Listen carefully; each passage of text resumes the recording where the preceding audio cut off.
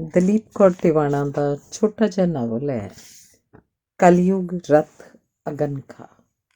ਸਮਰਪਣ ਹੈ ਮਾਂ ਦੇ ਨਾਮ, ਜਿਹੜੀ ਆਖਦੀ ਹੁੰਦੀ ਸੀ ਬੰਦੇ ਨੂੰ ਮੌਤ ਤੇ ਰੱਬ ਕਦੇ ਨਹੀਂ ਭੁੱਲਣੇ ਚਾਹੀਦੇ। ਪਹਿਲਾ ਭਾਗ। ਵੇਲਾ ਆਥਣ ਦਾ, ਅਸਮਾਨ ਉੱਪਰ ਗਾੜੇ ਬੱਦਲ, ਬੱਦਲਾਂ ਨੂੰ ਚੀਰਦੀ ਤਾਂਡਵ ਨ੍ਰਿਤ ਕਰਦੀ ਬਿਜਲੀ, 35 ਕੁ ਵਰ੍ਹਿਆਂ ਦੀ ਕੱਦਾਵਰ ਸੁਨੱਖੀ ਤੇ ਜਗਦੀਆਂ ਅੱਖਾਂ ਵਾਲੀ ਭਰਵੇਂ ਜੁੱਸੇ ਵਾਲੀ ਰਮਣੀਕ ਹੱਥ ਵਿੱਚ ਮੈਗਜ਼ੀਨ ਫੜੀ ਕਮਰੇ 'ਚ ਕੁਰਸੀ ਉੱਪਰ ਬੈਠੀ ਕਿੰਨੇ ਚਿਰ ਤੋਂ ਇੱਕ ਟੱਕ ਕੰਧ ਵੱਲ ਝਾਕੀ ਜਾ ਰਹੀ ਸੀ। ਸ਼ਾਇਦ ਕੰਧ ਵੱਲ ਨਹੀਂ, ਕੰਧ ਤੋਂ ਪਾਰ। ਉਹ ਕਿਧਰੇ ਦੂਰ ਦੇਖ ਰਹੀ ਸੀ। ਉਹਦੀ ਸਮੱਸਿਆ ਹੀ ਇਹ ਸੀ ਕਿ ਉਹ ਸਿਰਫ ਬੰਦੇ ਨੂੰ ਹੀ ਨਹੀਂ, ਸਗੋਂ ਬੰਦੇ ਦੇ ਵਿੱਚੋਂ ਦੇਖ ਲੈਂਦੀ ਸੀ। ਇਹ ਵੱਖਰੀ ਗੱਲ ਹੈ ਕਿ ਬਥੇਰੀ ਵਾਰੀ ਉਹ ਇਉਂ ਹੀ ਜ਼ਾਹਿਰ ਕਰਦੀ ਜਿਵੇਂ ਉਹਨੇ ਕੁਝ ਨਹੀਂ ਦੇਖਿਆ, ਕੁਝ ਨਹੀਂ ਜਾਣਿਆ ਤੇ ਕੁਝ ਨਹੀਂ ਸਮਝਿਆ। ਇਉਂ ਉਹ ਕਿਸੇ ਦੀ ਖਾਤਰ ਨਹੀਂ, ਸਗੋਂ ਆਪਣੇ ਲਈ ਕਰਦੀ ਸੀ। ਕੁਲਵੰਤ ਸਿੰਘ ਵਿਰਕ ਦੀ ਕਹਾਣੀ ਘੁੰਡ ਵਿਚਲੀ ਮਾਂ ਵਾਂਗ। ਜਦੋਂ ਦਾ ਬੇਟਾ ਡਲਹੌਜ਼ੀ ਸਕੂਲ ਦੇ ਹੋਸਟਲ 'ਚ ਪਾਇਆ, ਉਦੋਂ ਤੋਂ ਰਮਣੀਕ ਬਹੁਤ ਗੈਰ ਹਾਜ਼ਰ ਰਹਿਣ ਲੱਗ ਪਈ ਹੈ। ਗੈਰ ਹਾਜ਼ਰ ਘਰੋਂ ਨਹੀਂ, ਆਪਣੇ ਆਪ ਤੋਂ ਗੈਰ ਹਾਜ਼ਰ। ਦੱਸਦੇ ਨੇ ਇੱਕ ਬਾਵਾ ਮਾੜੂ ਦਾਸ ਹੁੰਦਾ ਸੀ। ਪਿੰਡ ਵਾਲੇ ਆਖਦੇ ਬਾਵਾ ਕਿਧਰੇ ਗਿਆ ਨਹੀਂ ਤੇ ਯਾਤਰਾ ਕਰਨ ਗਏ। ਦੱਸਦੇ ਹਨ ਕਿ ਬਾਵਾ ਗੰਗਾ ਇਸ਼ਨਾਨ ਵੇਲੇ ਸਾਡੇ ਨਾਲ ਸੀ। ਕੁਝ ਇਹੋ ਜਿਹਾ ਹਾਲ ਰਮਣੀਕ ਦਾ ਸੀ। ਟੈਲੀਫੋਨ ਦੀ ਘੰਟੀ ਖੜਕੀ ਤਾਂ ਰਮਣੀਕ ਨੇ ਚੌਂਕ ਕੇ ਰਿਸੀਵਰ ਚੁੱਕਿਆ। ਹੈਲੋ, ਰਮਣੀਕ ਹੈ? ਸ਼ਿਵਾਨੀ ਉਹਨੂੰ ਪੁੱਛ ਰਹੀ ਸੀ। ਹਾਂ ਰਮਣੀਕ, ਕੀ ਕਰ ਰਹੀ ਸੀ? ਕਿਤੇ ਡਿਸਟਰਬ ਤਾਂ ਨਹੀਂ ਕੀਤਾ? ਨਹੀਂ, ਫਿਲਮਫੇਅਰ ਪੜ੍ਹ ਰਹੀ ਸੀ, ਰਮਣੀਕ ਨੇ ਦੱਸਿਆ। ਉਹ ਨੋ, don't B silly. Philosophy the professor Ramneek Filmfare ਪੜ੍ਹ ਰਹੀ ਸੀ? ਫਿਲਮੀ ਰਿਸਾਲਾ? ਗਲੀਜ਼ ਦੁਨੀਆ ਦੇ ਗਲੀਜ਼ ਲੋਕਾਂ ਦੀਆਂ ਗਲੀਜ਼ ਗੱਲਾਂ ਬਾਰੇ ਪੜ੍ਹ ਰਹੀ ਸੀ? ਤੇਰਾ ਦਿਮਾਗ ਤਾਂ ਠੀਕ ਹੈ। ਇਹ ਗਲੀਜ਼ ਦੁਨੀਆ ਵੀ ਸਾਡੀ ਦੁਨੀਆ ਦਾ ਇੱਕ ਹਿੱਸਾ ਹੈ ਸ਼ਿਵਾਨੀ। ਇਹ ਲੋਕ ਵੀ ਸਾਡੇ ਹੀ ਪੁੱਠੇ ਸਿੱਧੇ ਰੂਪ ਹਨ। ਪੁੱਠੇ ਸਿੱਧੇ ਨਾ ਸੀ, ਲੁਕੇ ਛਿਪੇ ਰੂਪ। ਰਮਣੀਕ, ਤੇਰਾ ਮੂਡ ਠੀਕ ਨਹੀਂ ਲੱਗਦਾ? ਡਾਕਟਰ ਸਾਹਿਬ ਘਰ ਹੀ ਹਨ? ਜੇ ਨਹੀਂ ਤਾਂ ਸਾਡੇ ਵੱਲ ਆ ਜਾ, ਗੱਪ ਸ਼ੱਪ ਮਾਰਾਂਗੇ। ਡਾਕਟਰ ਸਾਹਿਬ ਤਾਂ ਬਾਹਰ ਗਏ ਹੋਏ ਨੇ, ਪਰਸੋਂ ਨੂੰ ਆਉਣਗੇ। ਤੇਰੇ ਵੱਲ ਮੈਂ ਅੱਜ ਨਹੀਂ, ਕੱਲ੍ਹ ਆ ਜਾਵਾਂਗੀ। ਫਿਰ ਮੈਂ ਆ ਜਾਵਾਂ? ਸ਼ਿਵਾਨੀ ਪੁੱਛ ਰਹੀ ਸੀ। ਤੇਰੀ ਮਰਜ਼ੀ ਹੈ। ਅੱਛਾ ਬਾਏ। ਆਖਦਿਆਂ ਰਮਣੀਕ ਨੇ ਫੋਨ ਰੱਖ ਦਿੱਤਾ। ਮੁੜ ਫਿਲਮਫੇਅਰ ਪੜ੍ਹਨ ਲੱਗ ਪਈ। ਪੜ੍ਹੀ ਹੋਈ ਖਬਰ ਉਹਨੇ ਮੁੜ ਕੇ ਪੜ੍ਹੀ। ਰੇਸ਼ਮਾ ਨੇ ਆਪਣੀ ਪੋਜੀਸ਼ਨ ਦੀ ਪਰਵਾਹ ਨਾ ਕਰਕੇ ਇੱਕ ਨਵੇਂ ਮੁੰਡੇ ਰੰਗੋਈ ਨਾਲ ਵਿਆਹ ਕਰ ਲਿਆ ਸੀ। ਫਿਰ ਆਪਣੇ ਵਾਕਫਾਂ ਨੂੰ ਆਖ ਰੰਗੋਈ ਦਾ ਕੈਰੀਅਰ ਬਣਾਇਆ। ਫਿਲਮਾਂ ਹਿੱਟ ਹੋ ਗਈਆਂ, ਸਟਾਰ ਬਣ ਗਿਆ। ਰੰਗੋਈ ਰੇਸ਼ਮਾ ਤੇ ਉਹਦੀ ਬੇਟੀ ਨੂੰ ਛੱਡ ਕੇ ਮਿਸ ਡੇਜ਼ੀ ਨਾਲ ਰਹਿਣ ਲੱਗ ਪਿਆ। ਮਿਸ ਡੇਜ਼ੀ ਰੇਸ਼ਮਾ ਨਾਲੋਂ ਜਵਾਨ ਤੇ ਸੋਹਣੀ ਹੈ ਤੇ ਸਭ ਤੋਂ ਵੱਧ ਇੱਕ ਲਿਬਰੇਟਿਡ ਔਰਤ। ਫਿਲਮਫੇਅਰ ਦੀ ਖਬਰ ਇੱਥੇ ਮੁੱਕ ਗਈ ਸੀ। ਫਿਲਮਫੇਅਰ ਦੀ ਖਬਰ ਤੋਂ ਬੇਆਰਾਮ ਹੋ ਕੇ ਉਹਨੇ ਰੇਸ਼ਮਾ ਨੂੰ ਫੋਨ ਕੀਤਾ। ਰੇਸ਼ਮਾ ਉਹਦੇ ਕਾਲਜ ਦੇ ਦਿਨਾਂ ਦੀ ਵਾਕਫ ਸੀ।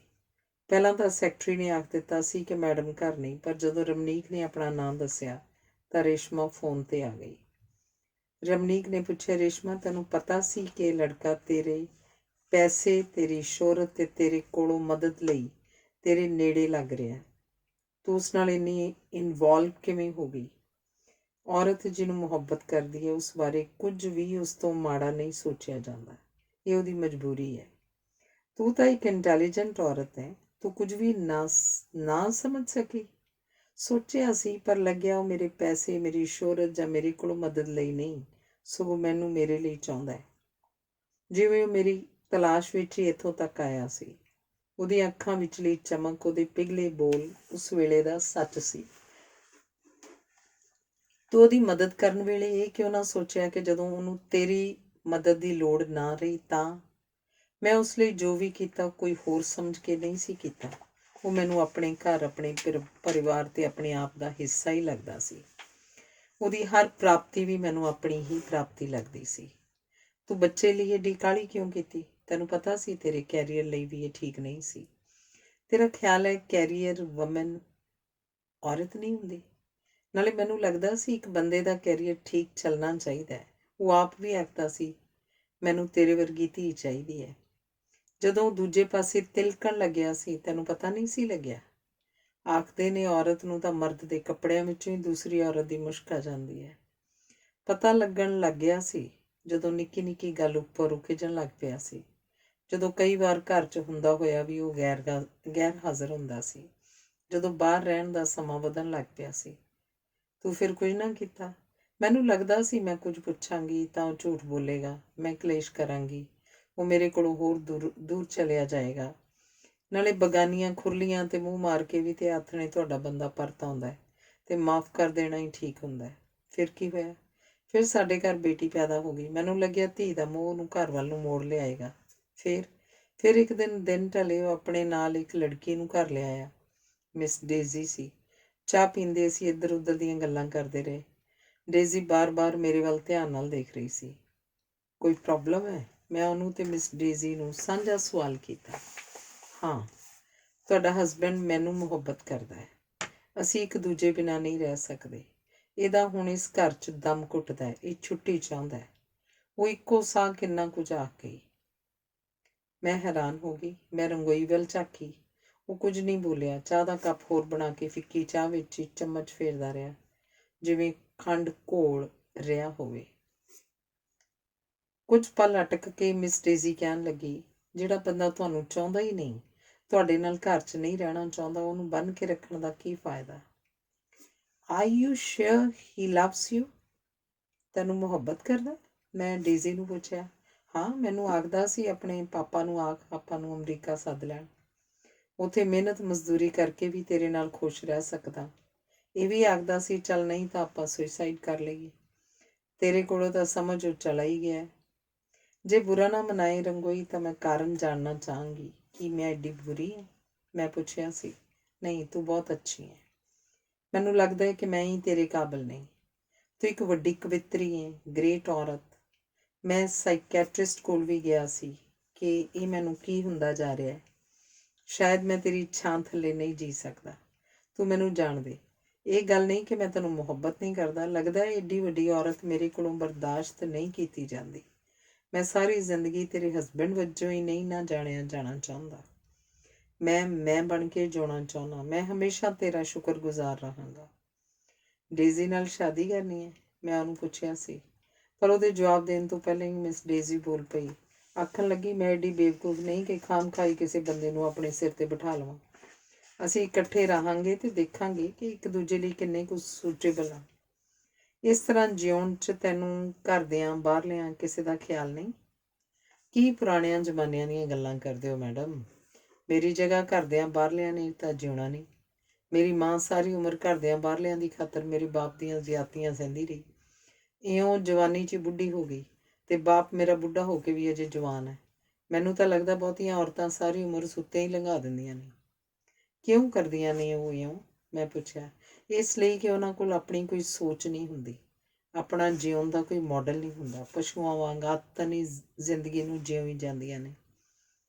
ਮੈਨੂੰ ਲੱਗਦਾ ਹੈ ਕਿ ਉਹਨਾਂ ਨੂੰ ਕਰਨ ਤੇ ਲਾਈਵ ਕਰਨ ਤੇ ਐਗਜ਼ਿਸਟ ਫਰਕ ਦਾ ਹੀ ਨਹੀਂ ਪਤਾ ਹੁੰਦਾ। ਮਿਸ ਡੇਜ਼ੀ ਦੱਸ ਰਹੀ ਸੀ। ਅੱਛਾ, ਫਿਰ ਅਸੀਂ ਚੱਲੀਏ? ਉਹਨੇ ਮੈਨੂੰ ਪੁੱਛਿਆ। ਤੇ ਮੇਰੀ ਇਜਾਜ਼ਤ ਦੀ ਹੁਣ ਤੁਹਾਨੂੰ ਲੋੜ ਨਹੀਂ। ਮੈਂ ਉੱਪਰ ਜਾ ਕੇ ਇੱਕ ਵਾਰੀ ਬੇਟੀ ਨੂੰ ਵੇਖਾਂ? ਰੰਗੋਈ ਨੇ ਪੁੱਛਿਆ। Don't B silly. ਇਹ ਸੈਂਟੀਮੈਂਟਲਿਜ਼ਮ ਮੈਨੂੰ ਪਸੰਦ ਨਹੀਂ। ਲੈਟਸ ਗੋ, ਮਿਸ ਡੇਜ਼ੀ ਨੇ ਆਖਦਿਆਂ ਉਹਦਾ ਹੱਥ ਫੜ ਕੇ ਉਠਾ ਲਿਆ। ਅੱਛਾ, ਖੁਦਾ ਹਾਫਿਜ਼ ਆਖ ਉਹ ਰੰਗੋਈ ਨੂੰ ਨਾਲ ਲੈ ਕੇ ਬੂਹਾ ਲੰਘ ਗਈ। ਉਹਨਾਂ ਦੀ ਕਾਰ ਸਟਾਰਟ ਹੋ ਕੇ ਦੂਰ ਲੰਘ ਜਾਣ ਤੀਕ ਮੈਂ ਉੱਥੇ ਹੀ ਖੜੀ ਰਹੀ। ਫਿਰ ਉੱਪਰ ਆ ਕੇ ਬੇਟੀ ਨੂੰ ਗਲ ਨਾਲ ਲਾ ਕੇ ਹੁਬਕੀ ਰੋ ਪਈ। ਰੇਸ਼ਮਾ ਦੀ ਕਹਾਣੀ ਇੱਥੇ ਪਹੁੰਚੀ ਸੀ ਕਿ ਰਮਣੀਕ ਦੇ ਦਰਵਾਜ਼ੇ ਤੇ ਕਿਸੇ ਨੇ ਘੰਟੀ ਕੀਤੀ। ਨੌਕਰ ਨੇ ਬੂਹਾ ਖੋਲ੍ਹਿਆ। ਸ਼ਿਵਾਨੀ ਸੀ। ਰਮਣੀਕ ਨੇ ਟੈਲੀਫੋਨ ਰੱਖ ਦਿੱਤਾ ਤੇ ਸ਼ਿਵਾਨੀ ਨੂੰ ਮਿਲ ਕੇ ਸੋਫੇ ਤੇ ਬੈਠ ਗਈ। ਅਜੇ ਤੱਕ ਫਿਲਮਫੇਅਰ ਹੀ ਤੇਰਾ ਪੱਲਾ ਫੜੀ ਬੈਠਾ।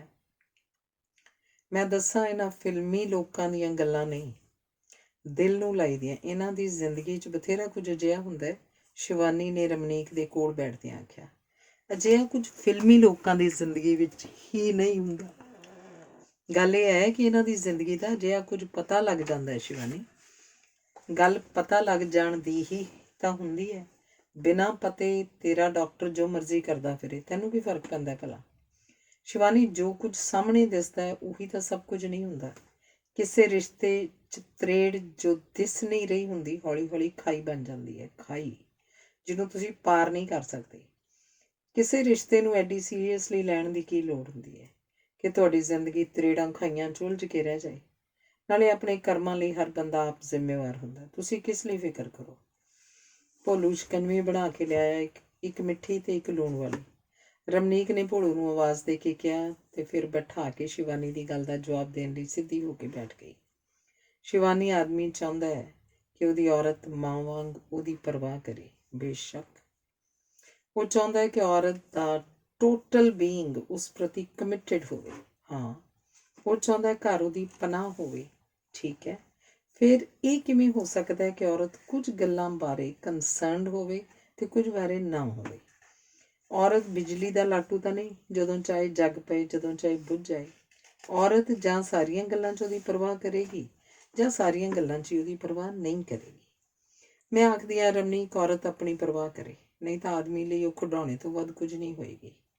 ਆਪਣੀ ਪਰਵਾਹ ਕਿਵੇਂ ਕਰੇ? ਆਪਣੀ ਰੋਟੀ ਕਮਾਉਣ ਜੋਗੀ ਹੋਵੇ, ਉਸ ਤੋਂ ਮਗਰੋਂ ਸੈਲਫ ਰਿਸਪੈਕਟ ਨਾਲ ਜੀਵੇ। ਪਰ ਕਿਵੇਂ ਜੀਵੇ? ਇਹ ਸੋਚ ਕੇ ਕਿ ਕਿਸੇ ਵੀ ਗੱਲ ਨਾਲ ਕੋਈ ਅਸਮਾਨ ਨਹੀਂ ਢਹਿ ਚੱਲਿਆ। ਜ਼ਿੰਦਗੀ ਦੇ ਕੁਝ ਹੀ ਵਰ੍ਹੇ ਜਿਉਣਾ ਹੁੰਦਾ ਹੈ।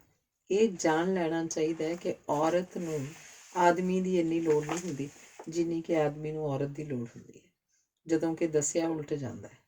ਲੈ ਸ਼ਿਕੰਜਵੀ ਪੀ। ਰਮਨੀਕ ਨੇ ਭੋਲੂ ਦੀ ਫੜੀ ਟਰੇ 'ਚ ਰੱਖੇ ਗਲਾਸਾਂ ਵੱਲ ਇਸ਼ਾਰੇ ਕਰਕੇ ਆਖਿਆ। ਮਿੱਠੀ ਕਿਹੜੀ ਹੈ? ਸ਼ਿਵਾਨੀ ਨੇ ਭੋਲੂ ਤੋਂ ਪੁੱਛਿਆ। ਤੂੰ ਤਾਂ ਲੂਣ ਵਾਲੀ ਪੀਂਦੀ ਹੁੰਦੀ ਸੀ। ਤੇਰੇ ਘਰ ਦਾ ਨਹੀਂ ਨਾ ਲੂਣ ਖਾਣਾ, ਕਿਤੇ ਹਰਾਮ ਨਾ ਕਰਨਾ ਪੈ ਜਾਏ। ਹੋ ਸਕਦਾ ਕੱਲ੍ਹ ਨੂੰ ਤੇਰੇ ਡਾਕਟਰ ਨਾਲ ਮੇਰਾ ਇਸ਼ਕ ਹੋ ਜਾਏ। ਸ਼ਿਵਾਨੀ ਨੇ ਮਿੱਠੀ ਸ਼ਿਕੰਜਵੀ ਦਾ ਗਲਾਸ ਚੁੱਕਦਿਆਂ ਹੱਸ ਕੇ ਆਖਿਆ। ਤੇਰੇ 'ਚ ਇੰਨੀ ਜ਼ਰੂਰਤ ਕਿੱਥੇ ਹੈ ਕਿ ਮੇਰੇ ਡਾਕਟਰ ਨੂੰ ਇਸ਼ਕ ਕਰ ਸਕੇ? ਗੱਲ ਜ਼ਰੂਰਤ ਦੀ ਵੀ ਨਹੀਂ, ਅਸਲ 'ਚ ਜਿਸ ਔਰਤ ਨੂੰ ਆਪਣੇ ਆਪ ਉੱਤੇ ਭਰੋਸਾ ਨਹੀਂ ਹੁੰਦਾ, ਉਹ ਦੂਜਿਆਂ ਤੋਂ ਮੁੱਲ ਪਾਉਣਾ ਲੋੜਦੀ ਹੈ। ਇਸ ਮੁੱਲ ਪਾਉਣ ਦਾ ਉਹ ਫਿਰ ਬੜਾ ਮਹਿੰਗਾ ਮੁੱਲ ਧਰਦੀ ਹੈ। ਉਹ ਕਿਸ ਤਰ੍ਹਾਂ? ਸ਼ਿਵਾਨੀ ਨੇ ਪੁੱਛਿਆ। ਜਿਹੜੀ ਔਰਤ ਜਿੰਨੀ ਕੁ ਖੁੱਲ੍ਹ ਕਿਸੇ ਨਾਲ ਲੈਂਦੀ ਹੈ, ਉਨੀ ਕੁ ਆਪਣੀ ਇੱਜ਼ਤ ਘਟਾਉਂਦੀ ਹੈ। ਜਾਣਦੀ ਯਾਰ, ਦਕੀਆਂ ਨੂੰ ਸੀ ਗੱਲਾਂ। ਅਗਲੇ 2 ਘੜੀ ਜੀ ਖੁਸ਼ ਕਰ ਲੈਂਦੇ ਨੇ, ਉਹਨਾਂ ਕੁ ਚਿਰ ਤਾਂ ਉਹੀ ਰਾਂਝੇ ਦੇ ਨਿੱਕੇ ਵੱਡੇ ਭੈਣ ਭਾਈ ਤੋਂ ਘੱਟ ਨਹੀਂ ਸਮਝਦੇ ਆਪਣੇ ਆਪ ਨੂੰ। ਇਉਂ ਝੂਠ ਜਿਉਣ ਦਾ ਕੀ ਫਾਇਦਾ? ਉਹ ਸਭ ਫਿਲਾਸਫੀ ਦੇ ਪ੍ਰੋਫੈਸਰ ਨਹੀਂ ਹੁੰਦੇ। ਉਹਨਾਂ ਦੀ ਝੂਠ ਸੱਚ ਦੇ ਵਿਚਕਾਰਲੀ ਲਕੀਰ ਇੰਨੀ ਗੂੜ੍ਹੀ ਨਹੀਂ ਹੁੰਦੀ। ਦੂਸਰਾ, ਜਿੰਨਾ ਚਿਰ ਅੱਖ ਨਹੀਂ ਖੁੱਲ੍ਹਦੀ, ਸੁਪਨਾ ਵੀ ਤਾਂ ਹੀ ਸੱਚ ਲੱਗਦਾ। ਨਾਲੇ ਰਮਨੀਕ, ਜ਼ਿੰਦਗੀ 'ਚ ਕਿਸ ਕੋਲ ਇੰਨੀ ਵੇਲ ਹੈ ਕਿ ਬੈਠ ਕੇ ਸਭ ਸੋਚੇ? ਸ਼ਿਵਾਨੀ ਨੇ ਹੱਸ ਕੇ ਕਿਹਾ। ਟੈਲੀਫੋਨ ਦੀ ਘੰਟੀ ਖੜਕੀ। ਰਮਨੀਕ ਉੱਠ ਕੇ ਸੁਣਨ ਗਈ। ਲੰਡਨ ਤੋਂ ਕਾਲ ਹੈ, ਗੱਲ ਕਰਾਓ ਫਿਰ, ਰਮਨੀਕ ਆਖ ਰਹੀ ਸੀ। ਸ਼ਿਵਾਨੀ ਦੂਰੋਂ ਹੀ ਹੱਥ ਹਿਲਾ ਕੇ ਬਾਹਰ ਲੰਘ ਗਈ। ਰਮਨੀਕ ਸੋਚ ਰਹੀ ਸੀ, ਕਮਲ ਤਾਂ ਗਲਾਸਗੋ ਰਹਿੰਦੀ ਹੈ, ਫਿਰ ਲੰਡਨ ਤੋਂ ਕਿਹਦੀ ਕਾਲ ਹੋ ਸਕਦੀ ਹੈ? 9 ਵਜੇ ਖਾਣਾ ਮੇਜ਼ ਉੱਪਰ ਹੌਟ ਕੇਸ 'ਚ ਰਖਵਾ ਕੇ ਉਹਨੇ ਭੋਲੂ ਨੂੰ ਵਿਹਲਾ ਕਰ ਦਿੱਤਾ ਸੀ ਕਿ ਆਪਣੀ ਰੋਟੀ ਖਾ ਕੇ ਸੌਂ ਜਾਵੇ। ਡਾਕਟਰ ਸਾਹਿਬ ਆਖਦੇ ਸੀ, ਮੈਨੂੰ ਇਹ ਚੰਗਾ ਨਹੀਂ ਲੱਗਦਾ ਵੇਲੇ ਕੁ ਵੇਲੇ ਤੂੰ ਮੇਰੇ ਲਈ ਦੁਬਾਰਾ ਸਾਰਾ ਖਾਣਾ ਗਰਮ ਕਰੇ ਜਾਂ ਅੱਧੀ ਰਾਤ ਨੌਕਰ ਨੂੰ ਜਗਾਏ, ਇਸ ਲਈ ਹੌਟ ਕੇਸ ਖਰੀਦਿਆ ਸੀ। ਉਦੋਂ ਰਮਨੀਕ ਨੂੰ ਲੱਗਿਆ ਸੀ ਕਿੰਨਾ ਖਿਆਲ ਹੈ ਡਾਕਟਰ ਸਾਹਿਬ ਨੂੰ ਮੇਰਾ। ਹੁਣ ਲੱਗਦਾ ਡਾਕਟਰ ਸਾਹਿਬ ਇਸ ਕਸੂਰ ਤੋਂ ਵੀ ਬਰੀ ਹੋਣਾ ਚਾਹੁੰਦੇ ਸਨ ਕਿ ਉਹ ਆਏ ਦਿਨ ਕੁ ਵੇਲੇ ਘਰ ਆਉਂਦੇ ਸਨ। ਡਾਕਟਰਾਂ ਦੀ ਜ਼ਿੰਦਗੀ ਵੀ ਕੀ ਹੈ, ਨਾ ਵੇਲੇ ਚੈਨ, ਨਾ ਕੁਵੇਲੇ ਚੈਨ। ਸਾਰਾ ਦਿਨ ਮਰੀਜ਼ਾਂ 'ਚ ਘਿਰੇ ਰਹਿੰਦੇ ਹਨ। ਜਿਨ੍ਹਾਂ ਨੇ ਪ੍ਰਾਈਵੇਟ ਪ੍ਰੈਕਟਿਸ ਕਰਨ ਲਈ ਵੱਧ ਪੈਸੇ ਕਮਾਉਣੇ ਹੋਣ, ਉਹ ਤਾਂ ਇੰਨਾ ਖਪਣ। ਸਾਡੇ ਡਾਕਟਰ ਸਾਹਿਬ ਲੋਕਾਂ ਦੇ ਭਲੇ ਖਾਤਰ ਆਪ ਜਿਵੇਂ ਜਿਉਣਾ ਹੀ ਭੁੱਲ ਗਏ ਨੇ। ਅੱਜ ਵੀ ਖਾਣਾ ਮੇਜ਼ 'ਤੇ ਲਗਵਾ ਕੇ 10:30 ਵਜੇ ਤੱਕ ਉਹ TV ਦੇਖਦੀ ਰਹੀ। ਉਹਨੇ ਅੱਜ ਵਾਲਾ ਟੇਪ ਕੀਤਾ, ਮਹਾਭਾਰਤ ਦੁਬਾਰਾ ਦੇਖਿਆ, ਜਿੱਥੇ ਅਰਜਨ ਕ੍ਰਿਸ਼ਨ ਦੀ ਭੈਣ ਸੁਭਦਰਾ ਨੂੰ ਭਜਾ ਲਿਆਉਂਦਾ ਤੇ ਫਿਰ ਉਸ ਨਾਲ ਵਿਆਹ ਕਰ ਲੈਂਦਾ। ਹੁਣ ਉਹਦੇ ਦ੍ਰੋਪਦੀ ਨੂੰ ਦੱਸਣਾ ਹੈ ਕਿ ਉਹਨੇ ਦੂਜੀ ਸ਼ਾਦੀ ਕਰ ਲਈ ਹੈ। TV ਬੰਦ ਕਰਕੇ ਉਹਨੇ ਜਿਵੇਂ ਹੀ ਵਕਤ ਕੱਟਣ ਲਈ ਮੇਜ਼ ਉੱਪਰੋਂ ਇੱਕ ਕਿਤਾਬ ਚੁੱਕ ਲਈ। ਇਹ ਫਰਾਂਸੀਸੀ ਲੇਖਕ ਸਮੂਨ ਦਾ ਲਿਖਿਆ ਨਾਵਲ ਸੀ, ਸ਼ੀ ਕੇਮ ਟੂ ਸਟੇ। ਇਹ ਉਹਨੇ ਪੜ੍ਹਿਆ ਹੋਇਆ ਸੀ। ਇਸ ਵਿੱਚ ਵੀ ਰਿਸ਼ਤਿਆਂ ਦੀ ਤਿਕੋਣ ਦੀ ਹੀ ਗੱਲ ਸੀ। ਉਹਨੇ ਨਾਵਲ ਉੱਥੇ ਹੀ ਵਾਪਸ ਰੱਖ ਦਿੱਤਾ। ਉਹ ਤਾਂ ਆਪਣੇ ਆਪ ਤੋਂ ਦੂਰ ਜਾਣ ਦੇ, ਆਪਣੇ ਆਪ ਤੋਂ ਪਾਰ ਲੰਘ ਜਾਣ ਦੇ ਬਹਾਨੇ ਲੱਭ ਰਹੀ ਸੀ, ਪਰ ਹਰ ਚੀਜ਼ ਜਿਵੇਂ ਉਹਨੂੰ ਘੇਰ ਕੇ ਵਾਪਸ ਲਿਆ ਰਹੀ ਸੀ। ਫਿਰ ਉਹਨੇ ਸਮੂਨ ਦਾ ਇੱਕ ਨਾਵਲ ਚੁੱਕ ਲਿਆ। ਸਮੂਨ ਦੀਆਂ ਲਿਖਤਾਂ ਵਿੱਚ ਨਾ ਸਿਰਫ ਜ਼ਿੰਦਗੀ ਦਾ ਸੱਚ, ਸਗੋਂ ਸੱਚ ਦੀ ਇੰਟਰਪ੍ਰੀਟੇਸ਼ਨ ਵੀ ਸੀ। ਇਸ ਨਾਵਲ ਦਾ ਨਾਂ ਸੀ ਦ ਵੂਮਨ ਡਿਸਟਰੋਇਡ। ਰਮਨੀਕ ਨੇ ਇਹ ਨਾਵਲ ਪੜ੍ਹਿਆ ਹੋਇਆ ਨਹੀਂ ਸੀ, ਪਰ ਅੱਜ ਉਹਦਾ ਨਾਮ ਪੜ੍ਹ ਕੇ ਪੜ੍ਹਨ ਨੂੰ ਦਿਲ ਨਾ ਕੀਤਾ, ਜਿਵੇਂ ਉਹ ਕਿਸੇ ਸੱਚ ਦਾ ਸਾਹਮਣਾ ਕਰਨ ਤੋਂ ਡਰਦੀ ਹੋਵੇ। ਉਹਨੂੰ ਲੱਗਿਆ ਸਮੂਨ ਕਿਧਰੇ ਮੇਰੀ ਗੱਲ ਹੀ ਨਾ ਕਰ ਰਹੀ ਹੋਵੇ। ਇਹ ਠੀਕ ਹੈ ਕਿ ਸਮੂਨ ਫਰਾਂਸੀਸੀ ਔਰਤ ਸੀ ਤੇ ਰਮਨੀਕ ਨੂੰ ਲੱਗਦਾ ਸੀ ਕਿ ਹਰ ਔਰਤ ਦੀ ਕਹਾਣੀ ਥੋੜ੍ਹੇ ਬਹੁਤੇ ਫਰਕ ਨਾਲ ਇੱਕੋ ਜਿਹੀ ਹੁੰਦੀ ਹੈ। ਉਹਨੇ ਖੁਦ ਵੀ ਤਾਂ ਉਸ ਤੋਂ ਪਾਰ ਲੰਘ ਕੇ ਜਿਉਣ ਦੀ ਕੋਸ਼ਿਸ਼ ਕੀਤੀ ਸੀ, ਪਰ ਲੰਘ ਨਹੀਂ ਸਕੀ। ਦੇਸ਼ ਜਾਂ ਨਾਮ ਬਦਲਣ ਨਾਲ ਤਾਂ ਰਿਸ਼ਤੇ ਨਹੀਂ ਬਦਲ ਜਾਂਦੇ। ਸੋਚਦਿਆਂ ਰਮਨੀਕ ਨੇ ਇਹ ਕਿਤਾਬ ਵੀ ਮੁੜ ਕੇ ਰੈਕ 'ਚ ਹੀ ਰੱਖ ਦਿੱਤੀ। ਮੁੜ ਕੇ ਫਿਲਮਫੇਅਰ ਚੁੱਕ ਲਿਆ, ਪਰ ਉਹ ਮਿਸ ਡੇਜ਼ੀ ਨਾਲ ਗੱਲਾਂ ਕਰਨੀਆਂ ਚਾਹੁੰਦੀ ਸੀ। ਉਹ ਸੋਚ ਰਹੀ ਸੀ ਕਿ ਔਰਤ ਜਿਹੜੀ ਆਖਦੀ ਸੀ ਮੈਂ ਜ਼ਿੰਦਗੀ ਦਾ ਆਹਾਰ ਨਹੀਂ, ਜ਼ਿੰਦਗੀ ਮੇਰਾ ਆਹਾਰ ਹੈ, ਮੈਂ ਸੰਸਾਰ ਲਈ ਨਹੀਂ ਸਗੋਂ ਸੰਸਾਰ ਮੇਰੇ ਲਈ ਹੈ, ਰੱਬ ਨੇ ਮੈਨੂੰ ਨਹੀਂ ਸਿਰਜਿਆ, ਮੈਂ ਰੱਬ ਨੂੰ ਸਿਰਜਿਆ। ਇਸ ਲਈ ਉਹ ਅੱਖ ਤੇ ਪੱਟੀ ਬੰਨ੍ਹ ਕੇ ਕੋਹਲੂ ਦੇ ਬੈਲ ਵਾਂਗ ਗਿੜੀ ਨਹੀਂ ਸੀ, ਸਗੋਂ ਕੋਹਲੂ ਦੇ ਬੈਲ ਵਾਂਗ ਗਿੜਦਿਆਂ ਔਰਤਾਂ ਦੀ ਮਰਜ਼ੀ ਤੇ ਮਜਬੂਰੀ ਜਾਣਨ ਤੇ ਸਮਝਣ ਦੀ ਕੋਸ਼ਿਸ਼ ਵੀ ਕਰਦੀ ਰਹੀ ਸੀ। ਪਰ ਫਿਰ ਵੀ ਕਿਤੇ ਨਾ ਕਿਧਰੇ ਉਹ ਇੱਕ ਔਰਤ ਦੀ ਜਾਈ ਔਰਤ ਹੀ ਤਾਂ ਸੀ। ਆਖਦੇ ਨੇ ਹਰ ਇੱਕ ਦਾ ਸੱਚ ਆਪਣਾ ਆਪਣਾ ਹੁੰਦਾ ਹੈ। ਉਹ ਮਿਸ ਡੇਜ਼ੀ ਦਾ ਸੱਚ ਜਾਣਨਾ ਚਾਹੁੰਦੀ ਸੀ। ਉਹਨੇ ਰੇਸ਼ਮਾ ਨੂੰ ਫੋਨ ਕਰਕੇ ਡੇਜ਼ੀ ਦਾ ਫੋਨ ਨੰਬਰ ਪੁੱਛਿਆ। ਰੇਸ਼ਮਾ ਬੋਲੀ, ਤੂੰ ਮੇਰੇ ਬਾਰੇ ਉਹਨੂੰ ਕੁਝ ਨਾ ਆਖੀ। ਰਮਨੀਕ ਨੇ ਝਕਦਿਆਂ ਡੇਜ਼ੀ ਨੂੰ ਫੋਨ ਕੀਤਾ। ਰੰਗੋਈ ਨੇ ਫੋਨ ਚੁੱਕਿਆ। ਉਹਨੇ ਆਖਿਆ, ਰੰਗੋਈ, ਮੈਂ ਡੇਜ਼ੀ ਨਾਲ ਗੱਲ ਕਰਨਾ ਚਾਹੁੰਦੀ ਹਾਂ। ਡੇਜ਼ੀ ਸ਼ਾਇਦ ਕਿਧਰੇ ਨੇੜੇ ਹੀ ਸੀ। ਉਹਨੇ ਗੱਲ ਸੁਣ ਲਈ ਤੇ ਰੰਗੋਈ ਦੇ ਹੱਥੋਂ ਫੋਨ ਫੜ ਲਿਆ। ਰੇਸ਼ਮਾ ਦੀ ਫਰੈਂਡ ਹੈ, ਰੰਗੋਈ ਨੇ ਡੇਜ਼ੀ ਨੂੰ ਫੋਨ ਫੜਾਉਂਦਿਆਂ ਦੱਸਿਆ। ਹਾਂਜੀ ਫਰਮਾਓ, ਕੀ ਫਰਮਾਉਂਦੇ ਹੋ? ਡੇਜ਼ੀ ਨੇ ਤਿੱਖੀ ਆਵਾਜ਼ 'ਚ ਪੁੱਛਿਆ।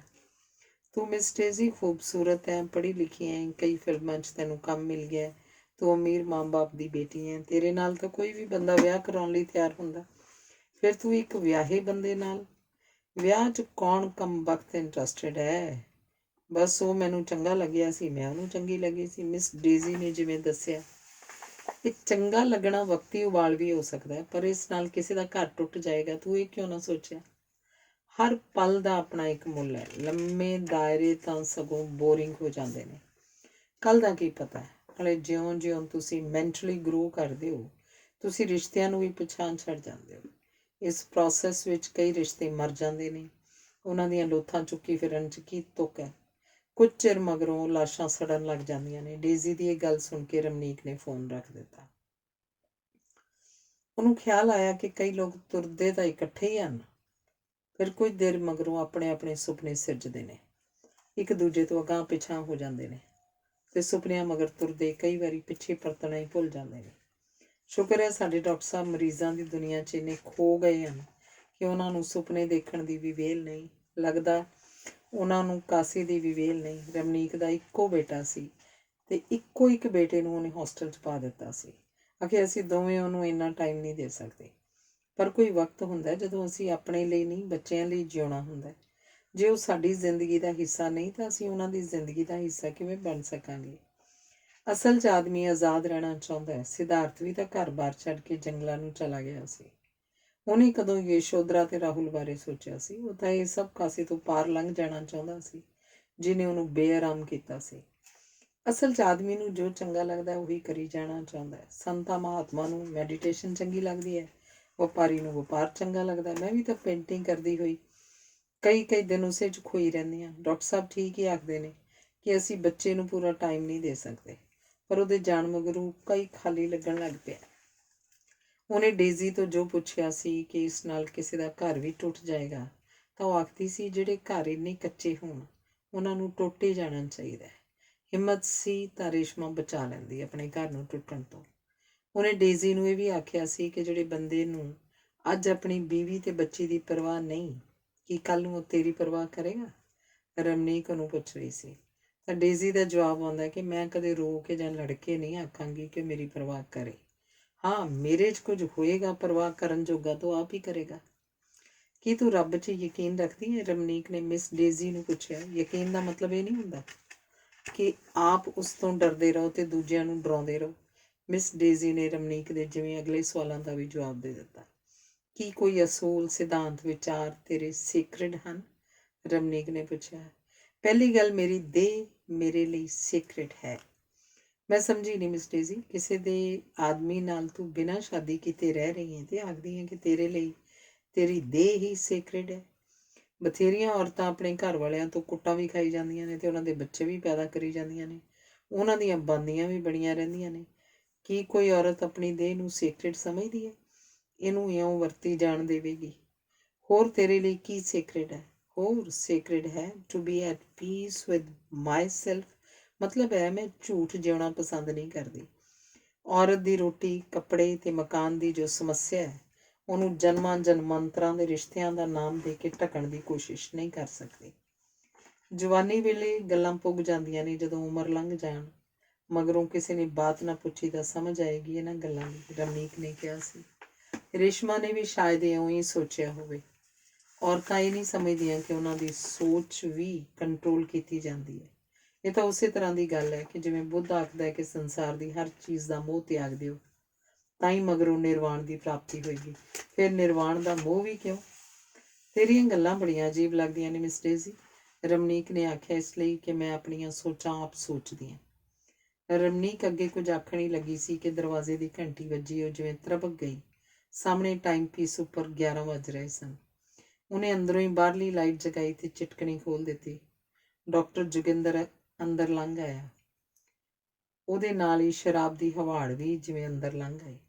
ਆਉਂਦਾ ਹੀ ਉਹ ਗੁਸਲਖਾਨੇ 'ਚ ਕੱਪੜੇ ਬਦਲਣ ਚਲਾ ਗਿਆ। ਕੱਪੜੇ ਬਦਲਣ ਗਿਆ ਉਹ ਕਿੰਨਾ ਚਿਰ ਨਹਾਉਂਦਾ ਰਿਹਾ। ਖਾਣਾ ਲਗਾਵਾਂ? ਉਹਨੂੰ ਬਾਹਰ ਆਏ ਨੂੰ ਰਮਨੀਕ ਨੇ ਪੁੱਛਿਆ।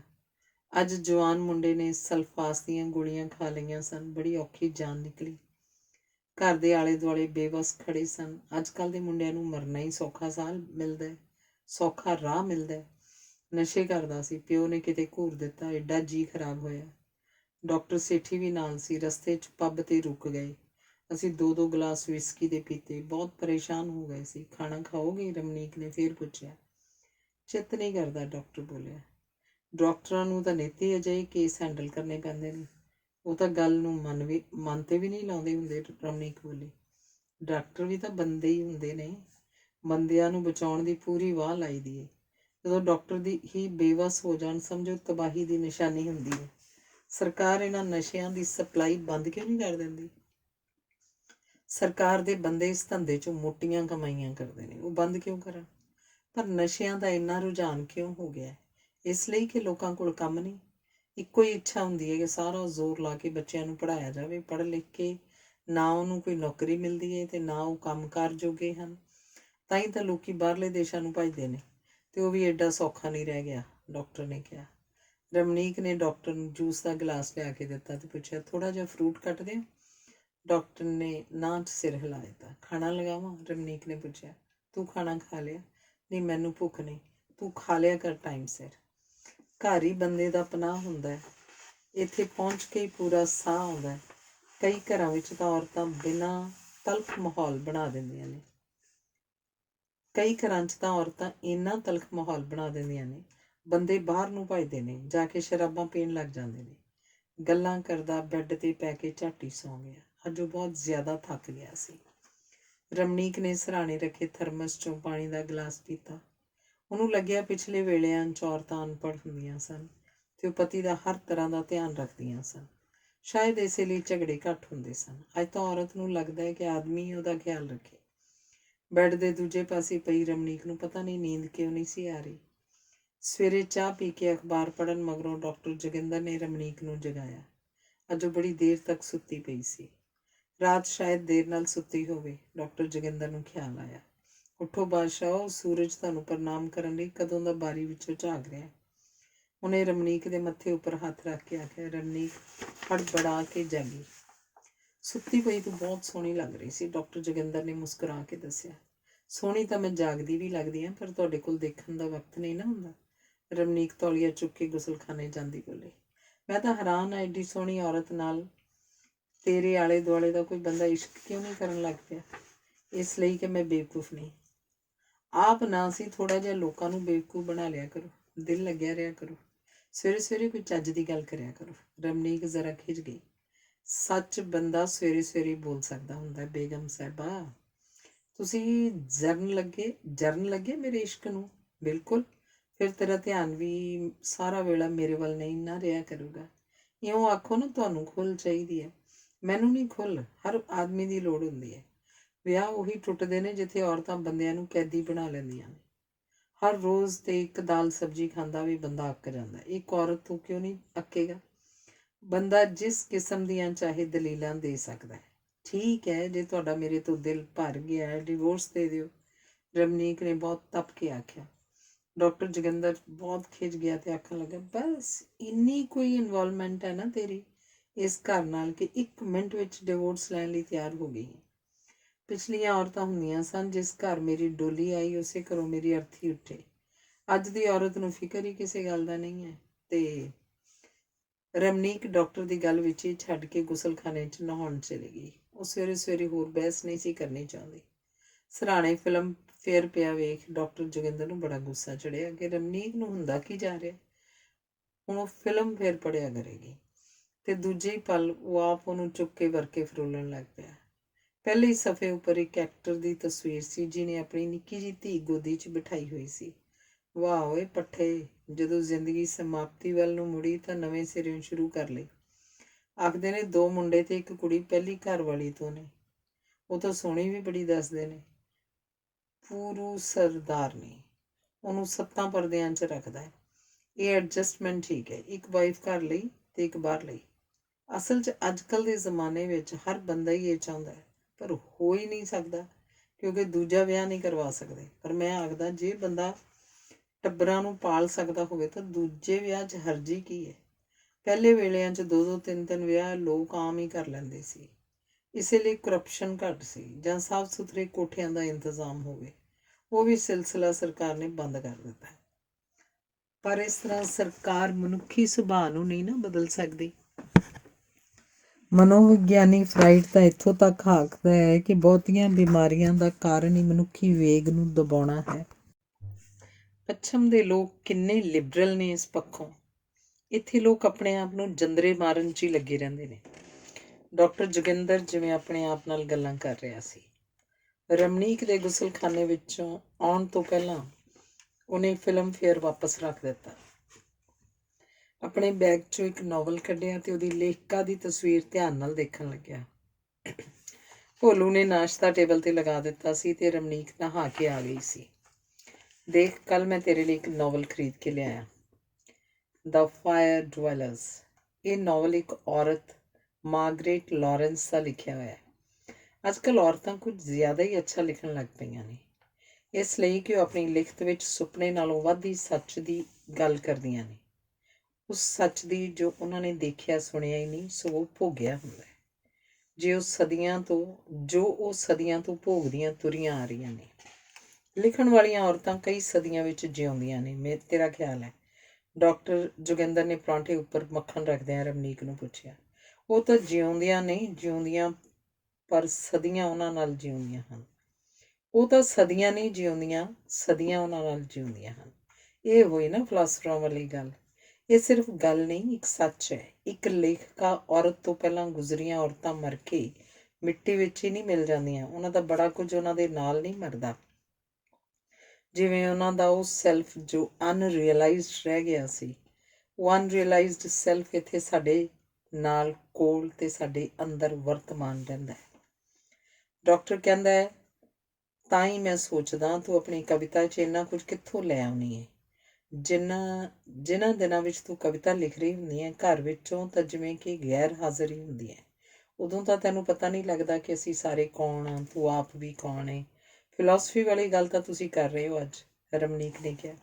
ਮੈਂ ਤਾਂ ਗੱਲਾਂ ਕਰ ਰਿਹਾ, ਤੂੰ ਆਪਣੀ ਕਵਿਤਾ 'ਚ ਕਵਿਤਾ ਹੀ ਨਹੀਂ ਫਿਲਾਸਫੀ ਵੀ ਜਿਉਂਦੀ ਹੈ। ਮੇਰੀ ਮਾਂ ਆਖਦੀ ਸੀ, ਮੇਰੀਆਂ ਕਈ ਆਦਤਾਂ ਬਿਲਕੁਲ ਮੇਰੀ ਨਾਨੀ ਵਰਗੀਆਂ ਨੇ, ਜਿਵੇਂ ਅੱਧੀਆਂ ਅੱਖਾਂ ਖੁੱਲ੍ਹੀਆਂ ਰੱਖ ਕੇ ਸੌਣਾ, ਨੰਗੇ ਪੈਰੀਂ ਤੁਰੇ ਫਿਰਨਾ, ਪੰਛੀਆਂ ਨੂੰ ਦਾਣੇ ਪਾਉਂਦੇ ਰਹਿਣਾ, ਅਸਮਾਨੀ ਰੰਗ ਸਭ ਤੋਂ ਵਧੀਆ ਰੰਗ ਲੱਗਣਾ। ਮੇਰੀ ਨਾਨੀ ਮੇਰੇ ਪੈਦਾ ਹੋਣ ਤੋਂ ਵੀ ਪਹਿਲਾਂ ਮਰ ਗਈ ਸੀ। ਫਿਰ ਉਹਦੀਆਂ ਇਹ ਗੱਲਾਂ ਮੇਰੇ ਵਿੱਚ ਕਿਵੇਂ ਆ ਗਈਆਂ? ਇਹੀ ਨਾ ਕਿ ਉਹਦਾ ਬੜਾ ਕੁਝ ਮੇਰੇ ਵਿੱਚ ਜਿਉਂਦਾ ਹੈ।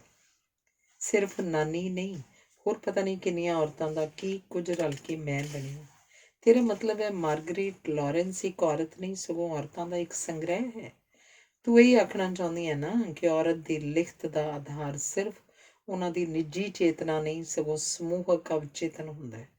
ਮੈਂ ਇਹੀ ਆਖਣਾ ਚਾਹੁੰਦੀ ਹਾਂ ਕਿ ਔਰਤਾਂ ਜੋ ਕੁਝ ਲਿਖਦੀਆਂ ਹਨ ਉਹਦਾ ਉਹ ਸਿਰਫ ਸਾਧਨ ਬਣਦੀਆਂ ਹਨ, ਇਸੇ ਲਈ ਉਹਨਾਂ ਦੀ ਲਿਖਤ ਉਹਨਾਂ ਦੇ ਸਵੈ ਦਾ ਹਿੱਸਾ ਹੁੰਦੀ ਹੈ, ਉਹਨਾਂ ਦੇ ਸਵੈ ਤੋਂ ਪਾਰ ਲੰਘ ਜਾਂਦੀ ਹੈ।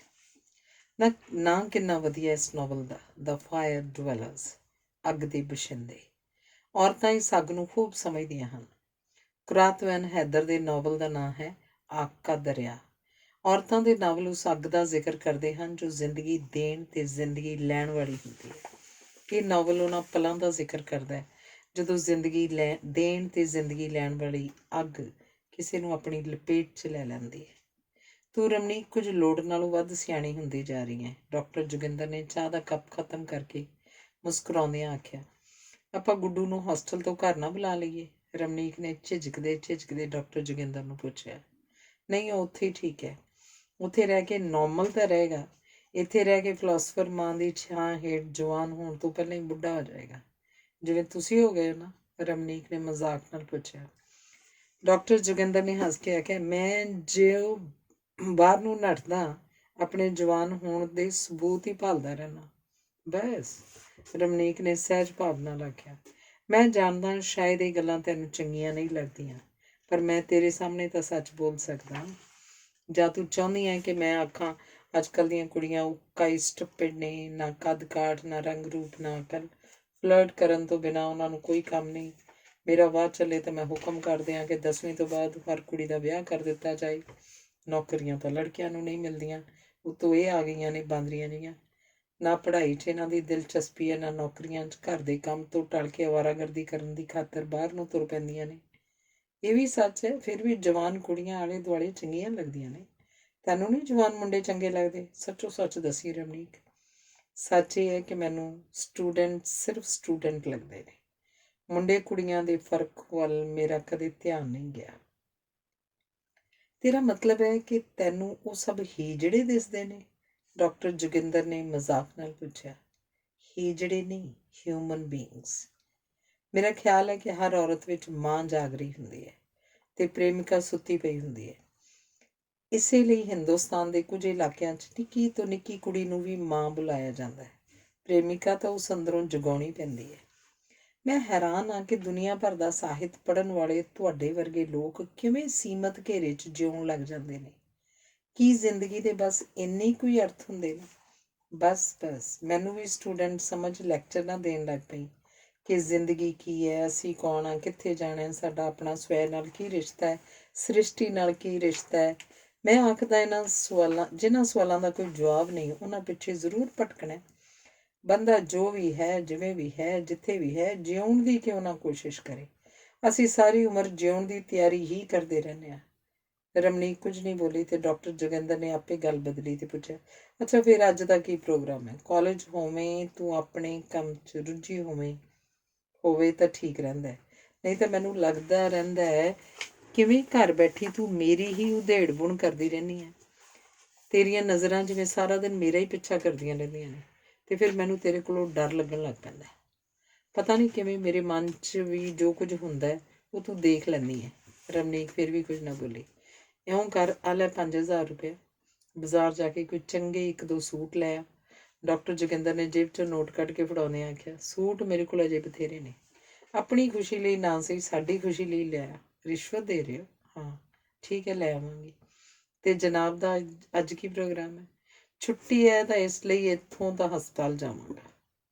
ਸ਼ਾਮ ਨੂੰ ਫਿਰ ਸ਼ਾਇਦ ਬਲਜੀਤ ਦੇ ਜਾਵਾਂ, ਉਹਦੇ ਘਰ ਇੱਕ ਅਮਰੀਕਨ ਡਾਕਟਰ ਆਇਆ ਹੋਇਆ। ਬਲਜੀਤ ਦੀ ਵਹੁਟੀ ਅੱਜ ਕੱਲ੍ਹ ਇੱਥੇ ਨਹੀਂ, ਉਹ ਪੇਕੇ ਗਈ ਹੋਈ ਹੈ। ਉਹਦਾ ਦਿਨ ਬਿਮਾਰ ਹੈ। ਬਲਜੀਤ ਤਾਂ ਆਖਦਾ ਸੀ ਚੰਗਾ ਬੁੜਾ ਮਰੀ ਜਾਵੇ। 5-4 ਦਿਨ ਆਰਾਮ ਤਾਂ ਕਰਾਂਗੇ। ਉਂਝ ਮੈਨੂੰ ਲੱਗਦਾ ਹੈ ਕਿ ਪਿਛਲੇ ਜ਼ਮਾਨਿਆਂ 'ਚ ਤਿੱਥ ਤਿਉਹਾਰ ਨੂੰ ਜਾਂ ਉਂਝ ਹੀ 1-2 ਮਹੀਨੇ ਲਈ ਜਨਾਨੀਆਂ ਪੇਕੇ ਚਲੀਆਂ ਜਾਂਦੀਆਂ ਸਨ।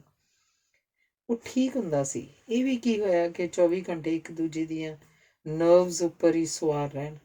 ਫਿਰ ਇੱਕ ਅਨਪੜ੍ਹ ਔਰਤ ਨਾਲ ਵਿਆਹ ਕਰਨਾ ਸੀ ਜੋ ਨੌਕਰੀ ਵੀ ਨਾ ਕਰਦੀ ਹੁੰਦੀ। ਉਹਨੂੰ ਜਦੋਂ ਜੀਅ ਕਰਦਾ ਪੇਕੀ ਛੱਡ ਆਉਂਦੇ, ਜਦੋਂ ਜੀਅ ਕਰਦਾ ਪੇਕਿਆਂ ਤੋਂ ਲੈ ਆਉਂਦੇ। ਮੈਂ ਤੇਰੀ ਤਾਂ ਨਹੀਂ ਆਮ ਗੱਲ ਕਰਦਾ, ਤੇਰੇ ਬਿਨਾਂ ਤਾਂ ਇਸ ਘਰ 'ਚ ਬਿੰਦ ਨਹੀਂ ਸਰਦਾ। ਮੈਂ ਵਿਗੜਿਆ ਹੀ ਇਸ ਲਈ ਹਾਂ ਕਿ ਤੂੰ ਮੈਨੂੰ ਸਾਰੀਆਂ ਜ਼ਿੰਮੇਵਾਰੀਆਂ ਤੋਂ ਵਿਹਲਾ ਕਰ ਦਿੱਤਾ। ਤੁਸੀਂ ਵਿਗੜੇ ਹੋਏ ਹੋ? ਸੱਚੀ ਮੁੱਚੀ ਤਾਂ ਨਹੀਂ, ਬਸ ਮਾੜੀ ਮੋਟੀ ਦਿਲ ਲੱਗੀ ਕਰ ਲਈਦੀ ਹੈ। ਉਹ ਵੀ ਇਸ ਲਈ ਕਿ ਤੂੰ ਆਮ ਔਰਤਾਂ ਵਾਂਗ ਕਲੇਸ਼ ਨਹੀਂ ਪਾ ਬੈਠੇਂਗੀ। ਸਗੋਂ ਉਹਦੇ ਕੋਈ ਡੂੰਘੇ ਦਾਰਸ਼ਨਿਕ ਅਰਥ ਸਮਝਣ ਦੀ ਕੋਸ਼ਿਸ਼ ਕਰੇਂਗੀ। ਇਸ ਲਈ ਤਾਂ ਮੈਂ ਦੋਸਤਾਂ ਵਾਂਗ ਤੇਰੇ ਨਾਲ ਸਾਰੀਆਂ ਗੱਲਾਂ ਕਰ ਲੈਣਾ। ਮੈਂ ਵੀ ਤੁਹਾਨੂੰ ਇਹ ਗੱਲ ਦੱਸਣੀ ਸੀ ਕਿ ਇੱਕ ਬੰਦਾ ਪਿਛਲੇ 4 ਮਹੀਨੇ ਤੋਂ ਮੈਨੂੰ ਹਰ ਰੋਜ਼ ਇੱਕ ਖਤ ਲਿਖਦਾ ਆ ਰਿਹਾ। ਰਮਨੀਕ ਨੇ ਜ਼ਰਾ ਗੰਭੀਰ ਹੋ ਕੇ ਆਖਿਆ। ਕੌਣ ਹੈ ਹਰਾਮਜ਼ਾਦਾ? ਤੂੰ ਪਹਿਲਾਂ ਕਿਉਂ ਨਹੀਂ ਦੱਸਿਆ? ਲਿਖਦਾ ਕੀ ਹੈ? ਡਾਕਟਰ ਜੋਗਿੰਦਰ ਨੇ ਅਣਜਾਣੇ ਤਲਖ ਹੋ ਕੇ ਪੁੱਛਿਆ।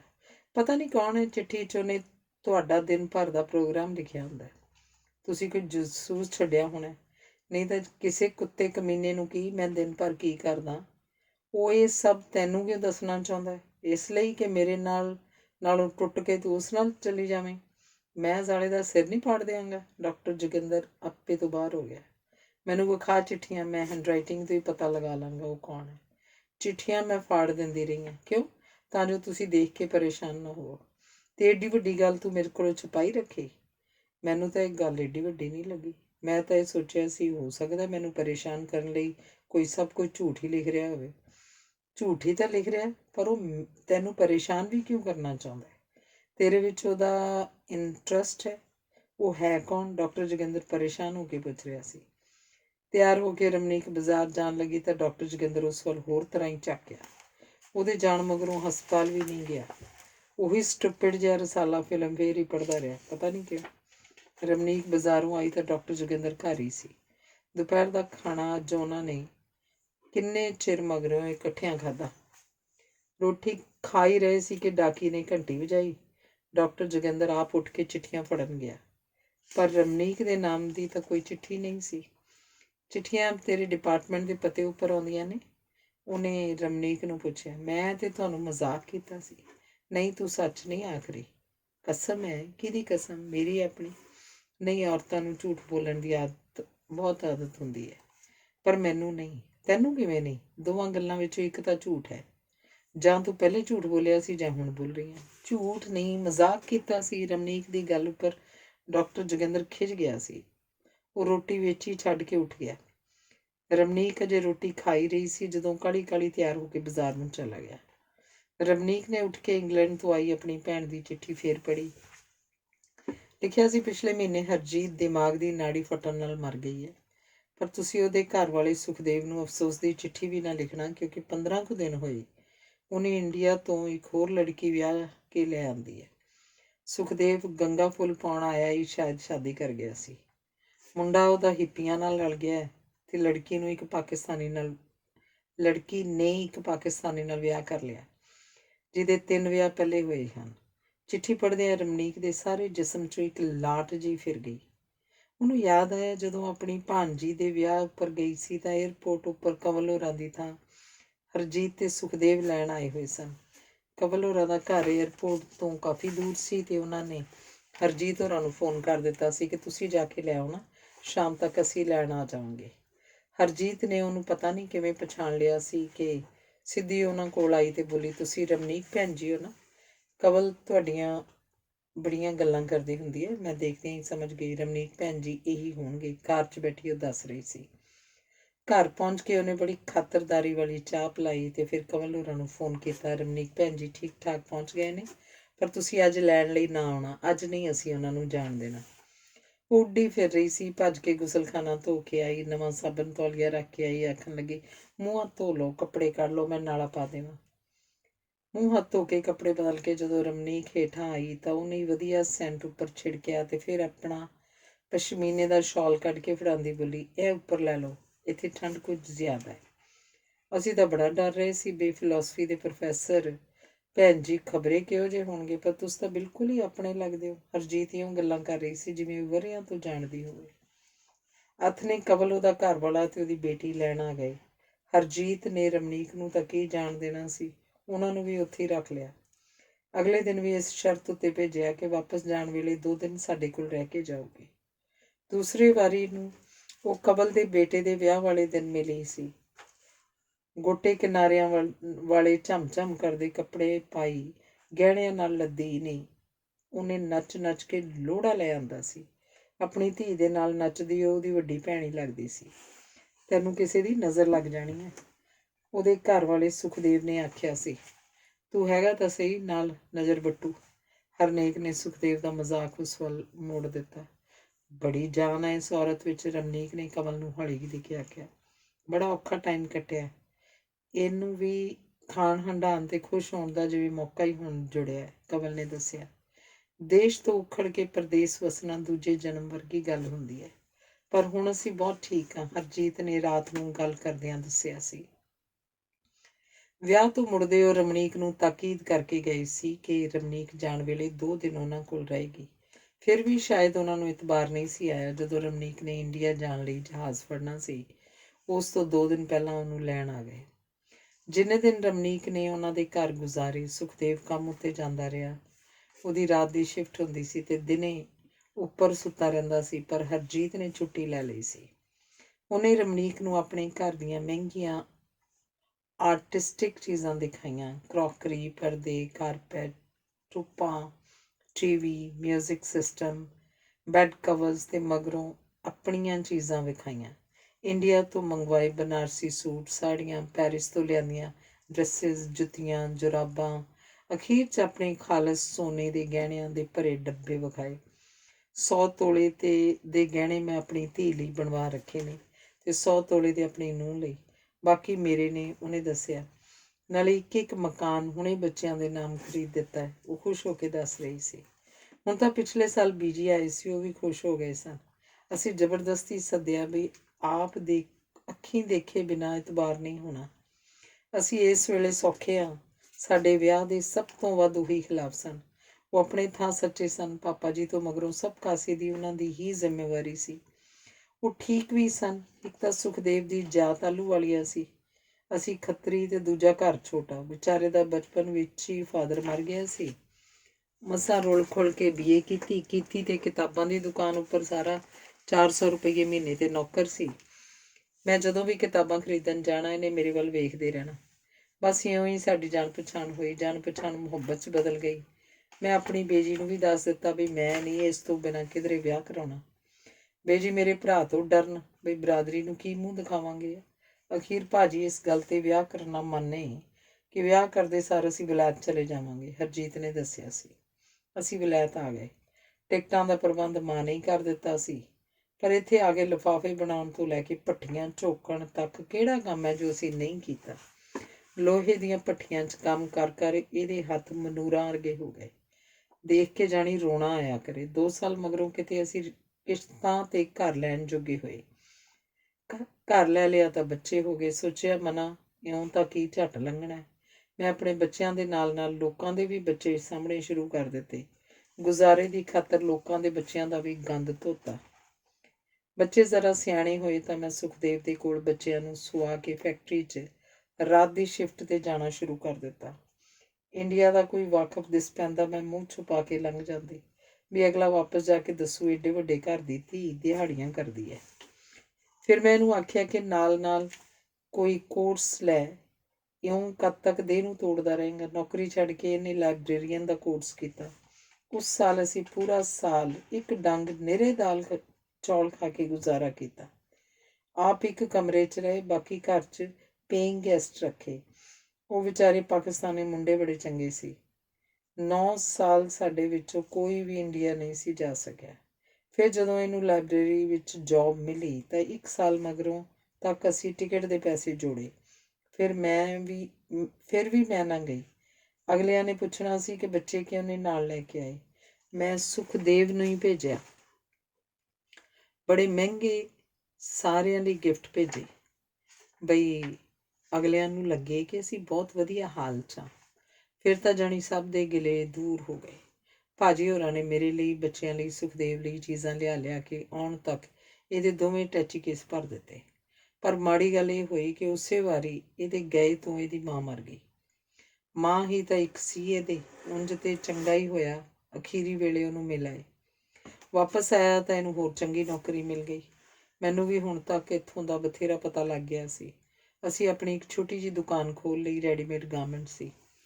ਸਗੋਂ ਮਗਰੋਂ ਉੱਥੇ ਸਾੜੀਆਂ ਵੀ ਰੱਖ ਲਈਆਂ। ਜ਼ਰਾ ਮਾਸਾ ਪ੍ਰੋਫਿਟ ਘੱਟ ਰੱਖ ਲਿਆ। ਫਿਰ ਤਾਂ ਬਸ ਕਮਾਲ ਹੀ ਹੋ ਗਈ। ਮੈਂ ਸੇਲ ਕਰਦੀ ਤੇ ਸੁਖਦੇਵ ਮਾਲ ਭਰਨ 'ਚ ਹੀ ਲੱਗਿਆ ਰਹਿੰਦਾ।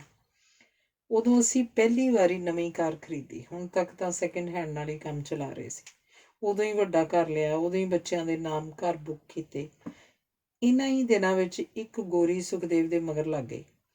ਇਹ ਤਾਂ ਜੀ ਉਹਨੂੰ ਘਰ ਲਿਆਉਣ ਲੱਗ ਪਿਆ। ਮੈਂ ਦੁਕਾਨ ਤੇ ਗਈ ਹੁੰਦੀ ਤੇ ਬੱਚੇ ਸਕੂਲ। ਇੱਥੇ ਇਹ ਵੀ ਸਿਆਪਾ ਹੈ ਕਿ ਆਂਢੀ ਗੁਆਂਢੀ ਵੀ ਕੋਈ ਗੱਲ ਨਹੀਂ ਕਰਦਾ, ਕਿਸੇ ਦੀ ਜ਼ਿੰਦਗੀ 'ਚ ਕੋਈ ਦਖਲ ਨਹੀਂ ਦਿੰਦਾ। ਪਰ ਇੱਕ ਦਿਨ ਮੈਂ ਦਵਾਈ ਘਰ ਭੁੱਲ ਗਈ ਸੀ, ਲੈਣ ਆ ਗਈ। ਮੈਨੂੰ ਦੇਖ ਕੇ ਬਹੁਤ ਡਰ ਗਿਆ। ਮੈਂ 5-7 ਪੰਜਾਬੀ 'ਚ ਇਹਨੂੰ ਗਾਲਾਂ ਕੱਢੀਆਂ ਵੀ ਹਰਾਮੀਆਂ ਕੁੱਤਿਆ, ਹੁਣ ਤੂੰ ਇਹਨਾਂ ਗੱਲਾਂ ਤੇ ਆ ਗਿਆ। ਤੇ 5-7 ਉਸ ਸਿਰਮੁੰਨੀ ਨੂੰ ਸੁਣਾਈਆਂ ਵੀ ਕੁੱਤੀਏ ਤੂੰ ਕੀ ਮੇਰੇ ਨਾਲ ਵੱਧ ਸੋਹਣੀ ਹੈ। ਮੈਂ ਵਾਈਫ ਹਾਂ, ਸਾਡੇ ਬੱਚੇ ਨੇ ਵੇ, ਬੱਚੇ ਵੀ ਨੇ। ਮੁੜ ਕੇ ਇੱਧਰ ਮੂੰਹ ਕੀਤਾ, ਇਲਕੇ ਲਿਓ, ਮੈਂ ਜਾਨੋਂ ਮਾਰ ਦਿਆਂਗੀ। ਉਹ ਤਾਂ ਆਪਣਾ ਪਰਸ ਚੁੱਕ ਕੇ ਭੱਜ ਗਈ। ਇਹਨੇ ਪੈਰੀਂ ਡਿੱਗ ਕੇ ਮਾਫ਼ੀ ਮੰਗੀ। ਮੈਂ ਆਖਿਆ ਜੀ ਇੰਨਾ ਹੀ ਮੇਰੇ ਤੇ ਦਿਲ ਭਰ ਗਿਆ ਤਾਂ ਮੈਂ ਜ਼ਹਿਰ ਖਾ ਕੇ ਮਰ ਜਾਂਦੀ ਹਾਂ। ਹਰਜੀਤ ਦੀਆਂ ਇਹ ਸਭ ਗੱਲਾਂ ਰਮਨੀਕ ਨੂੰ ਅੱਜ ਵੀ ਜਿਉਂ ਦੀਆਂ ਤਿਉਂ ਯਾਦ ਸਨ। ਪਰ ਹੁਣ ਹਰਜੀਤ ਇਸ ਦੁਨੀਆ ਤੇ ਨਹੀਂ ਸੀ। ਹਰਜੀਤ ਦੀ ਦਿੱਤੀ ਛਤਰੀ, ਪੈਨ, ਸਾੜੀ ਤੇ ਸੈਂਟ ਅਜੇ ਵੀ ਰਮਨੀਕ ਕੋਲ ਪਏ ਸਨ ਤੇ ਕੁਝ ਹਰਜੀਤ ਦੀਆਂ ਚਿੱਠੀਆਂ ਵੀ। ਪਰ ਹਰਜੀਤ ਦਿਮਾਗ ਦੀ ਨਾੜੀ ਫਟਣ ਨਾਲ ਮਰ ਚੁੱਕੀ ਸੀ। ਉਹਨੂੰ ਮਰੀ ਨੂੰ ਅਜੇ ਮਹੀਨਾ ਵੀ ਨਹੀਂ ਹੋਇਆ ਕਿ ਸੁਖਦੇਵ ਹੋਰ ਲੜਕੀ ਵਿਆਹ ਕੇ ਲੈ ਗਿਆ ਸੀ। ਇਹ ਕਿਵੇਂ ਸੰਭਵ ਸੀ? ਸੁਖਦੇਵ, ਰਮਨੀਕ ਨੇ ਮਨ ਹੀ ਮਨ ਜਿਵੇਂ ਸੁਖਦੇਵ ਨੂੰ ਪੁੱਛਿਆ। ਹਾਂ ਹੀ ਠੀਕ ਹੈ, ਹਰਜੀਤ ਮਰ ਗਈ ਹੈ। ਸੁਖਦੇਵ ਦੇ ਦਫ਼ਤਰ ਇੱਕ ਅੰਡਰਗਰਾਊਂਡ ਕਮਰਾ ਸੀ। ਉਸ ਅੰਡਰਗਰਾਊਂਡ ਕਮਰੇ ਨੂੰ ਸੁਖਦੇਵ ਨਜਾਇਜ਼ ਕੰਮਾਂ ਲਈ ਵਰਤਦਾ ਸੀ। ਇਸ ਗੱਲ ਦਾ ਹਰਜੀਤ ਨੂੰ ਪਤਾ ਨਹੀਂ ਸੀ। ਉਹਨੂੰ ਇਹ ਵੀ ਪਤਾ ਨਹੀਂ ਸੀ ਕਿ ਸਾਡਾ ਪੁੱਤਰ ਨਸ਼ੇ ਕਰਨ ਲੱਗ ਪਿਆ। ਨਾ ਹੀ ਉਹ ਜਾਣਦੀ ਸੀ ਕਿ ਸਾਡੀ ਧੀ ਲੁਕ ਛਿਪ ਕੇ ਉਸ ਪਾਕਿਸਤਾਨੀ ਦੇ ਘਰ ਜਾਣ ਲੱਗ ਪਈ ਹੈ, ਜਿਹਨੇ ਪਹਿਲੇ ਵੀ 3 ਵਿਆਹ ਕਰਕੇ ਪਾਕਿਸਤਾਨ ਛੱਡੀਆਂ ਹੋਈਆਂ ਹਨ। ਪਰ ਜਦੋਂ ਉਹਨੂੰ ਪਤਾ ਲੱਗਿਆ ਇੰਨਾ ਬੋਝ ਨਾ ਝੱਲ ਸਕੀ ਤੇ ਦਿਮਾਗ ਦੀ ਨਸ ਫਟ ਗਈ। ਉਹਦੇ ਮਰਨ ਮਗਰੋਂ ਰਮਨੀਕ ਨੇ ਇੱਕ ਚਿੱਠੀ ਪੜ੍ਹੀ ਜੋ ਉਹਨੇ ਸਾਈਕੈਟਰਿਸਟ ਨੂੰ ਲਿਖੀ ਸੀ, ਜਿਹੜੀ ਗਲਤੀ ਨਾਲ ਰਮਨੀਕ ਨੂੰ ਪਾ ਦਿੱਤੀ ਸੀ। ਉਹਨੇ ਲਿਖਿਆ ਸੀ, ਮੈਂ ਹਾਰ ਗਈ ਹਾਂ, ਮੇਰਾ ਹੁਣ ਜਿਉਣ ਨੂੰ ਮਨ ਨਹੀਂ ਕਰਦਾ, ਮੈਨੂੰ ਜ਼ਿੰਦਗੀ ਦੇ ਕੋਈ ਅਰਥ ਨਹੀਂ ਲੱਗਦੇ, ਮੈਨੂੰ ਇਹ ਜ਼ਿੰਦਗੀ ਝੂਠ ਲੱਗਦੀ ਹੈ। ਇਹ ਝੂਠ ਅਸੀਂ ਦੂਸਰਿਆਂ ਨਾਲ ਹੀ ਨਹੀਂ, ਆਪਣੇ ਆਪ ਨਾਲ ਵੀ ਬੋਲਦੇ ਰਹਿੰਦੇ ਹਾਂ। ਇੱਥੇ ਕੋਈ ਰਿਸ਼ਤਾ ਸਾਬਤ ਨਹੀਂ, ਇੱਥੇ ਕੋਈ ਰਿਸ਼ਤਾ ਹੈ ਹੀ ਨਹੀਂ, ਸਿਰਫ ਗਰਜਾਂ ਨੇ। ਇਹ ਸੋਚਣਾ ਗਲਤ ਹੈ ਕਿ ਮੇਰਾ ਪਤੀ ਮੇਰੇ ਲਈ ਮੇਰੇ ਅਨੁਸਾਰ ਜੀਵੇ। ਮੈਂ ਕੌਣ ਆਏ ਉਹ ਸੋਚਣ ਵਾਲੇ। ਚੱਲ ਮਨਾ, ਹੁਣ ਇੱਥੋਂ ਚੱਲੀਏ। ਤੇ ਉਹ ਚਲੀ ਗਈ। ਡਾਕਟਰਾਂ ਨੇ ਬਥੇਰੀ ਕੋਸ਼ਿਸ਼ ਕੀਤੀ ਬਚਾਉਣ ਦੀ, ਪਰ ਬਚਦੀ ਤਾਂ ਜੇ ਉਹਦੀ ਜਿਉਣ ਦੀ ਇੱਛਾ ਹੁੰਦੀ। ਮਗਰੋਂ ਰਮਨੀਕ ਨੂੰ ਪਤਾ ਲੱਗਿਆ ਕਿ ਉਹਦੀ ਬੇਟੀ ਨੇ ਉਸ ਅਧਖੜ ਮੁਸਲਮਾਨ ਨਾਲ ਵਿਆਹ ਕਰ ਲਿਆ ਸੀ। ਵਰਤਮਾਨ ਸਥਿਤੀ ਤੋਂ ਪਾਰ ਲੰਘ ਜਾਣ ਦਾ ਉਹਨੂੰ ਸ਼ਾਇਦ ਇਹੀ ਰਾਹ ਦਿਸਿਆ ਸੀ। ਸ਼ਾਇਦ ਸੁਖਦੇਵ ਬਹੁਤ ਇਕੱਲਾ ਰਹਿ ਗਿਆ ਸੀ। ਸ਼ਾਇਦ ਉਹ ਭੁੱਲ ਗਿਆ ਸੀ ਕਿ ਉਹਦੀਆਂ ਸਾਰੀਆਂ ਖਾਲੀ ਥਾਵਾਂ ਹਰਜੀਤ ਦੀ ਹੋਂਦ ਨਾਲ ਭਰੀਆਂ ਹੋਈਆਂ ਨੇ। ਫਿਰ ਵੀ ਉਹ ਗੋਰੀਆਂ ਮਗਰ ਭਟਕਦਾ ਸੀ। ਇਹੀ ਗੱਲ ਔਰਤਾਂ ਨੂੰ ਸਮਝ ਨਹੀਂ ਆ ਸਕਦੀ ਸੀ। ਸ਼ਾਇਦ ਆਦਮੀਆਂ ਲਈ ਇਹ ਗੱਲਾਂ ਕੋਈ ਮਾਇਨੇ ਨਹੀਂ ਰੱਖਦੀਆਂ। ਸ਼ਾਇਦ ਸੁਖਦੇਵ ਸੋਚਦਾ ਸੀ ਔਰਤਾਂ ਪਤਾ ਨਹੀਂ ਕਿਉਂ ਇੰਨੀ ਕੋਈ ਗੱਲ ਤੋਂ ਹੀ ਇਨਸਿਕਿਉਰ ਹੋ ਜਾਂਦੀਆਂ ਨੇ, ਜਾਂ ਫਿਰ ਉਹਨਾਂ ਨੂੰ ਇਹ ਆਪਣੀ ਰਿਜੈਕਸ਼ਨ ਲੱਗਦੀ ਹੈ। ਪਰ ਇਹ ਗੱਲ ਹੀ ਆਦਮੀਆਂ ਲਈ ਕੁਝ ਨਹੀਂ ਹੁੰਦੀ। ਕਵਲ ਨੇ ਅੱਗੋਂ ਚਿੱਠੀ 'ਚ ਲਿਖਿਆ ਸੀ ਕਿ ਸੁਖਦੇਵ ਮੇਰੇ ਹਸਬੈਂਡ ਨੂੰ ਆਖਦਾ ਸੀ, ਜੇ ਹਰਜੀਤ ਨੂੰ ਮੇਰੀ ਜਾਂ ਬੱਚਿਆਂ ਦੀ ਕੋਈ ਗੱਲ ਪਸੰਦ ਨਹੀਂ ਸੀ ਤਾਂ ਉਹ ਲੜੀ ਕਿਉਂ ਨਾ, ਉਹਨੇ ਕਲੇਸ਼ ਕਿਉਂ ਨਾ ਕੀਤਾ, ਉਹਨੇ ਸਾਨੂੰ ਧਮਕੀ ਕਿਉਂ ਨਾ ਦਿੱਤੀ। ਸਮਝ ਨਹੀਂ ਸੀ ਆਉਂਦੀ ਉਹ ਮਰ ਕਿਉਂ ਗਈ। ਮੇਰੇ ਏਡੀ ਛੇਤੀ ਵਿਆਹ ਕਰਨ ਦੀ ਗੱਲ ਲੋਕੀ ਸਮਝ ਨਹੀਂ ਸਕਣਗੇ। ਮੈਂ ਲੈਣਾ ਵੀ ਕੀ ਹੈ ਕਿਸੇ ਨੂੰ ਕੁਝ ਸਮਝਾ ਕੇ। ਹਾਂ, ਮੈਨੂੰ ਹਰਜੀਤ ਦੇ ਭਾਜੀ ਨੂੰ ਕੁਝ ਲਿਖਦਿਆਂ ਜ਼ਰੂਰ ਸੰਕੋਚ ਹੁੰਦਾ ਹੈ। ਮੈਂ ਜਦੋਂ ਫੁੱਲ ਲੈ ਕੇ ਗਿਆ ਮੇਰੇ ਸਾਹਮਣੇ ਉਹ ਰੋਏ ਵੀ ਨਹੀਂ। ਹਰਜੀਤ ਉਹਨਾਂ ਦੀ ਬੇਟੀਆਂ ਵਰਗੀ ਸੀ, ਉਹਨਾਂ ਦੀ ਬੇਟੀਆਂ ਤੋਂ 5-4 ਸਾਲ ਹੀ ਵੱਡੀ। ਉਹਨਾਂ ਨੇ ਮੇਰੇ ਕੋਲੋਂ ਕੁਝ ਪੁੱਛਿਆ ਹੀ ਨਹੀਂ, ਜਿਵੇਂ ਕਿਸੇ ਵੀ ਗੱਲ ਦਾ ਹੁਣ ਕੋਈ ਮਾਇਨਾ ਨਹੀਂ ਰਹਿ ਗਿਆ ਹੋਵੇ। ਸੁਰਿੰਦਰ ਨਾਲ ਮੇਰੀ ਸ਼ਾਦੀ ਦਾ ਮਾਇਨਾ ਇੰਨਾ ਹੀ ਹੈ ਜਿਵੇਂ ਹਨੇਰੇ ਤੋਂ ਡਰਦਾ ਕੋਈ ਬੱਚਾ ਲਾਈਟ ਜਗਾ ਲਵੇ। ਉਹ ਨਹੀਂ ਜਾਣਦੀ ਹੈ। ਮੈਨੂੰ ਇਹ ਵੀ ਪਤਾ ਸੀ ਉਹਦਾ ਬੜੇ ਵਰੇ ਇੱਕ ਕੁਲੀਗ ਨਾਲ ਇਸ਼ਕ ਚੱਲਦਾ ਰਿਹਾ ਸੀ। ਉਹ ਵਿਆਹਿਆ ਵਰਿਆ ਸੀ, ਇਸ ਲਈ ਵਿਆਹ ਨਹੀਂ ਸੀ ਹੋ ਸਕਦਾ। ਉਹ ਵਲੈਤ ਆ ਗਿਆ ਤੇ ਉਹਨੂੰ ਵੀ ਉਸਨੇ ਉੱਥੇ ਬੁਲਾਉਣਾ ਸੀ। ਹਰ ਵਾਰ ਜਦੋਂ ਇੰਡੀਆ ਜਾਂਦਾ, ਮਹੀਨਾ ਉਹ ਸੁਰਿੰਦਰ ਨੂੰ ਨਾਲ ਲੈ ਕੇ ਕਦੇ ਕਸ਼ਮੀਰ, ਕਦੇ ਕੁੱਲੂ ਮਨਾਲੀ ਨੂੰ ਤੁਰਿਆ ਰਹਿੰਦਾ। ਜਦੋਂ ਵਾਪਸ ਜਾਣ ਲੱਗਦਾ ਛੇਤੀ ਸੱਦ ਲੈਣ ਦੇ ਵਾਅਦੇ ਕਰਕੇ ਜਾਂਦਾ। ਅਸਲ 'ਚ ਸੁਰਿੰਦਰ ਉਸੇ ਬਾਰੇ ਪੁੱਛਣ ਸੁਖਦੇਵ ਕੋਲ ਆਈ ਸੀ। ਸੁਖਦੇਵ ਨੇ ਉਹਨੂੰ ਵਿਆਹ ਲਈ ਪੁੱਛ ਲਿਆ। ਸੁਰਿੰਦਰ ਰੋ ਪਈ। ਉਹ ਮੰਨ ਗਈ ਤੇ ਕੋਰਟ ਵਿਆਹ ਕਰਵਾ ਕੇ ਸੁਖਦੇਵ ਉਹਨੂੰ ਨਾਲ ਲੈ ਕੇ ਆਇਆ। ਰਮਨੀਕ ਭੈਣ, ਤੂੰ ਤਾਂ ਆਪਣੇ ਘਰ ਖੁਸ਼ ਹੈ ਨਾ? ਕਵਲ ਪੁੱਛ ਰਹੀ ਸੀ। ਰਮਨੀਕ ਨੇ ਕਵਲ ਦੀ ਚਿੱਠੀ ਦੇ ਜਵਾਬ 'ਚ ਉਹਨੂੰ ਲਿਖਿਆ, ਕਵਲ ਪੁਰਾਣੇ ਗ੍ਰੰਥਾਂ 'ਚ 3 ਲੋਕਾਂ ਦਾ ਜ਼ਿਕਰ ਆਉਂਦਾ ਹੈ ਤੇ ਮੈਨੂੰ ਜਾਪਦਾ ਇਹ ਤਿੰਨੋਂ ਲੋਕ ਬੰਦੇ ਦੇ ਬਾਹਰ ਨਹੀਂ ਸਗੋਂ ਉਹਦੇ ਅੰਦਰ ਹੁੰਦੇ ਨੇ। ਇਸ ਲਈ ਕਹਿ ਨਹੀਂ ਸਕਦੇ ਕਿਹੜੇ ਬੰਦੇ ਦੇ ਕਿਹੜੇ ਜਗਤ ਵਿੱਚ ਕਿਹੜੇ ਵੇਲੇ ਕੀ ਵਾਪਰ ਰਿਹਾ, ਮਨ ਕਿੱਥੇ ਹੈ, ਰੂਹ ਕਿੱਥੇ ਹੈ ਤੇ ਜਿਸਮ ਕਿੱਥੇ ਹੈ ਤੇ ਕਿਉਂ ਹੈ, ਇਹ ਅਗਲਾ ਵੀ ਨਹੀਂ ਜਾਣਦਾ। ਕਿੰਨੀ ਵਾਰੀ ਮੈਂ ਇੰਨੀ 1000 ਮੀਲ ਬੈਠੀ ਤੇਰੇ ਕੋਲ ਹੁੰਦੀ ਹਾਂ ਤੇ ਕਿੰਨੀ ਵਾਰੀ ਕਿਸੇ ਹੋਰ ਜਹਾਨ 'ਚ ਚਲੀ ਜਾਂਦੀ ਹਾਂ। ਕਿਸੇ ਵੇਲੇ ਮੈਂ ਆਪਣੇ ਆਪ ਕੋਲੋਂ ਵੀ ਗੈਰ ਹਾਜ਼ਰ ਹੁੰਦੀ ਹਾਂ। ਕਵਲ ਮਰ ਜਾਣਾ ਜ਼ਿੰਦਗੀ ਦਾ ਸੱਚ ਹੈ। ਇਹ ਵੀ ਸੱਚ ਹੈ ਕਿ ਜਿੰਨਾ ਜਿੰਨਾ ਕਿਸੇ ਦਾ ਤੁਰ ਜਾਣ ਵਾਲੇ ਨਾਲ ਰਿਸ਼ਤਾ ਹੁੰਦਾ ਹੈ, ਉਹਨਾਂ ਉਹ ਵੀ ਉਹਦੇ ਨਾਲ ਮਰਦਾ ਹੈ, ਉਹਨਾਂ ਉਹ ਵੀ ਉਹਦੇ ਨਾਲ ਸਿਵੇ 'ਚ ਜਲਦਾ ਹੈ। ਜਾਣ ਵੇਲੇ ਦੀ ਖੇਡ ਤਾਂ ਸਿਵੇ 'ਤੇ ਪਹੁੰਚ ਕੇ ਮੁੱਕ ਜਾਂਦੀ ਹੈ, ਪਰ ਉਸ ਮੌਤ ਜਰਨ ਵਾਲਿਆਂ ਲਈ ਜਿਉਣ ਤੇ ਜਿਉਣ ਦੀ ਰੂਟੀਨ ਨਿਭਾਉਣਾ ਵੀ ਇੱਕ ਮਜਬੂਰੀ ਹੁੰਦੀ ਹੈ। ਬਹੁਤੀ ਵਾਰੀ ਅਸੀਂ ਸਿਰਫ ਇੱਕ ਪੱਖ ਹੀ ਦੇਖ ਰਹੇ ਹੁੰਦੇ ਹਾਂ ਤੇ ਕਈ ਵਾਰੀ ਤਾਂ ਕੋਈ ਪੱਖ ਵੀ ਨਹੀਂ ਦੇਖ ਰਹੇ ਹੁੰਦੇ। ਮੈਨੂੰ ਪਤਾ ਨਹੀਂ ਕੀ ਆਖਣਾ ਚਾਹੁੰਦੀ ਹਾਂ। ਬੋਲੀ ਦੀ ਵੀ ਇੱਕ ਸੀਮਾ ਹੁੰਦੀ ਹੈ। ਹਾਂ, ਮੈਂ ਆਖਣਾ ਚਾਹੁੰਦੀ ਹਾਂ ਜਿਹੜੇ ਮਰ ਜਾਂਦੇ ਨੇ ਉਹ ਕਿਧਰੇ ਤੁਰ ਨਹੀਂ ਜਾਂਦੇ, ਇੱਥੇ ਹੀ ਹੁੰਦੇ ਨੇ, ਸਾਡੇ ਕੋਲ, ਸਾਡੇ ਅੰਦਰ, ਸਾਡੇ ਮਨਾਂ 'ਚ, ਸਾਡੇ ਦਿਲਾਂ 'ਚ। ਤੂੰ ਇੰਡੀਆ ਚੱਕਰ ਕਿਉਂ ਨਹੀਂ ਮਾਰ ਜਾਂਦੀ? ਪੰਜਾਬ ਬੜੀ ਮੁਸ਼ਕਿਲ ਸਥਿਤੀ 'ਚੋਂ ਲੰਘ ਰਿਹਾ। ਇੱਥੇ ਤਾਂ ਜ਼ਿੰਦਗੀ ਤੇ ਮੌਤ ਦੇ ਜਿਵੇਂ ਅਰਥ ਹੀ ਗਵਾਚ ਗਏ ਸਨ। ਇਉਂ ਚਿੱਠੀ ਲਿਖਦੀ ਰਮਣੀਕ ਉੱਠ ਕੇ ਫੇਰ ਨਹਾਉਣ ਚਲੀ ਗਈ। ਅੱਜ ਉਹਨੂੰ ਬੜੀ ਤਪਸ਼ ਮਹਿਸੂਸ ਹੋ ਰਹੀ ਸੀ। ਨਹਾ ਕੇ ਨਿਕਲੀ ਤਾਂ ਰਮਣੀਕ ਦੀ ਨਜ਼ਰ 'ਚ ਫਿਲਮ ਫੇਰ ਉੱਪਰ ਪੈ ਗਈ। ਇੰਨੇ ਨੂੰ ਮਿਸ ਡੇਜ਼ੀ ਦੀ 14 ਸਾਲਾਂ ਦੀ ਨੌਕਰਾਣੀ ਲੱਛਮੀ ਉਸ ਕੋਲ ਆ ਗਈ ਤੇ ਆਖਣ ਲੱਗੀ, ਤੁਸੀਂ ਮੈਨੂੰ ਰੱਖ ਲਓ, ਸੁਣਿਆ ਤੁਹਾਡੇ ਡਾਕਟਰ ਸਾਹਿਬ ਬਹੁਤ ਅੱਛੇ ਨੇ। ਤੂੰ ਡੇਜ਼ੀ ਕੋਲੋਂ ਕਿਉਂ ਆਉਣਾ ਚਾਹੁੰਦੀ ਹੈ? ਤਾਂ ਉਹਨੇ ਦੱਸਿਆ, ਸਾਹਿਬ ਮੈਨੂੰ ਤੰਗ ਕਰਦੇ ਨੇ। पर लक्ष्मी, तै रोकिया ना साहब ਨੂੰ। हम लोग कुछ नहीं करते, हमारे साथ तो ऐसा ही होता है। तू अपनी मेम साहब ਨੂੰ क्यों ना दसिया? क्या बताती? मेम साहब ने नाराज होकर मुझे ही घर से निकाल देना था। साहब ने कहना था कि ये झूठ बोलती है। घरों ਕੱਢ भी ਦਿੰਦੀ ਤਾਂ ਕੀ ਹੁੰਦਾ, ਤੈਨੂੰ ਕਿਸੇ ਹੋਰ ਘਰ नौकरी मिल जाती। मैंने कई घरों में नौकरी की है, हर एक घर में ऐसा ही होता है। गरीब लड़कियों के लिए सभी ऐसे होते हैं। गरीब ते जवान लड़कियां ते आटे की बनी होती हैं, उनको अंदर रख चूहे खा जाते हैं, बाहर जाती हैं तो कौए। तू ठीक ही आख रही है। लक्ष्मी बारे सोचिया रमनीक ਨੂੰ ਸਤਿਆਕਾਮ ਦੀ ਕਥਾ ਯਾਦ ਆ ਗਈ। ਸਤਿਆਕਾਮ ਜਦੋਂ ਆਸ਼ਰਮ 'ਚ ਪੜ੍ਹਨ ਜਾਂਦਾ ਸੀ ਤਾਂ ਗੁਰੂ ਉਹਦੇ ਪਿਓ ਦਾ ਨਾਂ ਪੁੱਛਦਾ। ਉਹ ਆਖਦਾ, ਮੇਰੀ ਮਾਂ ਦਾ ਨਾਂ ਜਵਾਲਾ ਹੈ, ਉਹ ਸਾਰੇ ਘਰਾਂ 'ਚ ਕੰਮ ਕਰਦੀ ਹੈ, ਇਸ ਲਈ ਉਹਨੂੰ ਨਹੀਂ ਪਤਾ ਕਿ ਉਹਦਾ ਪਿਤਾ ਕੌਣ ਹੈ। ਉਹਨੇ ਇਹੀ ਦੱਸਿਆ। ਗੁਰੂ ਆਖਦਾ, ਇਸ 'ਚ ਸੱਚ ਬੋਲਣ ਦੀ ਹਿੰਮਤ ਹੈ, ਜ਼ਰੂਰ ਕਿਸੇ ਬ੍ਰਾਹਮਣ ਦਾ ਹੀ ਪੁੱਤਰ ਹੋਏਗਾ, ਉਦੋਂ ਤਾਂ ਕਲਯੁਗ ਨਹੀਂ ਸੀ। ਤੂੰ ਰੌਲਾ ਪਾ ਦਿੰਦੀ ਜਾਂ ਜੁੱਤੀ ਮਾਰਦੀ ਲਾ ਕੇ ਸਿਰ 'ਚ ਕਿ ਖਸਮਾਂ ਖਾਣਿਆ, ਪਹਿਲੇ ਬੀਵੀ ਛੱਡੀ, ਹੁਣ ਇਹਨੂੰ ਛੱਡ ਕੇ ਮੇਰੇ ਮਗਰ ਲੱਗ ਗਿਆ। ਲక్ష్ਮੀ ਨੇ ਪੰਜਾਬੀ 'ਚ ਉੱਤਰ ਦਿੱਤਾ। ਆਪਣੇ ਮਾਪਿਆਂ ਨਾਲ ਬਹੁਤ ਸਾਲ ਪੰਜਾਬ 'ਚ ਰਹਿਣ ਕਰਕੇ ਹੁਣ ਉਹ ਚੰਗੀ ਪੰਜਾਬੀ ਬੋਲ ਲੈਂਦੀ ਸੀ। ਮੇਰੇ ਮਗਰ ਤਾਂ ਨਹੀਂ ਸੀ ਉਹ ਲੱਗਿਆ, ਹੋਰ ਫਿਰ ਕੀ ਸੀ? ਜਿਸ ਦਿਨ ਉਹ ਜ਼ਿਆਦਾ ਸ਼ਰਾਬ ਪੀ ਕੇ ਦੇਰ ਨਾਲ ਘਰ ਮੁੜਦਾ ਸੀ ਤਾਂ ਉੱਪਰ ਮੇਮ ਸਾਹਿਬ ਦਾ ਬੂਹਾ ਖੜਕਾਉਣ ਦੀ ਥਾਂ ਹੇਠਾਂ ਮੈਨੂੰ ਆਖਦਾ ਸੀ, ਆਪਣੇ ਕਮਰੇ 'ਚ ਹੀ ਸੌਂ ਜਾਣ ਦੇ। ਪਹਿਲੇ ਮੈਨੂੰ ਸੱਚ ਨਾ ਆਇਆ, ਫਿਰ ਇੱਕ ਦਿਨ ਮੇਰੇ ਜ਼ੋਰ ਲਾਉਣ 'ਤੇ ਵੀ ਉੱਪਰ ਨਾ ਗਿਆ, ਮੇਰੇ ਕਮਰੇ 'ਚ ਮੇਰੇ ਬਿਸਤਰੇ 'ਚ ਹੀ ਪੈ ਗਿਆ। ਸਵੇਰੇ ਉਹ ਜਲਦੀ ਉੱਠ ਕੇ ਉੱਪਰ ਚਲਾ ਗਿਆ ਤੇ ਇਹੀ ਆਖਿਆ ਰਾਤ ਦੇਰ ਹੋ ਗਈ ਸੀ, ਇੱਕ ਦੋਸਤ ਕੋਲ ਰੁਕ ਗਿਆ ਸੀ। ਫਿਰ 5ਵੇਂ-7ਵੇਂ ਦਿਨ ਉਹ ਮੇਰੇ ਕਮਰੇ 'ਚ ਹੀ ਰਹਿ ਜਾਂਦਾ। ਤੈਨੂੰ ਮੇਮ ਸਾਹਿਬ ਤੋਂ ਡਰ ਨਹੀਂ ਸੀ ਲੱਗਦਾ? ਪਹਿਲਾਂ ਲੱਗਦਾ ਸੀ। ਫਿਰ ਉਹ ਆਖਦਾ ਸੀ, ਤੂੰ ਨੌਕਰੀ ਛੱਡ ਦੇ, ਤੈਨੂੰ ਹੋਰ ਕਿਧਰੇ ਕਮਰਾ ਲੈ ਦਿੰਦਾ। ਪਰ ਮੈਂ ਨਹੀਂ ਮੰਨੀ। ਮੇਰੀ ਮੇਮ ਸਾਹਿਬ ਬਹੁਤ ਅੱਛੀ ਹੈ, ਨਾਲੇ ਜੇ ਮੈਂ ਨੌਕਰੀ ਛੱਡ ਦਿੰਦੀ ਉਹਨੇ ਇਕੱਲੀ ਰਹਿ ਜਾਣਾ ਸੀ। ਉਹ ਤੇ ਭਾਵੇਂ ਨਹੀਂ ਡਰਦੀ, ਪਰ ਕਿਧਰੇ ਵੀ ਜਵਾਨ ਕੁੜੀ ਦਾ ਇਕੱਲੀ ਰਹਿਣਾ ਠੀਕ ਗੱਲ ਨਹੀਂ ਹੋ ਸਕਦੀ। ਨਾਲੇ ਮੈਨੂੰ ਤਾਂ ਸਭ ਪਤਾ ਹੈ ਕਦੋਂ ਮੇਮ ਸਾਹਿਬ ਨੂੰ ਕੀ ਚਾਹੀਦਾ। ਇਹਦੇ ਪਾਪਾ ਦਾ ਵੀ ਫੋਨ ਮੈਂ ਜਾਣਦੀ ਹਾਂ, ਅਮਰੀਕਾ 'ਚ ਕੋਈ ਗੱਲ ਹੋਵੇ ਤਾਂ ਉਹਨੂੰ ਫੋਨ ਕਰ ਸਕਦੀ ਹਾਂ। ਮੇਰੇ ਬਿਨਾਂ ਉਹ ਕੀ ਕਰਦੀ? ਨਾਲੇ ਇਸ ਲਫੰਗੇ ਦਾ ਕੀ ਹੈ, 2-4 ਮਹੀਨੇ 'ਚ ਦਿਲ ਭਰ ਜਾਂਦਾ ਹੈ, ਮੈਨੂੰ ਛੱਡ ਜਾਣਾ ਸੀ। ਉਦੋਂ ਤੱਕ ਮੇਮ ਸਾਹਿਬ ਨੇ ਕਿਸੇ ਹੋਰ ਨੂੰ ਰੱਖ ਲੈਣਾ ਸੀ। ਲక్ష్ਮੀ, ਤੈਨੂੰ ਇਹ ਸਾਰੀ ਗੱਲ ਕਿਵੇਂ ਲੱਗਦੀ ਹੈ? ਕਿਹੜੀ ਗੱਲ? ਲక్ష్ਮੀ ਪੁੱਛ ਰਹੀ ਸੀ। ਮਿਸ ਡੇਜ਼ੀ ਦੇ ਪ੍ਰੇਮ ਦਾ ਤੇਰੇ ਕਮਰੇ ਵਿੱਚ ਤੇਰੇ ਬਿਸਤਰੇ 'ਤੇ ਸੌਣਾ। ਮੈਨੂੰ ਲੱਗਦਾ ਇਹ ਗੱਲ ਚੰਗੀ ਨਹੀਂ ਸੀ, ਪਰ ਮੈਂ ਕੀ ਕਰਦੀ? ਆਪਣੇ ਮਾਂ-ਬਾਪ ਨੂੰ ਦੱਸ ਦਿੰਦੀ। ਮੇਰੀ ਮਾਂ ਨੇ ਇਹ ਜਿਹੀ ਗੱਲ ਇੱਕ ਵਾਰੀ ਮੇਰੇ ਬਾਪ ਨੂੰ ਦੱਸਦੀ ਸੀ। ਉਹਨੇ ਮੇਰੀ ਮਾਂ ਨੂੰ ਬਹੁਤ ਮਾਰਿਆ ਸੀ, ਪਰ ਕਿਉਂ ਮਾਰਿਆ ਸੀ ਪਤਾ ਨਹੀਂ। ਫਿਰ ਮਿਸ ਡੇਜ਼ੀ ਨੂੰ ਕਿਵੇਂ ਪਤਾ ਲੱਗਿਆ? ਮੇਮ ਸਾਹਿਬ ਦਾ ਪੈਸਾ ਟਕਾ ਗਹਿਣਾ ਸਭ ਅਲਮਾਰੀ 'ਚ ਹੀ ਪਿਆ ਰਹਿੰਦਾ ਹੈ।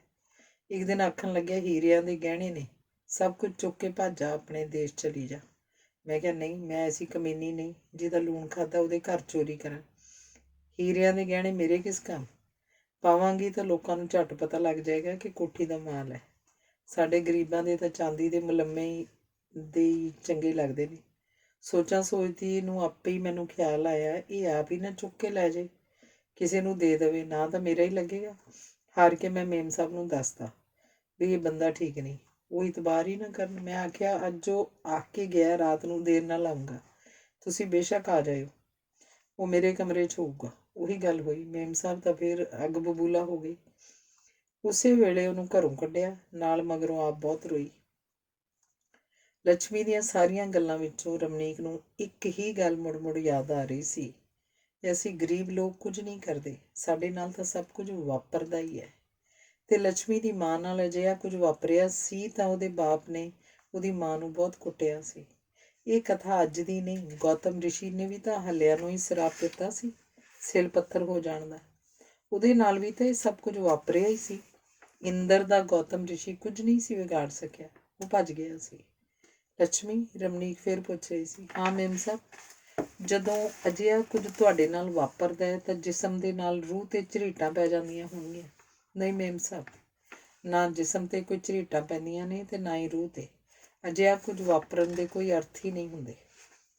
ਫਿਰ ਝਰੀਟਾਂ ਕਿੱਥੇ? ਹਾਂ, ਜੇ ਕਿਸੇ ਦਾ ਬੀਜ ਮੱਲੋ ਮੱਲੀ ਤੁਹਾਡੇ ਜਿਸਮ 'ਚ ਉੱਗ ਖੜੋਵੇ ਤਾਂ ਉਖਾੜ ਕੇ ਸੁੱਟਣ 'ਚ ਥੋੜ੍ਹੀ ਜਿੰਨੀ ਤਕਲੀਫ ਹੁੰਦੀ ਹੈ ਤੇ ਥੋੜ੍ਹਾ ਜਿੰਨਾ ਖਰਚ। ਲੱਛਮੀ ਦੀ ਗੱਲ ਰਮਨੀਕ ਨੂੰ ਸਮਝ ਆ ਗਈ ਸੀ, ਕਿਉਂਕਿ ਉਹਨੇ ਉਹ ਕਥਾ ਪੜ੍ਹੀ ਹੋਈ ਸੀ ਜਿਸ 'ਚ ਕ੍ਰਿਸ਼ਨ ਦੀ ਵਹੁਟੀ ਰੁਕਮਣੀ ਕ੍ਰਿਸ਼ਨ ਨੂੰ ਆਖਦੀ ਹੈ, ਦਰਿਆ ਤੋਂ ਪਾਰ ਸਾਧੂ ਨੂੰ ਭੋਜਨ ਛਕਾਉਣ ਜਾਣਾ। ਦਰਿਆ ਕਿਵੇਂ ਪਾਰ ਕਰਨਾ? ਕ੍ਰਿਸ਼ਨ ਆਖਦਾ ਹੈ, ਦਰਿਆ ਨੂੰ ਆਖੀ, ਜੇ ਕ੍ਰਿਸ਼ਨ ਜਤੀ ਸਤੀ ਹੈ ਤਾਂ ਮੈਨੂੰ ਰਾਹ ਦੇ ਦੇ।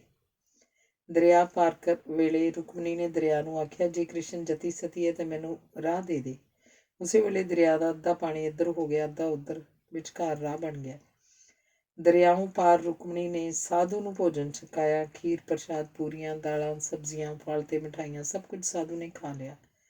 ਵਾਪਸ ਜਾਣ ਲਈ ਰੁਕਮਣੀ ਨੇ ਸਾਧੂ ਨੂੰ ਪੁੱਛਿਆ, ਮਹਾਰਾਜ ਮੈਂ ਦਰਿਆ ਕਿਵੇਂ ਪਾਰ ਕਰਾਂਗੀ? ਸਾਧੂ ਨੇ ਆਖਿਆ, ਦਰਿਆ ਨੂੰ ਆਖੀ, ਜੇ ਸਾਧੂ ਪੌਣਾ ਹਾਰੀ ਹੈ ਤਾਂ ਮੈਨੂੰ ਰਾਹ ਦੇ ਦੇ। ਰੁਕਮਣੀ ਨੇ ਉਸੇ ਤਰ੍ਹਾਂ ਕੀਤਾ ਤੇ ਦਰਿਆ ਨੇ ਰਾਹ ਦੇ ਦਿੱਤਾ। ਘਰ ਆ ਕੇ ਉਹਨੇ ਬੜੀ ਹੈਰਾਨ ਹੋ ਕੇ ਕ੍ਰਿਸ਼ਨ ਨੂੰ ਪੁੱਛਿਆ, 360 ਸਹੇਲੀਆਂ ਤੇ ਮੇਰੇ ਬਾਵਜੂਦ ਤੁਸੀਂ ਜਤੀ ਸਤੀ ਹੋ, ਇੰਨਾ ਕੁਝ ਖਾ ਜਾਣ ਮਗਰੋਂ ਸਾਧੂ ਪੌਣਾ ਹਾਰੀ ਹੈ, ਇਸ ਗੱਲ ਦੀ ਮੈਨੂੰ ਸਮਝ ਨਹੀਂ ਲੱਗੀ। ਕ੍ਰਿਸ਼ਨ ਨੇ ਦੱਸਿਆ, ਤੁਸੀਂ ਉਹਨਾਂ ਕਰਮਾਂ ਦੇ ਹੀ ਭਾਗੀ ਬਣਦੇ ਹੋ ਜੋ ਤੁਹਾਡੀ ਇੱਛਾ ਉੱਪਰ ਹੀ ਆਧਾਰਿਤ ਹੁੰਦੇ ਹਨ। ਸਾਧੂ ਨੇ ਕੁਝ ਵੀ ਖਾਣ ਦੀ ਇੱਛਾ ਨਹੀਂ ਖਾਇਆ। ਮੇਰੇ 360 ਸਖੀਆਂ ਤੇ ਤੂੰ ਮੇਰੀਆਂ ਇੱਛਾਵਾਂ ਦੀ ਪੂਰਤੀ ਦਾ ਸਾਧਨ ਨਹੀਂ ਹੋ। ਤੇ ਇੰਨੀ ਹੀ ਗੱਲ ਰਮਨੀਕ ਨੂੰ ਲੱਛਮੀ ਸਮਝਾ ਰਹੀ ਸੀ ਕਿ ਮੇਰੀ ਮਾਂ ਨਾਲ ਜੋ ਵਾਪਰਿਆ ਸੀ ਮੇਰੇ ਨਾਲ ਵਾਪਰਿਆ ਹੈ, ਉਹਦੇ ਕੋਈ ਮਾਇਨੇ ਨਹੀਂ। ਪਰ ਰਮਨੀਕ ਨੂੰ ਇਹ ਗੱਲਾਂ ਬਹੁਤ ਵੱਡੀਆਂ ਗੱਲਾਂ ਲੱਗਦੀਆਂ ਸਨ। ਜਿਸਮ ਔਰਤ ਲਈ ਬੜਾ ਸੇਕਰੇਡ ਹੁੰਦਾ ਹੈ ਲੱਛਮੀ। ਇਹ ਕਿਵੇਂ ਹੋ ਸਕਦਾ ਹੈ ਜਿਸਮ ਨਾਲ ਜੋ ਕੁਝ ਵਾਪਰਦਾ ਤੁਹਾਡੀ ਰੂਹ ਪਰ ਝਰੀਟਾਂ ਨਾ ਪਾਵੇ? ਰਮਨੀਕ ਅਜੇ ਵੀ ਪੁੱਛ ਰਹੀ ਸੀ। ਤੁਹਾਡੇ ਜਿਸਮ ਉੱਪਰ ਅਗਰ ਕੋਈ ਫੋੜਾ ਨਿਕਲ ਆਏ, ਕੀ ਫਿਰ ਤੁਹਾਡਾ ਜਿਸਮ ਸੇਕਰੇਡ ਨਹੀਂ ਰਹਿੰਦਾ? ਲੱਛਮੀ ਦੱਸ ਰਹੀ ਸੀ ਤੇ ਨਾਲ ਹੀ ਸੋਚ ਰਹੀ ਸੀ, ਮੇਮ ਸਾਹਿਬ ਨੂੰ ਏਡੀ ਛੋਟੀ ਗੱਲ ਵੀ ਕਿਉਂ ਨਹੀਂ ਸਮਝ ਲੱਗਦੀ? ਲੱਛਮੀ, ਤੇਰਾ ਵਿਆਹ ਅਜੇ ਹੋਣਾ, ਉਹ ਤਾਂ ਚਾਹੇਗਾ ਤੂੰ ਉਹਦੇ ਘਰ ਸੁੱਚਾ ਜਿਸਮ ਲੈ ਕੇ ਜਾਏ। ਨਹੀਂ ਮੇਮ ਸਾਹਿਬ, ਮੇਰੇ ਨਾਲ ਵਿਆਹ ਮੇਰੀ ਜਾਤ ਦਾ ਬੰਦਾ ਹੀ ਕਰੇਗਾ ਨਾ। ਮੇਰੀ ਜਾਤ ਦੇ ਸਭ ਲੋਕਾਂ ਨੂੰ ਪਤਾ ਹੁੰਦਾ ਕਿ ਗਰੀਬ ਲੋਕ ਅਮੀਰਾਂ ਦੇ ਘਰ ਦੀ ਜੂਠ ਹੀ ਹੁੰਦੇ ਨੇ। ਪਰ ਲੱਛਮੀ, ਇਸ ਤਰ੍ਹਾਂ ਦੀ ਜ਼ਿੰਦਗੀ ਕੀ ਅਰਥ? ਇਹ ਸਭ ਕੁਝ ਸੋਚਣ ਦੀ ਵੇਲ ਹੀ ਸਿਰਫ ਅਮੀਰਾਂ ਨੂੰ ਹੁੰਦੀ ਹੈ। ਮੇਮ ਸਾਹਿਬ, ਇੱਥੇ ਤਾਂ ਜਿਹੜਾ ਝੱਟ ਲੰਘ ਗਿਆ ਉਹੀ ਵਾਹ ਭਲਾ। ਡੰਗ ਦੇ ਡੰਗ ਮਾਉਣ, ਡੰਗ ਦੇ ਡੰਗ ਪਕਾਉਣ ਤੇ ਡੰਗ ਦੇ ਡੰਗ ਖਾਣ ਵਾਲੇ ਲੋਕਾਂ ਕੋਲ ਲੰਮੇ ਦਾਈਏ ਨਹੀਂ ਹੁੰਦੇ। ਇਸ ਤਰ੍ਹਾਂ ਫਿਰ ਕਿਵੇਂ ਜਿਉਂਦੇ ਹੋ? ਰਮਨੀਕ ਨੇ ਪੁੱਛਿਆ। ਪਤਾ ਨਹੀਂ, ਬਸ ਇੰਨਾ ਹੀ ਪਤਾ ਹੈ ਕਿ ਸਾਨੂੰ ਤਾਂ ਹਰ ਵੇਲੇ ਜਿਉਂਦੇ ਰਹਿਣ ਦੀ ਫਿਕਰ ਹੁੰਦੀ ਹੈ। ਬਾਹਰੋਂ ਡਾਕਟਰ ਜੋਗਿੰਦਰ ਆ ਗਏ। ਖਾਣਾ ਲਗਵਾਵਾਂ? ਰਮਨੀਕ ਨੇ ਪੁੱਛਿਆ। ਨਹੀਂ, ਭੁੱਖ ਨਹੀਂ, ਡਾਕਟਰ ਜੋਗਿੰਦਰ ਨੇ ਬੂਟ ਲਾਉਂਦੇ ਆ ਕਿਹਾ। ਤਬੀਅਤ ਠੀਕ ਹੈ? ਅੱਜ ਘਰ ਵੀ ਛੇਤੀ ਆ ਗਏ ਹੋ? ਰਮਨੀਕ ਨੇ ਜ਼ਰਾ ਕੁ ਮਜ਼ਾਕ ਨਾਲ ਕਿਹਾ। ਕਈ ਵਾਰ ਮੈਂ ਸੋਚਦਾ ਕਿ ਮੇਰੀ ਜ਼ਿੰਦਗੀ ਦਾ ਮਕਸਦ ਕੀ ਹੈ? ਡਾਕਟਰ ਸੋਫੇ ਉੱਤੇ ਬੈਠ ਕੇ ਬੂਟ ਲਾਉਂਦਾ ਆਖ ਰਿਹਾ ਸੀ। ਮੈਂ ਕੌਣ ਹਾਂ, ਕਿਉਂ ਹਾਂ, ਕਿੱਥੋਂ ਆਇਆ, ਕਿੱਥੇ ਜਾਣਾ? ਇਹ ਸਵਾਲ ਦਾ ਆਦਿ ਕਾਲ ਤੋਂ ਮਨੁੱਖ ਦੇ ਨਾਲ ਤੁਰੇ ਆ ਰਹੇ ਨੇ। ਹਰ ਮਨੁੱਖ ਤੇ ਹਰ ਸਦੀ ਨੇ ਇਹਨਾਂ ਦਾ ਆਪਣੇ ਜਿੱਡਾ ਉੱਤਰ ਲੱਭਿਆ। ਸਾਡੀ ਸਦੀ ਨੇ ਤਾਂ ਇਹ ਸਵਾਲ ਹੀ ਰਿਜੈਕਟ ਕਰ ਦਿੱਤੇ ਨੇ, ਕਿਉਂਕਿ ਰਮਨੀਕ ਦੱਸ ਰਹੀ ਸੀ ਜਦੋਂ ਡਾਕਟਰ ਜੋਗਿੰਦਰ ਨੇ ਵਿੱਚ ਰੋਕ ਕੇ ਆਖਿਆ, ਮੈਡਮ ਇਹ ਫਿਲਾਸਫੀ ਦੀ ਕਲਾਸ ਨਹੀਂ, ਫਿਲਾਸਫੀ ਵੀ ਜ਼ਿੰਦਗੀ ਨੂੰ ਸਮਝਣ ਦੀ ਇੱਕ ਰਾਹ ਹੈ। ਮੈਂ ਸਮਝਣ ਦੀ ਨਹੀਂ, ਜਿਉਣ ਦੀ ਗੱਲ ਕਰਦਾ। ਕਿਹਨੂੰ ਨਹੀਂ ਸਮਝ ਕੇ ਸੱਚ ਬੋਲੀਦਾ? ਕੀ ਸਭ ਲੋਕ ਸੱਚ ਬੋਲਦੇ ਨੇ?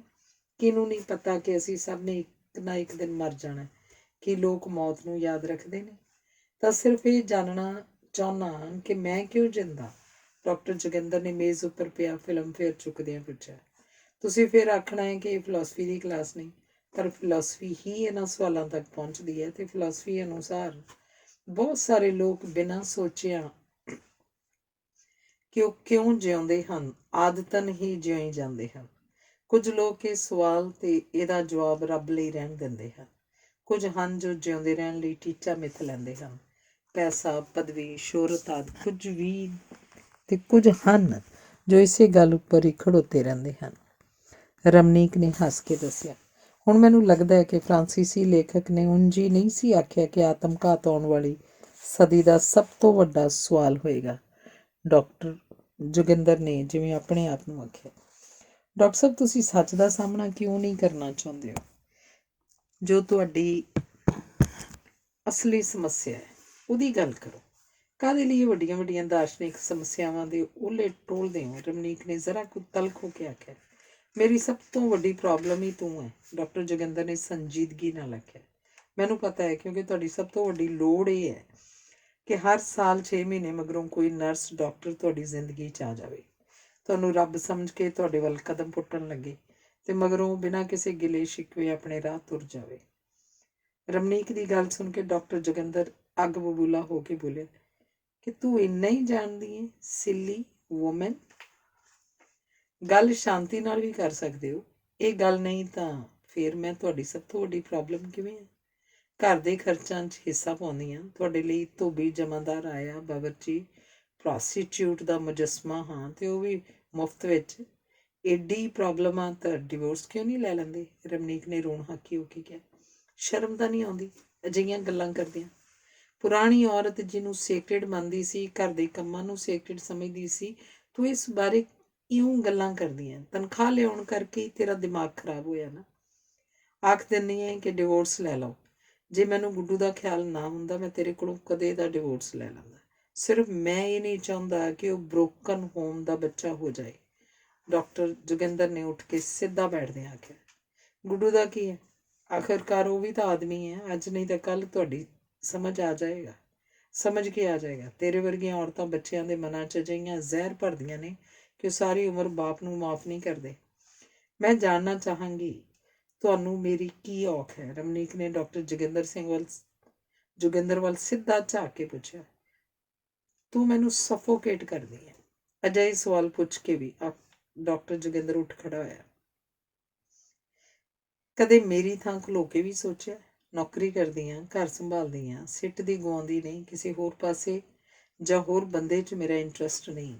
ਸ਼ਕਲ ਸੂਰਤ ਵੀ ਮੇਰੀ ਠੀਕ ਹੈ, ਬੇਟੇ ਦੀ ਮਾਂ ਵੀ ਹਾਂ, ਬੇਵਕੂਫ ਨਹੀਂ, ਪਾਗਲ ਨਹੀਂ, ਤੇ ਫਿਰ ਵੀ ਤੁਹਾਨੂੰ ਸਫੋਕੇਟ ਕਰਦੀ ਹਾਂ ਸਿਰਫ ਇਸ ਲਈ ਕਿ ਮੇਰੀ ਹੋਂਦ ਹੀ ਤੁਹਾਡੇ ਕੋਲੋਂ ਬਰਦਾਸ਼ਤ ਨਹੀਂ ਹੁੰਦੀ।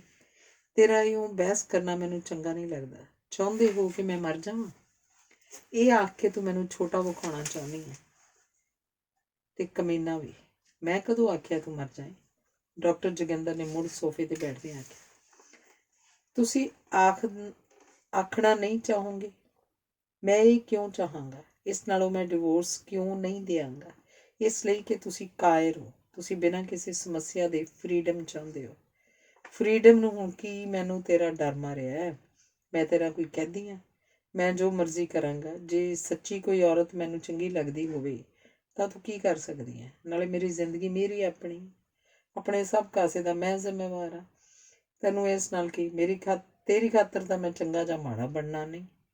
ਮੇਰੀ ਆਪਣੀ ਜ਼ਮੀਰ ਹੈ, ਮੇਰਾ ਆਪਣਾ ਰੱਬ ਹੈ, ਮੇਰਾ ਆਪਣਾ ਇੱਕ ਸੰਸਾਰ ਹੈ। ਤੇਰਾ ਉੱਥੇ ਕੋਈ ਦਖਲ ਨਹੀਂ। ਡਾਕਟਰ ਸਾਹਿਬ ਮੈਂ ਇੱਕ ਇਨਸਾਨ ਹਾਂ, ਕਢਾਉਣਾ ਨਹੀਂ। ਮੈਂ ਕਦੋਂ ਕਹਿਣਾ ਕਿ ਤੂੰ ਇਨਸਾਨ ਨਹੀਂ? ਤੇਰੇ ਬੀਇੰਗ ਦੀ ਜਿਵੇਂ ਫੁੱਲਫਿਲ ਮੀਨਿੰਗ ਹੈ, ਤੂੰ ਉਸੇ ਤਰ੍ਹਾਂ ਜੀਓ। ਮੈਂ ਤੈਨੂੰ ਰੋਕਿਆ ਟੋਕਿਆ? ਜਾਂ ਆਖ ਸ਼ਾਇਦ ਮੇਰੇ ਵਰਗੇ ਕੁਝ ਲੋਕ ਵਿਆਹ ਦੇ ਕਾਬਿਲ ਹੀ ਨਹੀਂ ਹੁੰਦੇ। ਤੂੰ ਆਪਣੀ ਥਾਂ ਬਹੁਤ ਚੰਗੀ ਹੋ ਸਕਦੀ ਹੈ, ਪਰ ਮੈਂ ਬਹੁਤ ਦਖਲ ਅੰਦਾਜ਼ੀ ਨਹੀਂ ਬਰਦਾਸ਼ਤ ਕਰ ਸਕਦੀ। ਜਿੰਨੇ ਕੁ ਵਰੇ ਜਿਉਣਾ ਹੈ ਉਹ ਚੰਗੀ ਤਰ੍ਹਾਂ ਨਾਲ ਜਿਉਇਆ ਜਾਵੇ। ਕੀ ਇਹ ਨਹੀਂ ਹੋ ਸਕਦਾ ਆਪਾਂ ਇਸ ਘਰ ਵਿੱਚ ਹਸਬੈਂਡ ਵਾਈਫ ਵਾਂਗ ਨਹੀਂ ਸਗੋਂ ਫਰੈਂਡਸ ਵਾਂਗ ਰਹੀਏ? ਡਾਕਟਰ ਜੋਗਿੰਦਰ ਜ਼ਰਾ ਨਰਮ ਪੈ ਕੇ ਪੁੱਛ ਰਿਹਾ ਸੀ।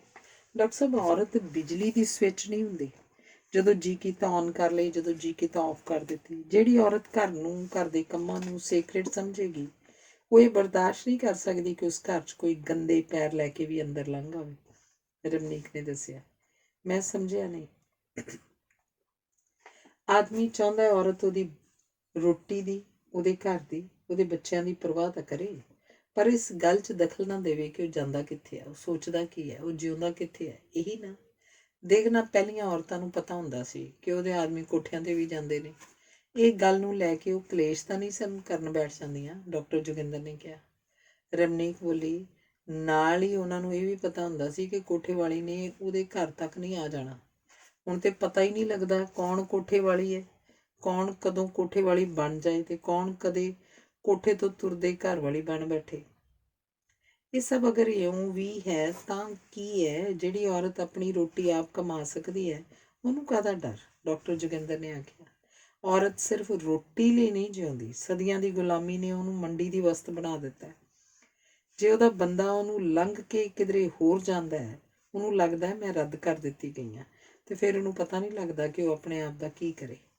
ਪਰ ਤੂੰ ਤੇ ਇਹ ਸਭ ਕੁਝ ਸਮਝਦੀ ਹੈ, ਤੈਨੂੰ ਤੇ ਆਪਣੇ ਮੁੱਲ ਦਾ ਵੀ ਪਤਾ ਹੈ, ਤੂੰ ਕਿਉਂ ਕਿਸੇ ਗੱਲੋਂ ਪਰੇਸ਼ਾਨ ਹੁੰਦੀ ਹੈ?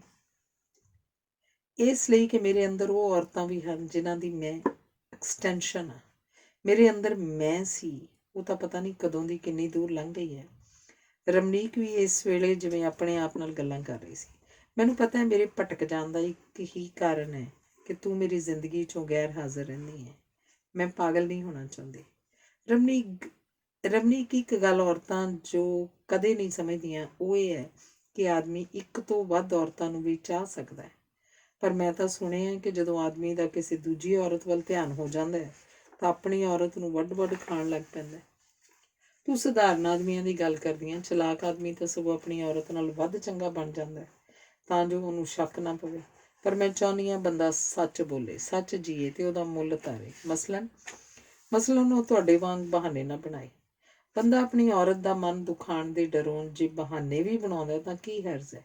ਹਰਜ਼ ਇਹ ਹੈ ਕਿ ਔਰਤ ਨੂੰ ਬਹਾਨਿਆਂ ਦਾ ਵੀ ਪਤਾ ਹੁੰਦਾ। ਡਾਕਟਰ ਸਾਹਿਬ, ਬੰਦੇ ਕੋਲ ਕੁਝ ਵਰੇ ਹੀ ਹੁੰਦੇ ਨੇ ਜਿਉਣ ਲਈ, ਤੇ ਉਹੀ ਅਗਰ ਝੂਠ ਮੂਠ ਜਿਉਂਦਾ ਰਹੇ। ਰਮਨੀਕ ਆਖ ਰਹੀ ਸੀ। ਹਾਂ, ਮੈਂ ਵੀ ਇਹੀ ਆਖਾਂਗਾ ਕਿ ਸਿਰਫ ਕੁਝ ਹੀ ਵਰੇ ਤਾਂ ਹੁੰਦੇ ਨੇ ਜੋ ਵੀ ਬਿਨ ਜਿਉਂ ਹੀ ਲੰਘੀ ਜਾਣ ਤਾਂ।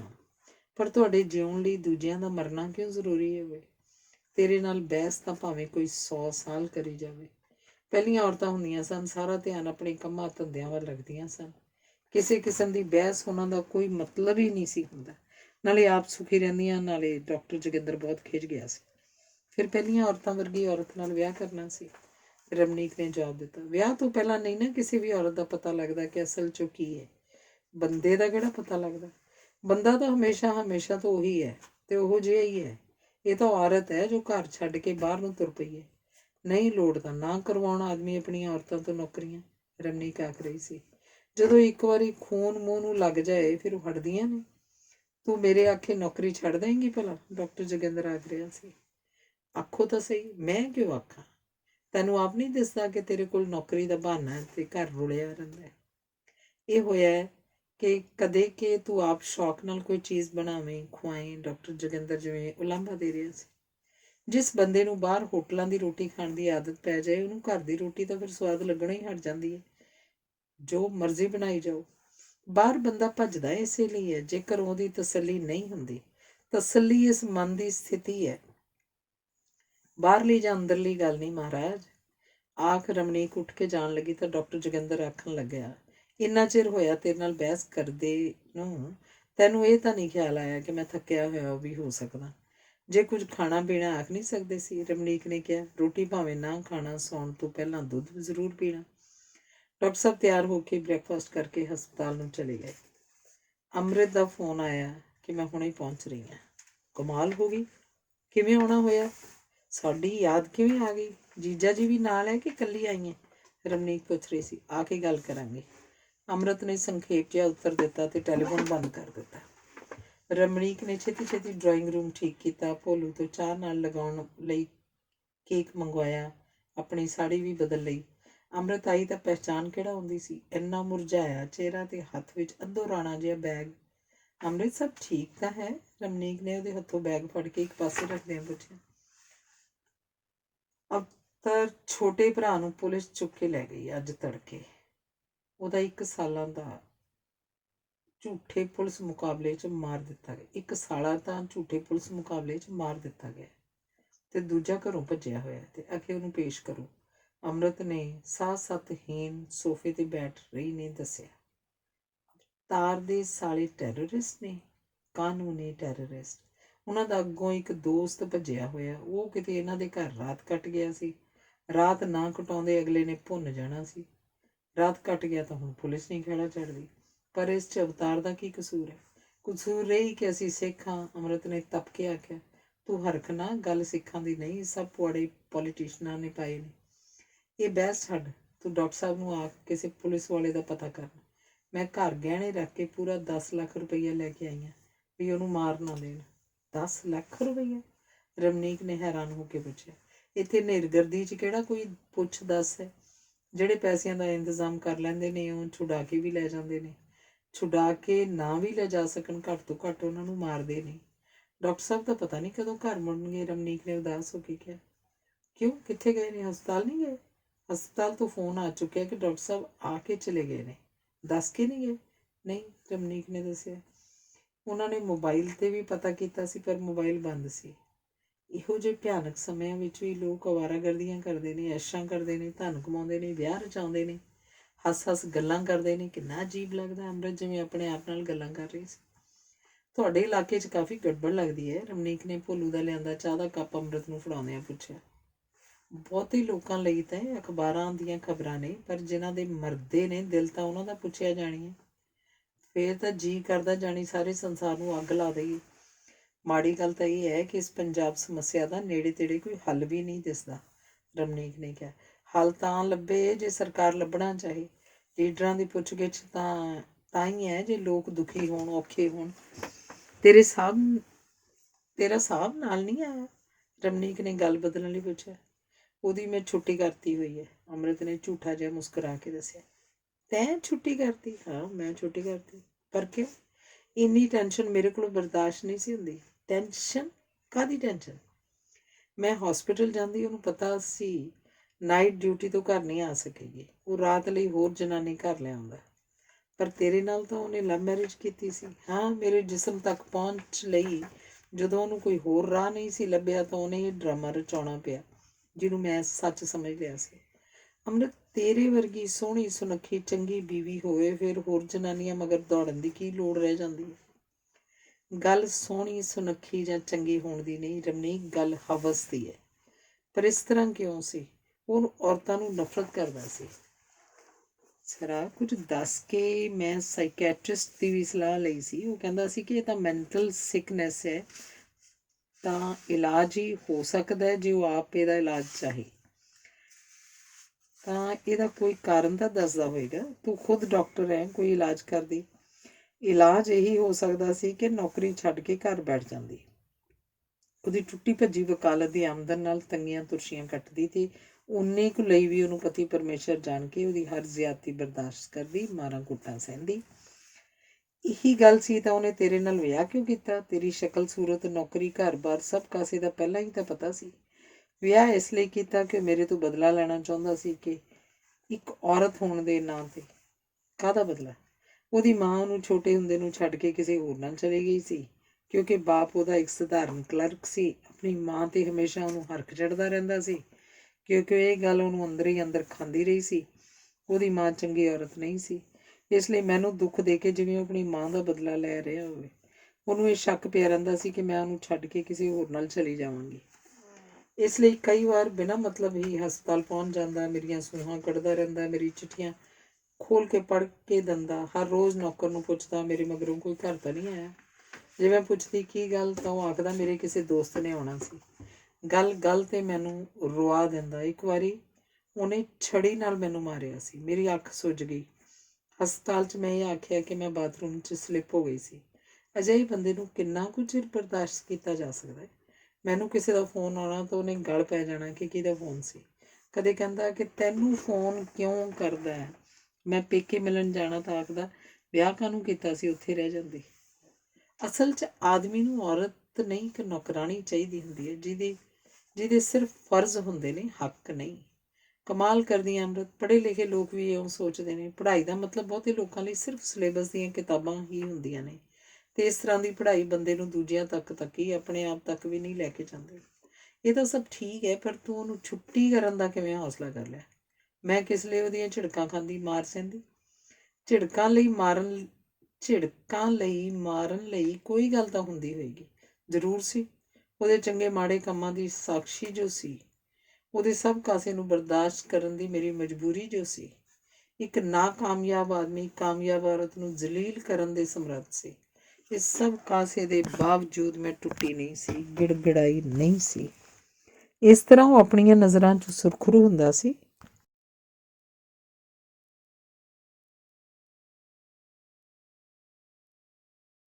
ਆਪਣੀਆਂ ਨਜ਼ਰਾਂ ਵਿੱਚ ਉਹਨੂੰ ਸੁਰਖਰੂ ਹੋਣ ਦੀ ਕੀ ਲੋੜ ਸੀ? ਮੈਂ ਤਾਂ ਉਹਨੂੰ ਇੱਥੋਂ ਤੱਕ ਵੀ ਆਖ ਦਿੱਤਾ ਸੀ, ਅਗਰ ਇਹ ਸਭ ਤੇਰੀ ਮਜਬੂਰੀ ਹੈ ਤਾਂ ਬੇਸ਼ੱਕ ਇਸ ਰਾਹ 'ਤੇ ਤੁਰਿਆ ਜਾ। ਬਾਹਰ ਜੋ ਮਰਜ਼ੀ ਕਰਦਾ ਰਹੇ, ਘਰ ਨੂੰ ਘਰ ਰਹਿਣ ਦੇ। ਦੁਨੀਆ ਨੂੰ ਇਕੋਲਾ ਬਣਿਆ ਰਹੇ। ਦੋਸਤਾਂ ਵਾਂਗ ਵੀ ਤਾਂ ਰਹਿ ਸਕਦੇ ਹਾਂ। ਪਰ ਉਹਦੀ ਤਸੱਲੀ ਮੈਨੂੰ ਜ਼ਲੀਲ ਕਰਨ 'ਚ ਸੀ। ਆਖਣ ਲੱਗਿਆ ਮੈਂ ਤਾਂ ਜਿਵੇਂ ਮਰਜ਼ੀ ਜੀਆਂਗਾ, ਤੂੰ ਕੌਣ ਹੁੰਦੀ ਹੈ ਮੈਨੂੰ ਰੋਕਣ ਵਾਲੀ? ਬਹੁਤ ਚਿਰ ਸਭ ਕੁਝ ਬਰਦਾਸ਼ਤ ਕਰਦੀ ਰਹੀ। ਅਖੀਰ ਸੋਚਿਆ ਆਖਰ ਕਿਉਂ ਬਰਦਾਸ਼ਤ ਕਰਦੀ ਹਾਂ ਇਹ ਸਭ ਕੁਝ? ਇਸ ਗੱਲੋਂ ਕਿ ਇਹ ਮੈਨੂੰ ਛੱਡ ਨਾ ਦੇਵੇ। ਕੀ ਹੁਣ ਮੈਂ ਇਹਦੇ ਨਾਲ ਜਿਉ ਰਹੀ ਹਾਂ? ਇਸ ਡਰੋਂ ਕਿ ਲੋਕ ਕੀ ਆਖਣਗੇ? ਲੋਕਾਂ ਨੂੰ ਉਂਝ ਵੀ ਸਭ ਪਤਾ ਹੁੰਦਾ ਹੈ। ਅਤੇ ਫਿਰ ਇੱਕ ਰਾਤ ਬਹੁਤ ਸ਼ਰਾਬ ਪੀ ਕੇ ਹਸਪਤਾਲ ਵੀ ਚਲਾ ਗਿਆ ਅਤੇ ਅਬਾ ਤਬਾ ਬੋਲਦਾ ਰਿਹਾ। ਉਸ ਦਿਨ ਮੈਂ ਫੈਸਲਾ ਕਰ ਲਿਆ ਕਿ ਗਲਤ ਆਦਮੀ ਨਾਲ ਗਲਤ ਜ਼ਿੰਦਗੀ ਹੋਰ ਨਹੀਂ ਜੀਆਂਗੀ। ਮੈਂ ਪੇਕਿਆਂ ਦੇ ਘਰ ਚਲੀ ਗਈ, ਮਾਂ ਬਾਪ ਨੂੰ ਸਭ ਦੱਸ ਦਿੱਤਾ। ਰਾਤ ਤੱਕ ਇਹ ਵੀ ਆ ਪਹੁੰਚਿਆ, ਲੱਗਿਆ ਧਮਕੀਆਂ ਦੇਣ ਕਿ ਮੇਰਾ ਬੇਟਾ ਦੇ ਦੇ। ਜੀ ਕਰੜਾ ਜਿਹਾ ਕਰਕੇ ਮੈਂ ਰੋਂਦਾ ਰੋਂਦਾ ਬੇਟਾ ਉਹਦੇ ਹਵਾਲੇ ਕਰ ਦਿੱਤਾ ਅਤੇ ਅਗਲੇ ਦਿਨ ਕਚਹਿਰੀ ਵਿੱਚ ਤਲਾਕ ਲਈ ਅਰਜ਼ੀ ਪਾ ਦਿੱਤੀ। ਬੇਟੇ ਨੇ ਜਦੋਂ ਟਿਕਣ ਨਾ ਦਿੱਤਾ ਅਤੇ ਰੋ ਰੋ ਕੇ ਬੇਹਾਲ ਕਰ ਲਿਆ। ਆਪੇ ਤੀਸਰੇ ਦਿਨ ਛੱਡ ਗਿਆ ਅਤੇ ਨਾਲੇ ਆਖੇ ਪਿਛਲੀਆਂ ਗੱਲਾਂ ਛੱਡ, ਸੁਲ੍ਹਾ ਕਰ ਲੈ, ਆਪਾਂ ਜ਼ਿੰਦਗੀ ਨਵੇਂ ਸਿਰਿਓਂ ਸ਼ੁਰੂ ਕਰਾਂਗੇ। ਮੈਂ ਤਾਂ ਬਸ ਰੱਸੀ ਦੇ 2 ਟੁਕੜੇ ਕਰ ਦਿੱਤੇ। ਮਾਰਿਆ ਸ਼ਰਮ ਦਾ, ਫੇਰ ਤਾਂ ਪੇਸ਼ੀ 'ਤੇ ਵੀ ਨਹੀਂ ਗਿਆ। ਇੱਕ ਤਰਫਾ ਫੈਸਲਾ ਹੋ ਕੇ ਤਲਾਕ ਮਿਲ ਗਿਆ। ਹੁਣ ਫਿਰ ਕਿਵੇਂ ਲੱਗਦਾ? ਰਮਨੀਕ ਨੇ ਪੁੱਛਿਆ। ਹੁਣ ਮੈਨੂੰ ਇਉਂ ਲੱਗਦਾ ਕਿ ਇੰਨਾ ਚਿਰ ਵੀ ਮੈਂ ਸਭ ਕੁਝ ਕਿਉਂ ਬਰਦਾਸ਼ਤ ਕੀਤਾ, ਅੰਮ੍ਰਿਤ ਨੇ ਕਿਹਾ। ਪਰ ਅੰਮ੍ਰਿਤ, ਇੱਕ ਔਰਤ ਜਵਾਨ ਹੋਵੇ, ਸੋਹਣੀ ਹੋਵੇ ਅਤੇ ਇਕੱਲੀ ਹੋਵੇ, ਮੁਸ਼ਕਿਲ ਨਹੀਂ ਜਿਉਣਾ? ਹੁਣ ਨਹੀਂ ਮੁਸ਼ਕਿਲ ਲੱਗਦਾ, ਕਿਉਂਕਿ ਤੁਹਾਨੂੰ ਪਤਾ ਹੁੰਦਾ ਹੈ ਕਿ ਕਿਹੜਾ ਬੰਦਾ ਕਿਹੜੀ ਗੱਲ ਕਿਹੜੇ ਵੇਲੇ ਕਿਉਂ ਆਖ ਰਿਹਾ। ਇਹ ਤਾਂ ਬੜੀ ਸਿਨਿਕਲ ਐਟੀਟਿਊਡ ਹੈ ਦੁਨੀਆ ਬਾਰੇ। ਸਾਰੇ ਹੀ ਤਾਂ ਬੰਦੇ ਮਾੜੇ ਨਹੀਂ ਹੁੰਦੇ ਅੰਮ੍ਰਿਤ। ਮਾੜੇ ਹੋਣ ਚੰਗੇ ਹੋਣ, ਤੁਸੀਂ ਉਹਨਾਂ ਤੋਂ ਕਰਵਾਉਣਾ ਹੀ ਕੀ ਹੈ? ਔਰਤਾਂ ਲਈ ਭੁੱਖਾਂ ਮਨ ਦੀਆਂ ਹੁੰਦੀਆਂ ਹਨ, ਤਨ ਦੀਆਂ ਨਹੀਂ। ਉਹ ਜਿਸਮ ਵੀ ਜੇ ਕਿਸੇ ਨੂੰ ਸੌਂਪਦੀ ਹੈ ਮਨ ਦੇ ਕਾਰਨ, ਉਹਦੇ ਉਲਟ ਆਦਮੀ ਨੂੰ ਔਰਤ ਦਾ ਸਿਰਫ ਜਿਸਮ ਦਿਸਦਾ ਹੈ। ਇਹ ਗੱਲ ਸਮਝੀ ਜਾਵੇ, ਫਿਰ ਨਹੀਂ ਤੁਸੀਂ ਭਟਕਦੇ। ਨਾਲੇ ਰਮਨੀਕ, ਜ਼ਿੰਦਗੀ ਸਿਰਫ ਇੰਨੇ ਕੁ ਜੋਗੀ ਤਾਂ ਨਹੀਂ ਹੁੰਦੀ ਕਿ ਕੋਈ ਇੱਕ ਆਦਮੀ ਆਦ ਤੇ ਅੰਤ ਬਣ ਜਾਏ। ਮੈਨੂੰ ਤਾਂ ਇਹੀ ਸਮਝ ਆਉਣੋਂ ਹਟ ਗਿਆ ਹੈ ਕਿ ਜ਼ਿੰਦਗੀ ਕੀ ਹੁੰਦੀ ਹੈ। ਅੰਮ੍ਰਿਤ, ਤੂੰ ਤਾਂ ਬਹੁਤ ਤਕੜੀ ਹੁੰਦੀ ਸੀ ਰਮਨੀਕ, ਅਤੇ ਹੁਣ ਆਖਦੀ ਹੈ ਕਿ ਇਹੀ ਸਮਝ ਆਉਣੋਂ ਹਟ ਗਿਆ ਕਿ ਜ਼ਿੰਦਗੀ ਕੀ ਹੁੰਦੀ ਹੈ। ਜ਼ਿੰਦਗੀ ਉਹੀ ਹੁੰਦੀ ਹੈ ਜੋ ਤੁਸੀਂ ਹੁੰਦੇ ਹੋ। ਅਸੀਂ ਤਾਂ ਕੁਝ ਵੀ ਨਹੀਂ ਹੁੰਦੇ ਅੰਮ੍ਰਿਤ, ਬਸ ਬਹੁਤ ਸਾਰੇ ਹਾਲਾਤ ਦੇ ਅਤੇ ਹਾਦਸਿਆਂ ਦੇ ਸੰਗ੍ਰਹਿ ਹੁੰਦੇ ਆ। ਹਾਲਾਤ ਦੇ ਅਤੇ ਹਾਦਸਿਆਂ ਦੇ ਸੰਗ੍ਰਹਿ ਨਹੀਂ, ਸਗੋਂ ਹਾਲਾਤਾਂ ਅਤੇ ਹਾਦਸਿਆਂ ਪ੍ਰਤੀ ਆਪਣੇ ਪ੍ਰਤੀਕਰਮਾਂ ਦੇ ਸੰਗ੍ਰਹਿ। ਸਾਰੇ ਪ੍ਰਤੀਕਰਮ ਤੁਹਾਡੇ ਵੱਸ 'ਚ ਤਾਂ ਨਹੀਂ ਹੁੰਦੇ, ਜਿਵੇਂ ਸਾਰੇ ਹਾਦਸੇ ਅਤੇ ਹਾਲਾਤ ਤੁਹਾਡੇ ਵੱਸ 'ਚ ਨਹੀਂ ਹੁੰਦੇ। ਹਾਲਾਤ ਅਤੇ ਹਾਦਸੇ ਵੱਸ ਵਿੱਚ ਤਾਂ ਨਹੀਂ ਹੁੰਦੇ, ਪਰ ਇਹ ਤੁਹਾਨੂੰ ਲਤਾੜਦੇ ਲੰਘ ਜਾਣ ਜਾਂ ਇਹਨਾਂ ਨੂੰ ਚੈਲੰਜ ਕਰਨਾ, ਇਹ ਤਾਂ ਤੁਹਾਡੇ ਵੱਸ 'ਚ ਹੁੰਦਾ ਹੈ। ਕਈ ਵਾਰੀ ਹਾਲਾਤ ਅਤੇ ਹਾਦਸੇ ਤੁਹਾਨੂੰ ਇੰਨਾ ਤੋੜ ਦਿੰਦੇ ਹਨ ਕਿ ਤੁਸੀਂ ਕੁਝ ਵੀ ਕਰਨ ਜੋਗੇ ਨਹੀਂ ਰਹਿ ਜਾਂਦੇ। ਜਿਵੇਂ ਅੱਜ ਕੱਲ੍ਹ ਦੀ ਪੰਜਾਬ ਦੀ ਸਥਿਤੀ ਲੈ ਲਓ। ਸਾਰੇ ਲੋਕ ਬੇਵੱਸ ਹੋਏ ਬੈਠੇ ਹਨ ਕਿ ਨਹੀਂ? ਨਹੀਂ ਰਮਨੀਕ, ਸਾਰੇ ਤਾਂ ਬੇਵੱਸ ਹੋਏ ਨਹੀਂ ਬੈਠੇ। ਕੀ ਸਾਡੇ ਮਨ ਖੌਲ ਨਹੀਂ ਰਹੇ? ਕਿ ਅਸੀਂ ਸੋਚ ਨਹੀਂ ਰਹੇ ਕਿ ਜਿਹੜੇ ਮਰ ਰਹੇ ਨੇ ਉਹ ਵੀ ਤਾਂ ਅਸੀਂ ਹੀ ਹਾਂ? ਮੈਂ ਕਿਧਰੇ ਪੜ੍ਹਿਆ ਸੀ ਕਿ ਇਤਿਹਾਸ ਦੇ ਪੰਨਿਆਂ ਤੋਂ ਲਿਖੇ ਜਾਣ ਤੋਂ ਪਹਿਲਾਂ ਕੁਝ ਲੋਕਾਂ ਦੇ ਪਿੰਡਿਆਂ ਉੱਪਰ ਲਿਖਿਆ ਜਾਂਦਾ ਹੈ। ਮੈਨੂੰ ਤਾਂ ਇਹ ਨਹੀਂ ਸਮਝ ਲੱਗਦੀ ਕਿ ਅਸਲ 'ਚ ਪੰਜਾਬ ਦੀ ਸਮੱਸਿਆ ਕੀ ਹੈ। ਪੰਜਾਬ ਦੀ ਸਮੱਸਿਆ ਨਾ ਬੋਲੀ ਦੀ ਹੈ, ਨਾ ਪਾਣੀਆਂ ਦੀ, ਤੇ ਨਾ ਹੀ ਹਿੰਦੂ ਸਿੱਖਾਂ ਦੇ ਆਪਸੀ ਵਿਰੋਧ ਦੀ। ਇਹ ਬਕਵਾਸ ਹੈ ਕਿ ਪੰਜਾਬ ਦੀਆਂ ਇਹ ਸਮੱਸਿਆਵਾਂ ਹਨ। ਪੰਜਾਬ ਦੀਆਂ ਸਮੱਸਿਆਵਾਂ ਭਾਰਤ ਦੀ ਵੰਡ ਤੋਂ ਸ਼ੁਰੂ ਹੁੰਦੀਆਂ ਹਨ, ਜਦੋਂ ਭਾਰਤ ਹਿੰਦੂਆਂ ਤੇ ਪਾਕਿਸਤਾਨ ਮੁਸਲਮਾਨਾਂ ਦਾ ਦੇਸ਼ ਬਣ ਗਿਆ। ਕੀ ਸਿੱਖ ਹਿੰਦੂ ਨੇ? ਨਹੀਂ। ਜਦੋਂ ਬਾਬਾ ਨਾਨਕ ਰੱਬ ਕੋਲ ਗਿਆ ਸੀ ਤਾਂ ਜਿਹੜੀ ਚਾਦਰ ਛੱਡ ਗਿਆ ਸੀ, ਉਸ ਲਈ ਹਿੰਦੂ ਤੇ ਮੁਸਲਮਾਨਾਂ 'ਚ ਝਗੜਾ ਹੋਇਆ ਸੀ। ਹਿੰਦੂ ਆਖਦੇ ਸਨ ਇਹ ਸਾਡਾ ਗੁਰੂ ਸੀ, ਮੁਸਲਮਾਨ ਆਖਦੇ ਸਨ ਇਹ ਸਾਡਾ ਪੀਰ ਸੀ। ਅਖੀਰ ਫੈਸਲਾ ਇਹ ਹੋਇਆ ਕਿ ਚਾਦਰ ਫਾੜ ਕੇ ਅੱਧੀ ਹਿੰਦੂ ਲੈ ਜਾਣ ਤੇ ਅੱਧੀ ਮੁਸਲਮਾਨ। ਮਤਲਬ ਸੀ ਸ੍ਰੀ ਗੁਰੂ ਨਾਨਕ ਓਨਾ ਹੀ ਹਿੰਦੂ ਸੀ ਜਿੰਨਾ ਮੁਸਲਮਾਨ। ਪਰ ਹੁਣ ਕੀ ਕੀਤਾ ਜਾਏ? ਭਾਰਤ ਤੇ ਪਾਕਿਸਤਾਨ ਮੁੜ ਕੇ ਇੱਕ ਕੀਤੇ ਜਾਣ? ਇਹ ਤਾਂ ਸੰਭਵ ਨਹੀਂ ਅੰਮ੍ਰਿਤ। ਕਦੇ ਹੋ ਜਾਏਗਾ? ਇਹ ਮੁਲਕਾਂ ਦੇ ਲੋਕ ਹਮੇਸ਼ਾ ਹੀ ਤਾਂ ਏਡੇ ਮੂਰਖ ਨਹੀਂ ਰਹਿਣਗੇ। ਇਸ ਤੋਂ ਉਰਾਂ ਦਾ ਕੋਈ ਹੱਲ? ਉਰਾਂ ਦਾ ਹੱਲ ਇਹ ਹੈ ਕਿ ਨਾ ਸਿਰਫ ਪੰਜਾਬ ਸਗੋਂ ਸਾਰੀਆਂ ਹੀ ਸਟੇਟਸ ਆਪਣੀ ਕਿਸਮਤ ਦੀਆਂ ਆਪ ਜ਼ਿੰਮੇਵਾਰ ਹੋਣ।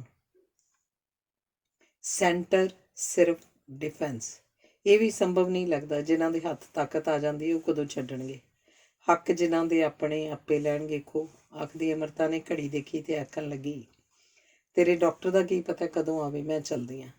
ਮੈਂ 3 ਵਜੇ ਕਿਸੇ ਹੋਰ ਨੂੰ ਮਿਲਣਾ। ਤੇਰੇ ਘਰ ਤਾਂ ਵਕਤ ਹੀ ਲੰਘਾਉਣਾ ਸੀ।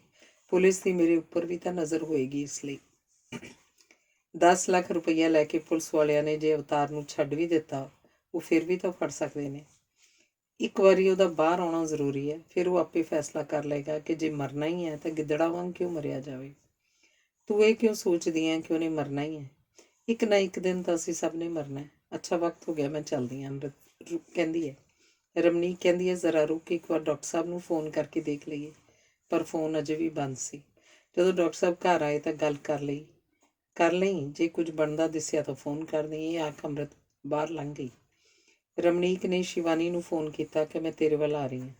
ਕਮਾਲ ਹੋ ਗਈ, ਫਿਰ ਤਾਂ ਹੁਣੇ ਆ ਜਾ। ਤੇਰੀ ਆਉਂਦੇ ਤੱਕ ਮੈਂ ਗਰਮ ਗਰਮ ਪਨੀਰ ਦੇ ਪਕੌੜੇ ਬਣਾ ਕੇ ਰੱਖਾਂਗੀ। ਸ਼ਿਵਾਨੀ ਨੇ ਖੁਸ਼ ਹੋ ਕੇ ਆਖਿਆ। ਪਨੀਰ ਦੇ ਪਕੌੜਿਆਂ ਨਾਲ ਚਾਹ ਪੀਂਦੀ ਰਮਨੀਕ ਸ਼ਿਵਾਨੀ ਨੂੰ ਪੁੱਛ ਰਹੀ ਸੀ, ਸ਼ਿਵਾਨੀ ਤੂੰ ਇੰਨਾ ਸਹਿਜ ਕਿਵੇਂ ਪ੍ਰਾਪਤ ਕੀਤਾ ਹੈ ਕਿ ਤੈਨੂੰ ਆਪਣੇ ਪੁਲਿਸ ਅਫਸਰ ਪਤੀ ਬਾਰੇ ਕੋਈ ਸ਼ਿਕਾਇਤ ਨਹੀਂ? ਰਮਨੀਕ, ਪੁਲਿਸ ਅਫਸਰ ਦੀ ਆਪਣੀ ਜ਼ਿੰਦਗੀ ਹੈ। ਉਹ ਜ਼ਿੰਦਗੀ ਉਹਨੂੰ ਆਪਣੀ ਮਰਜ਼ੀ ਨਾਲ ਜਿਉਣ ਦਾ ਅਧਿਕਾਰ ਹੈ। ਮੈਨੂੰ ਕੀ ਪਈ ਹੈ ਉਹਦੇ ਚੰਗੇ ਮਾੜੇ ਕਰਮਾਂ ਦਾ ਲੇਖਾ ਜੋਖਾ ਰੱਖਾਂ ਤੇ ਫਿਰ ਆਪ ਹੀ ਉਹਨਾਂ ਦੇ ਚੰਗੇ ਮਾੜੇ ਕਰਮਾਂ ਉੱਪਰ ਜੱਜਮੈਂਟ ਦੇਣ ਬੈਠ ਜਾਵਾਂ। ਉਹਦੇ ਚੰਗੇ ਕਰਮਾਂ ਦਾ ਤੇਰੇ ਉੱਪਰ ਜਾਂ ਤੇਰੀ ਜ਼ਿੰਦਗੀ ਉੱਤੇ ਕੋਈ ਅਸਰ ਨਹੀਂ ਪੈਂਦਾ। ਕਿਉਂ? ਉਹਦੇ ਮਾੜੇ ਕਰਮਾਂ ਦਾ ਆਪਣੇ ਉੱਪਰ ਕਿਉਂ ਅਸਰ ਪੈਣ ਦਿਆਂ? ਇਹਦਾ ਮਤਲਬ ਹੈ ਤੇਰਾ ਉਹਦੇ ਨਾਲ ਕੋਈ ਰਿਸ਼ਤਾ ਹੀ ਨਹੀਂ। ਰਿਸ਼ਤਾ ਸਿਰਫ ਦੂਸਰੇ ਨੂੰ ਕੈਦ ਕਰ ਲੈਣ ਵਾਲਾ ਹੀ ਤਾਂ ਨਹੀਂ ਹੁੰਦਾ। ਮੈਂ ਕਿਉਂ ਫਿਕਰ ਕਰਾਂ ਕਿ ਅਗਰ ਮੈਂ ਉਹਦਾ ਧਿਆਨ ਨਾ ਰੱਖਿਆ ਉਹ ਭਟਕ ਜਾਏਗਾ। ਜੇ ਮਨ ਦੇ ਤੌਰ ਤੇ ਅਗਲਾ ਚਲਿਆ ਜਾਵੇ ਫਿਰ ਉਹਦੀ ਦੇਹ ਨੂੰ ਰੱਖ ਕੇ ਵੀ ਕੀ ਕਰਨਾ? ਕੀ ਇਹ ਔਰਤ ਦੀ ਇਨਸਲਟ ਨਹੀਂ ਹੁੰਦੀ ਕਿ ਜਦੋਂ ਜੀ ਭਰਿਆ ਪੰਛੀ ਅਗਲੀ ਡਾਲ ਉੱਪਰ ਉਡਾਰੀ ਮਾਰ ਗਿਆ? ਰਮਨੀ, ਕੀ ਇਹ ਔਰਤ ਦੀ ਤੋਹੀਨ ਨਹੀਂ? ਆਦਮੀ ਤਾਂ ਉਸ ਤੋਂ ਜੀ ਭਰ ਗਿਆ ਹੋਵੇ ਤੇ ਔਰਤ ਫਿਰ ਵੀ ਉਸ ਨਾਲ ਰਹਿਣਾ ਚਾਹੁੰਦੀ ਹੋਵੇ। ਇਹ ਤੋਹੀਨ ਉਹਦੇ ਤੇ ਉਹਦੇ ਆਦਮੀ ਵਿਚਕਾਰ ਹੀ ਰਹਿੰਦੀ ਹੈ। ਪਰ ਛੱਡੇ ਜਾਣ ਦੀ ਸੂਰਤ ਵਿੱਚ ਉਹ ਸਮਾਜਿਕ ਪੱਖੋਂ ਵੀ ਕੰਡੈਮ ਹੁੰਦੀ ਹੈ। ਇਹ ਗੱਲ ਔਰਤ ਨੂੰ ਬਹੁਤ ਤੋੜਦੀ ਹੈ। ਰਮਨੀ, ਕੀ ਜ਼ਿੰਦਗੀ ਬਸ ਇਹੀ ਹੁੰਦੀ ਹੈ ਜਿਹੜਾ ਕਿ ਇੱਕ ਆਦਮੀ ਜਿਹੜਾ ਪਤਾ ਨਹੀਂ ਕਿਵੇਂ ਤੇ ਕਿੱਥੋਂ ਉਹਦੀ ਜ਼ਿੰਦਗੀ 'ਚ ਆਇਆ, ਉਹੀ ਔਰਤ ਦੀ ਸੋਚ ਦਾ ਆਦ ਤੇ ਅੰਤ ਬਣ ਜਾਏ? ਕੀ ਜ਼ਿੰਦਗੀ 'ਚ ਸੋਚਣ ਜੋਗਾ ਜਾਂ ਕਰਨ ਜੋਗਾ ਹੋਰ ਕੁਝ ਨਹੀਂ? ਇਹ ਗੱਲਾਂ ਕਰਨੀਆਂ ਸ਼ਾਇਦ ਬਹੁਤ ਸੌਖੀਆਂ ਨੇ ਸ਼ਿਵਾਨੀ। ਨਹੀਂ ਰਮਨੀਕ, ਜਿਹੜੀ ਔਰਤ ਆਪਣੀ ਰੋਟੀ ਆਪ ਕਮਾ ਸਕਦੀ ਹੈ ਉਹਨੂੰ ਆਪਣੀ ਖੁਸ਼ੀ ਲਈ ਵੀ ਆਦਮੀ 'ਤੇ ਨਿਰਭਰ ਨਹੀਂ ਹੋਣਾ ਚਾਹੀਦਾ। ਪੁਰਾਣੀਆਂ ਔਰਤਾਂ ਪਾਠ ਪੂਜਾ 'ਚ ਲੱਗ ਜਾਂਦੀਆਂ ਸਨ, ਇਸੇ ਕਰਕੇ ਆਦਮੀ ਦੀਆਂ 2-2 3-3 ਔਰਤਾਂ ਵੀ ਇਕੱਠੀਆਂ ਰਹਿ ਜਾਂਦੀਆਂ ਸਨ, ਜਾਂ ਫਿਰ ਉਹ ਆਦਮੀ ਤੋਂ ਹਟਾ ਕੇ ਆਪਣਾ ਧਿਆਨ ਬੱਚਿਆਂ 'ਤੇ ਲਾ ਲੈਂਦੀਆਂ ਸਨ। ਅੱਜ ਦੀ ਔਰਤ ਕੋਲ ਤਾਂ ਬਹੁਤ ਕੁਝ ਹੈ। ਉਹ ਕਿਸੇ ਵੀ ਪ੍ਰੋਫੈਸ਼ਨ, ਕਿਸੇ ਵੀ ਵੋਕੇਸ਼ਨ, ਕਿਸੇ ਵੀ ਕੰਮ ਵਿੱਚ ਆਪਣੇ ਆਪ ਨੂੰ ਲਗਾ ਸਕਦੀ ਹੈ। ਗੱਲ ਤਾਂ ਸਿਰਫ ਆਪਣੇ ਆਪ ਨੂੰ ਭੁਲਾਈ ਰੱਖਣ ਦੀ ਹੈ ਨਾ? ਨਹੀਂ ਸ਼ਿਵਾਨੀ, ਅੱਜ ਔਰਤ ਸ਼ਾਇਦ ਆਪਣੇ ਆਪ ਨੂੰ ਭੁੱਲਣਾ ਨਹੀਂ ਸਗੋਂ ਯਾਦ ਰੱਖਣਾ ਚਾਹੁੰਦੀ ਹੈ ਕਿ ਮੈਂ ਕੌਣ ਹਾਂ। ਸ਼ਾਸਤਰ ਤਾਂ ਆਖਦੇ ਨੇ ਮਨੁੱਖ ਦੇ ਸਿਰ 3 ਰਿਣ ਹੁੰਦੇ ਨੇ, ਇੱਕ ਪਿੱਤਰਾਂ ਦਾ, ਦੂਜਾ ਗੁਰੂਆਂ ਦਾ, ਤੀਜਾ ਮਾਂ ਦਾ। ਪਹਿਲੇ 2 ਰਿਣ ਉਹ ਚਾਹੇ ਤਾਂ ਲਾ ਸਕਦਾ ਪਰ ਮਾਂ ਦਾ ਰਿਣ ਨਹੀਂ ਉਤਾਰ ਸਕਦਾ। ਪਰ ਨਾਲ ਹੀ ਮਨ ਅਨੁਸਾਰ ਔਰਤ ਮਨੁੱਖ ਦੇ ਪੈਰ ਦੀ ਜੁੱਤੀ ਹੈ। ਫਿਰ ਮਨੂ ਅਨੁਸਾਰ ਔਰਤ ਮਨੁੱਖ ਦੇ ਪੈਰ ਦੀ ਜੁੱਤੀ ਹੈ। ਫਿਰ ਸੱਚ ਕੀ ਹੈ? ਨਹੀਂ ਰਮਨੀਕ, ਮਨੂ ਨੇ ਕਿਧਰੇ ਵੀ ਔਰਤ ਨੂੰ ਪੈਰ ਦੀ ਜੁੱਤੀ ਨਹੀਂ ਆਖਿਆ। ਉਹ ਤਾਂ ਸਗੋਂ ਆਖਦਾ ਜਿਸ ਘਰ 'ਚ ਔਰਤਾਂ ਰੋਂਦੀਆਂ ਹਨ ਉਹ ਵਿਨਾਸ਼ ਵੱਲ ਚਲਿਆ ਜਾਂਦਾ ਹੈ। ਪਰ ਮੈਂ ਕਹਿੰਦੀ ਹਾਂ ਔਰਤ ਰੋਵੇ ਵੀ ਕਿਉਂ? ਜੇ ਆਦਮੀ ਗੱਲ ਗੱਲ 'ਤੇ ਲੜਦਾ ਹੈ, ਗਾਲਾਂ ਕੱਢਦਾ ਹੈ, ਮਾਰਦਾ ਹੈ, ਤਾਂ ਉਹ ਰੋਏਗੀ ਨਹੀਂ ਤਾਂ ਉਹ ਕੀ ਕਰੇਗੀ? ਗਾਲਾਂ ਤੇ ਮਾਰ ਤੇ ਅੱਜ ਕੱਲ੍ਹ ਨੌਕਰ ਵੀ ਨਹੀਂ ਖਾਂਦੇ। ਬੱਚੇ ਜੰਮਣ ਪਾਲਣ ਤੋਂ ਲੈ ਕੇ ਰੋਟੀ ਪਕਾਉਣ, ਕੱਪੜੇ ਧੋਣ ਤੇ ਫਿਰ ਬਾਹਰੋਂ ਕਮਾ ਕੇ ਲਿਆਉਣ ਦੀ ਉਜਰਤ ਜੇ ਆਦਮੀ ਗਾਲਾਂ ਤੇ ਮਾਰ ਸਮਝਦਾ ਹੈ, ਔਰਤ ਨੇ ਉਹਦੇ ਨਾਲ ਰਹਿਣਾ ਕਿਸ ਲਈ ਹੈ? ਕਈ ਵਾਰ ਬੱਚਿਆਂ ਦੇ ਮੋਹ ਕਾਰਨ ਉਹ ਸਭ ਕੁਝ ਬਰਦਾਸ਼ਤ ਕਰਦੀ ਹੈ। ਇਸੇ ਲਈ ਅੱਗੋਂ ਬੱਚਿਆਂ ਲਈ ਵੀ ਉਹ ਇਹੀ ਮਾਡਲ ਦਿੰਦੀ ਹੈ। ਤੇਰੇ ਖਿਆਲ 'ਚ ਆਤਮਘਾਤ ਕਰ ਲਵੇ? ਨਹੀਂ ਰਮਨੀਕ, ਨਹੀਂ। ਉਹ ਡਿਗਨਿਟੀ ਨਾਲ ਜੀਵੇ। ਜੇ ਆਦਮੀ ਉਹਨੂੰ ਇਉਂ ਨਾ ਜੀਣ ਦੇਵੇ ਤਾਂ ਆਰਾਮ ਨਾਲ ਬੈਠ ਕੇ ਉਸ ਨਾਲ ਫੈਸਲਾ ਕਰ ਲਏ। ਰਮਨੀਕ, ਆਦਮੀ ਸਿਰਫ ਔਰਤ ਦੀ ਲੋੜ ਨਹੀਂ, ਔਰਤ ਆਦਮੀ ਦੀ ਵੀ ਲੋੜ ਹੈ। ਆਦਮੀ ਮਗਰ ਬਥੇਰੀਆਂ ਔਰਤਾਂ ਲੱਗ ਜਾਂਦੀਆਂ ਨੇ। ਇਉਂ ਮਗਰ ਜਾਣ ਵਾਲੀਆਂ ਔਰਤਾਂ ਆਪਣੇ ਆਪ ਦੀਆਂ ਵਧੇਰੇ ਦੁਸ਼ਮਣ ਹੁੰਦੀਆਂ ਨੇ। ਅਜਿਹੀਆਂ ਔਰਤਾਂ ਦੀ ਆਦਮੀ ਕਦੇ ਰਿਸਪੈਕਟ ਨਹੀਂ ਕਰਦੇ। ਉਹਨਾਂ ਨਾਲ ਕੰਪੀਟ ਹੀ ਕਿਉਂ ਕੀਤਾ ਜਾਏ? ਗੱਲਾਂ ਕਰਦੀ ਕਰਦੀ ਰਮਨੀਕ ਇੱਕਦਮ ਰੋ ਪਈ, ਭੁੱਬਾਂ ਮਾਰ ਮਾਰ ਕੇ। ਸ਼ਿਵਾਨੀ ਨੇ ਬਥੇਰਾ ਪੁੱਛਿਆ, ਸਮਝਾਇਆ, ਪਰ ਉਹਨੇ ਕੁਝ ਨਹੀਂ ਦੱਸਿਆ। ਕੁਝ ਚਿਰ ਮਗਰੋਂ ਗੁਸਲਖਾਨੇ 'ਚ ਜਾ ਕੇ ਮੂੰਹ ਹੱਥ ਧੋ ਆਈ, ਫਿਰ ਚਾਹ ਪੀਤੀ। ਕੁਝ ਚਿਰ ਮਗਰੋਂ ਘਰ ਨੂੰ ਚਲੀ ਗਈ। ਸ਼ਿਵਾਨੀ ਬਹੁਤ ਉਦਾਸ ਹੋ ਕੇ ਸੋਚਦੀ ਸੀ, ਅੱਜ ਦੀ ਔਰਤ ਕਿਸੇ ਕੋਲ ਮਨ ਹਲਕਾ ਨਹੀਂ ਕਰ ਸਕਦੀ। ਤੇ ਰਮਨੀਕ ਘਰ ਪਹੁੰਚੀ ਤਾਂ ਨਵਾਂ ਫਿਲਮਫੇਅਰ ਆਇਆ ਪਿਆ ਸੀ।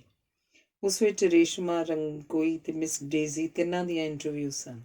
ਹੇਠਾਂ ਇੱਕ ਛੋਟਾ ਜਿਹਾ ਨੋਟ ਸੀ ਕਿ ਲੱਛਮੀ ਦੀ ਇੰਟਰਵਿਊ ਨਹੀਂ ਦੇ ਸਕੇ ਕਿਉਂਕਿ ਦੇਸ਼ ਲੈ ਜਾ ਕੇ ਉਹਦਾ ਬਾਪ ਉਹਦਾ ਵਿਆਹ ਕਰ ਆਇਆ ਹੈ। ਰਮਨੀਕ ਨੇ ਕੱਪੜੇ ਬਦਲੇ ਤੇ ਸਭ ਤੋਂ ਪਹਿਲਾਂ ਕੰਮ ਉਹਨਾਂ ਇੰਟਰਵਿਊਜ਼ ਨੂੰ ਪੜ੍ਹਨ ਦਾ ਕੀਤਾ। ਸਭ ਤੋਂ ਪਹਿਲਾਂ ਇੰਟਰਵਿਊ ਰੇਸ਼ਮਾ ਦੀ ਸੀ। ਇੰਟਰਵਿਊਅਰ ਨੇ ਪੁੱਛਿਆ ਸੀ, ਸੁਣਿਆ ਰੰਗੋਈ ਵਾਪਸ ਆ ਗਿਆ, ਕੀ ਤੂੰ ਉਹਨੂੰ ਮਾਫ਼ ਕਰਕੇ ਸਵੀਕਾਰ ਕਰ ਲਿਆ? ਰੇਸ਼ਮਾ, ਹਾਂ, ਉਹ ਵਾਪਸ ਆ ਗਿਆ। ਮੈਨੂੰ ਪਤਾ ਸੀ ਉਹ ਵਾਪਸ ਆ ਜਾਏਗਾ।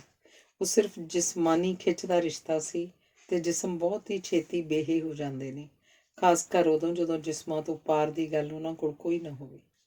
ਇੰਟਰਵਿਊਅਰ, ਤੇਰੇ ਕੋਲ ਜਿਸਮਾਂ ਤੋਂ ਪਾਰ ਦੀ ਕੀ ਗੱਲ ਹੈ? ਰੇਸ਼ਮਾ, ਮੇਰੇ ਕੋਲ ਮੇਰੀ ਬੇਟੀ ਹੈ। ਉਹ ਜਦੋਂ ਵੀ ਪਾਪਾ ਆ ਕੇ ਆਵਾਜ਼ ਦੇਏਗੀ ਉਹ ਇਨਕਾਰੀ ਕਿਵੇਂ ਹੋਏਗਾ? ਇੰਟਰਵਿਊਅਰ, ਤੂੰ ਮਿਸ ਡੇਜ਼ੀ ਨਾਲ ਉਹਦੇ ਸਬੰਧਾਂ ਨੂੰ ਜਰ ਕਿਵੇਂ ਲਿਆ? ਰੇਸ਼ਮਾ, ਬਸ ਇਉਂ ਹੀ, ਜਿਵੇਂ ਭੁੱਖ ਲੱਗਣ ਦੇ ਕੋਈ ਬੰਦਾ ਘਰ ਦੀ ਥਾਂ ਬਾਜ਼ਾਰੋਂ ਰੋਟੀ ਖਾ ਲੈਂਦਾ। ਇੰਟਰਵਿਊਅਰ, ਇਹ ਬਗੈਰਤਾ ਵਾਲੀ ਗੱਲ ਨਹੀਂ ਕਿ ਉਹਨੂੰ ਜੋ ਮਰਜ਼ੀ ਕਰਨ ਦਿੱਤਾ ਜਾਏ? ਰੇਸ਼ਮਾ, ਕੀ ਕਰਦੀ? ਲੜਾਈ ਝਗੜਾ ਕਰਕੇ ਉਹਨੂੰ ਹਮੇਸ਼ਾ ਲਈ ਗਵਾ ਦਿੰਦੀ। ਇੰਟਰਵਿਊਅਰ, ਅਜਿਹੇ ਆਦਮੀ ਨੂੰ ਰੱਖ ਕੇ ਕੀ ਕਰਨਾ ਜੋ ਤੁਹਾਨੂੰ ਧੋਖਾ ਦਿੰਦਾ ਹੈ, ਤੁਹਾਡੀ ਤੋਹੀਨ ਕਰਦਾ ਹੈ ਤੇ ਅੱਗੋਂ ਵੀ ਜਿਹਦਾ ਕੀ ਇਤਬਾਰ ਹੈ? ਰੇਸ਼ਮਾ, ਭਵਿੱਖ ਬਾਰੇ ਸੋਚਦੇ ਹਾਂ, ਵਰਤਮਾਨ ਨੂੰ ਵੀ ਕੋਲੋਂ ਦੀ ਲੰਘ ਜਾਣ ਦੇਈਏ, ਕਿੱਧਰ ਦੀ ਸਿਆਣਪ ਹੈ? ਇੰਟਰਵਿਊਅਰ, ਅੱਗੇ ਕੀ ਪਲਾਨ ਹੈ? ਰੇਸ਼ਮਾ, ਬਹੁਤ ਥੋੜ੍ਹੇ ਵਰ੍ਹੇ ਹੁੰਦੇ ਹਨ ਬੰਦੇ ਕੋਲ ਇਸ ਧਰਤੀ ਉੱਪਰ ਜਿਉਣ ਲਈ। ਕਿਉਂ ਸਮਾਂ ਦੂਜਿਆਂ ਬਾਰੇ ਸੋਚ ਕੇ ਬਰਬਾਦ ਕੀਤਾ ਜਾਏ? ਮੈਂ ਤਾਂ ਜਾਣਦੀ ਹਾਂ ਕਿ ਹਰ ਦਿਨ, ਹਰ ਪਲ ਕੀਮਤੀ ਹੈ। ਇਸ ਤੋਂ ਅੱਗੇ ਰਮਨੀਕ ਨੇ ਰੇਸ਼ਮਾ ਦੀ ਇੰਟਰਵਿਊ ਨਹੀਂ ਪੜ੍ਹੀ। ਪਤਾ ਨਹੀਂ ਕੀ ਸੋਚਦੀ ਰਹੀ। ਕੁਝ ਚਿਰ ਮਗਰੋਂ ਉੱਠ ਕੇ ਪਾਣੀ ਦਾ ਗਲਾਸ ਪੀਤਾ ਤੇ ਮਿਸ ਡੇਜ਼ੀ ਦੀ ਇੰਟਰਵਿਊ ਪੜ੍ਹਨ ਲੱਗੀ। ਇੰਟਰਵਿਊਅਰ ਨੇ ਪੁੱਛਿਆ ਸੀ, ਤੈਨੂੰ ਪਤਾ ਸੀ ਰੰਗੋਈ ਵਿਆਹਿਆ ਹੋਇਆ ਤੇ ਇੱਕ ਬੱਚੀ ਦਾ ਬਾਪ ਹੈ? ਉਹਦੀ ਔਰਤ ਵੀ ਸੋਹਣੀ ਹੈ, ਸਿਆਣੀ ਵੀ ਤੇ ਵੱਡੀ ਕਲਾਕਾਰ ਵੀ। ਫਿਰ ਵੀ ਤੂੰ ਉਹਦੇ ਚੱਕਰਾਂ 'ਚ ਪੈ ਗਈ। ਤੂੰ ਜੋ ਪੜ੍ਹੀ ਲਿਖੀ ਮਾਡਰਨ ਲੜਕੀ ਹੈ, ਤੈਨੂੰ ਤੇ ਕੋਈ ਵੀ ਬੰਦਾ ਪਸੰਦ ਕਰ ਸਕਦਾ ਸੀ। ਮਿਸ ਡੇਜ਼ੀ ਨੇ ਜਵਾਬ ਦਿੱਤਾ, ਮੈਂ ਰੰਗੋਈ ਨਾਲ ਕੁਝ ਸਮਾਂ ਵਧੀਆ ਗੁਜ਼ਾਰਿਆ, ਬਸ ਇੰਨਾ ਹੀ ਕਾਫੀ ਹੈ। ਉਹਦੀ ਕੋਈ ਬੀਵੀ ਹੈ ਜਾਂ ਬੇਟੀ ਹੈ, ਇਸ ਨਾਲ ਮੈਨੂੰ ਕੀ? ਮੈਂ ਕਿਹੜਾ ਉਹਦੇ ਨਾਲ ਵਿਆਹ ਕਰਨਾ ਸੀ? ਇੰਟਰਵਿਊਅਰ, ਵਿਆਹ ਦੇ ਇਰਾਦੇ ਤੋਂ ਬਿਨਾਂ ਹੀ ਇਸ ਤਰ੍ਹਾਂ ਦੇ ਨਜਾਇਜ਼ ਸੰਬੰਧ ਜਾਇਜ਼ ਸਨ?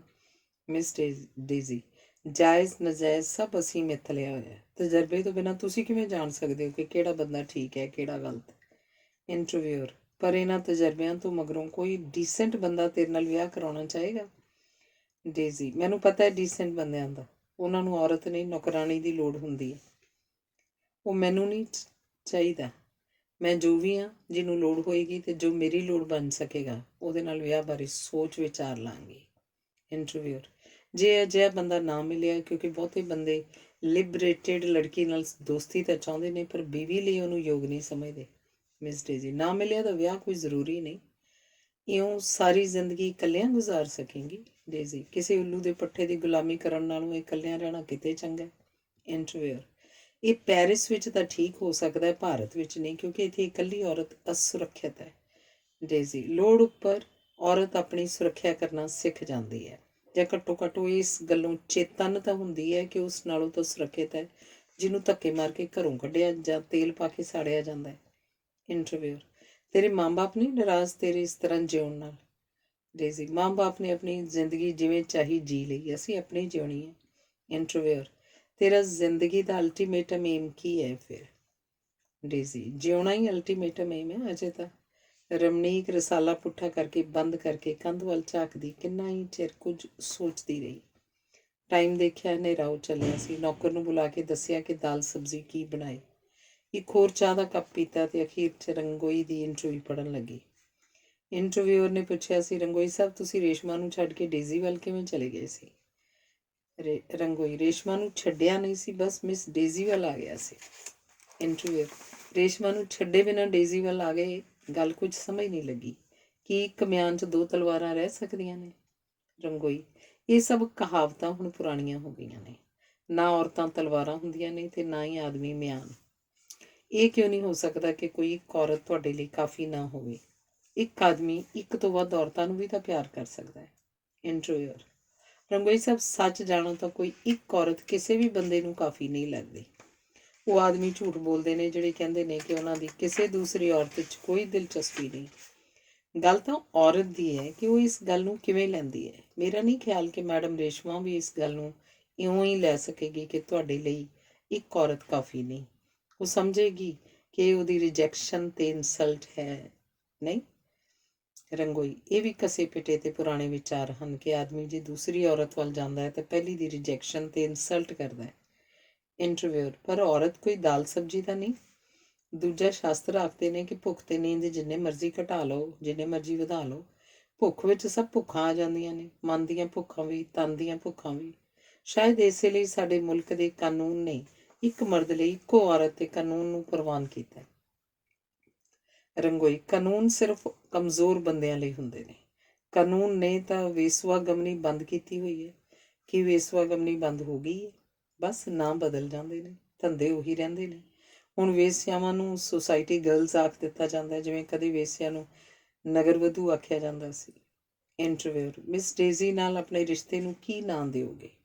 ਰੰਗੋਈ, ਕੋਈ ਵੀ ਨਾਂ ਦੇ ਕੇ ਮੈਂ ਉਸ ਰਿਸ਼ਤੇ ਨੂੰ ਲਿਮਿਟਿਡ ਨਹੀਂ ਕਰਨਾ ਚਾਹੁੰਦਾ। ਸੁੱਖ ਸਕੂਨ ਉਸ ਰਿਸ਼ਤੇ ਦੀ ਦੇਣ ਹਨ, ਉਹਦਾ ਮੈਂ ਦੇਣਦਾਰ ਹਾਂ। ਉਂਝ ਤਾਂ ਦੇਖਿਆ ਜਾਵੇ ਵਹੁਟੀ ਵੀ ਇੱਕ ਵੇਸਿਆ ਹੀ ਤਾਂ ਹੁੰਦੀ ਹੈ। ਇੰਟਰਵਿਊਅਰ, ਰੰਗੋਈ ਸਾਹਿਬ ਗ੍ਰਹਿਣੀ ਦੀ ਇਉਂ ਤੇ ਤੋਹੀਨ ਨਾ ਕਰੋ। ਰੰਗੋਈ, ਤੋਹੀਨ? ਗ੍ਰਹਿਣੀ ਨੂੰ ਤਾਂ ਮੈਂ ਸਗੋਂ ਇੱਕ ਘਟੀਆ ਵੇਸਿਆ ਸਮਝਦਾ ਜੋ ਆਪਣੇ ਕੰਮ ਦੇ ਬਦਲੇ ਕੋਈ ਮੁੱਲ ਵੀ ਨਹੀਂ ਲੈਂਦੀ। ਇੰਟਰਵਿਊਅਰ, ਵਿਆਹ ਪ੍ਰਥਾ ਜੋ ਸੇਕਰੇਡ ਸਮਝੀ ਜਾਂਦੀ ਹੈ ਉਸ ਪ੍ਰਤੀ ਏਡੇ ਘਟੀਆ ਸ਼ਬਦ ਤੇ ਨਾ ਵਰਤੋ। ਰੰਗੋਈ, ਪਵਿੱਤਰ ਤੇ ਅਪਵਿੱਤਰ ਸਾਡੀਆਂ ਆਪਣੀਆਂ ਮਿੱਥੀਆਂ ਹੋਈਆਂ ਗੱਲਾਂ ਨੇ। ਕੀ ਦ੍ਰੋਪਦੀ ਦੇ 5 ਪਤੀ ਨਹੀਂ ਸਨ? ਕੀ ਕ੍ਰਿਸ਼ਨ ਦੀਆਂ ਸੈਂਕੜੇ ਸਖੀਆਂ ਨਹੀਂ ਸਨ? ਕੀ ਮੁਹੰਮਦ ਦੇ 4 ਵਿਆਹ ਨਹੀਂ ਸਨ? ਕੀ ਜੀਸਸ ਕੁਆਰੀ ਮਾਂ ਦਾ ਪੁੱਤਰ ਨਹੀਂ ਸੀ? ਪਰ ਫਿਰ ਵੀ ਉਹ ਸਭ ਆਦਰਸ਼ਯੋਗ ਹਨ, ਨਹੀਂ? ਇੰਟਰਵਿਊਅਰ, ਤੁਹਾਡੇ ਅਨੁਸਾਰ ਕੁਝ ਵੀ ਨਾਜਾਇਜ਼ ਨਹੀਂ? ਰੰਗੋਈ, ਹੈ। ਜਦੋਂ ਆਦਮੀ ਆਪਣੀ ਕਾਇਰਤਾ ਨੂੰ ਆਪਣੀ ਸ੍ਰੇਸ਼ਟਤਾ ਬਣਾ ਕੇ ਪੇਸ਼ ਕਰਦਾ ਹੈ, ਜਦੋਂ ਆਦਮੀ ਆਪਣੇ ਆਪ ਦੇ ਅੱਗੇ ਹੀ ਝੂਠ ਬੋਲਦਾ ਹੈ ਕਿ ਉਹ ਇੱਕ ਨੇਕ ਆਦਮੀ ਹੈ, ਜਦੋਂ ਔਰਤ ਨੂੰ ਧੋਖਾ ਦਿੰਦਾ ਹੈ ਇਹ ਆਖ ਕੇ ਕਿ ਤੂੰ ਹੀ ਮੇਰੀਆਂ ਸੋਚਾਂ ਦਾ ਆਦ ਤੇ ਅੰਤ ਹੈ, ਤਾਂ ਮੈਂ ਸਮਝਦਾ ਕਿ ਉਹ ਬੰਦਾ ਹੀ ਨਾਜਾਇਜ਼ ਹੈ। ਇੰਟਰਵਿਊਅਰ, ਪਸ਼ੂ ਪੱਧਰ ਤੇ ਜਿਉਣਾ ਇਹਦਾ ਮਤਲਬ ਹੈ ਤੁਸੀਂ ਵਧੀਆ ਜਿਉਣਾ ਮੰਨਦੇ ਹੋ। ਰੰਗੋਈ, ਆਪਣੇ ਅੰਦਰਲੇ ਪਸ਼ੂ ਤੋਂ ਇਨਕਾਰੀ ਨਾ ਹੋ ਕੇ ਉਹਦੇ ਸੱਚ ਪ੍ਰਵਾਨ ਕਰਕੇ ਜਿਉਣਾ ਮੈਂ ਉਸ ਝੂਠ ਜਿਉਣ ਨਾਲੋਂ ਬਿਹਤਰ ਸਮਝਦਾ ਜਿੱਥੇ ਤੁਸੀਂ ਹਮੇਸ਼ਾ ਕੋਈ ਹੋਰ ਬਣ ਕੇ ਜਿਉਣ ਦੀ ਕੋਸ਼ਿਸ਼ ਕਰਦੇ ਰਹਿੰਦੇ ਹੋ। ਇੰਟਰਵਿਊਅਰ, ਪਰ ਤੁਹਾਡੇ ਇਹ ਸੱਚ ਔਰਤ ਕਿਵੇਂ ਜਰੇ? ਰੰਗੋਈ, ਇਹ ਸੋਚ ਕੇ ਕਿ ਆਪਣੇ ਕਰਮਾਂ ਦਾ ਮੈਂ ਖੁਦ ਜ਼ਿੰਮੇਵਾਰ ਹਾਂ, ਆਪਣੇ ਫੈਸਲੇ ਕਰਨ ਦਾ ਮੈਨੂੰ ਆਪ ਨੂੰ ਅਧਿਕਾਰ ਹੈ। ਇੰਟਰਵਿਊਅਰ, ਜੇ ਉਹ ਇਉਂ ਨਾ ਕਰ ਸਕੇ ਰੰਗੋਈ, ਫਿਰ ਉਹ ਆਪਣਾ ਰਾਹ ਨਿਖੇੜ ਲਵੇ।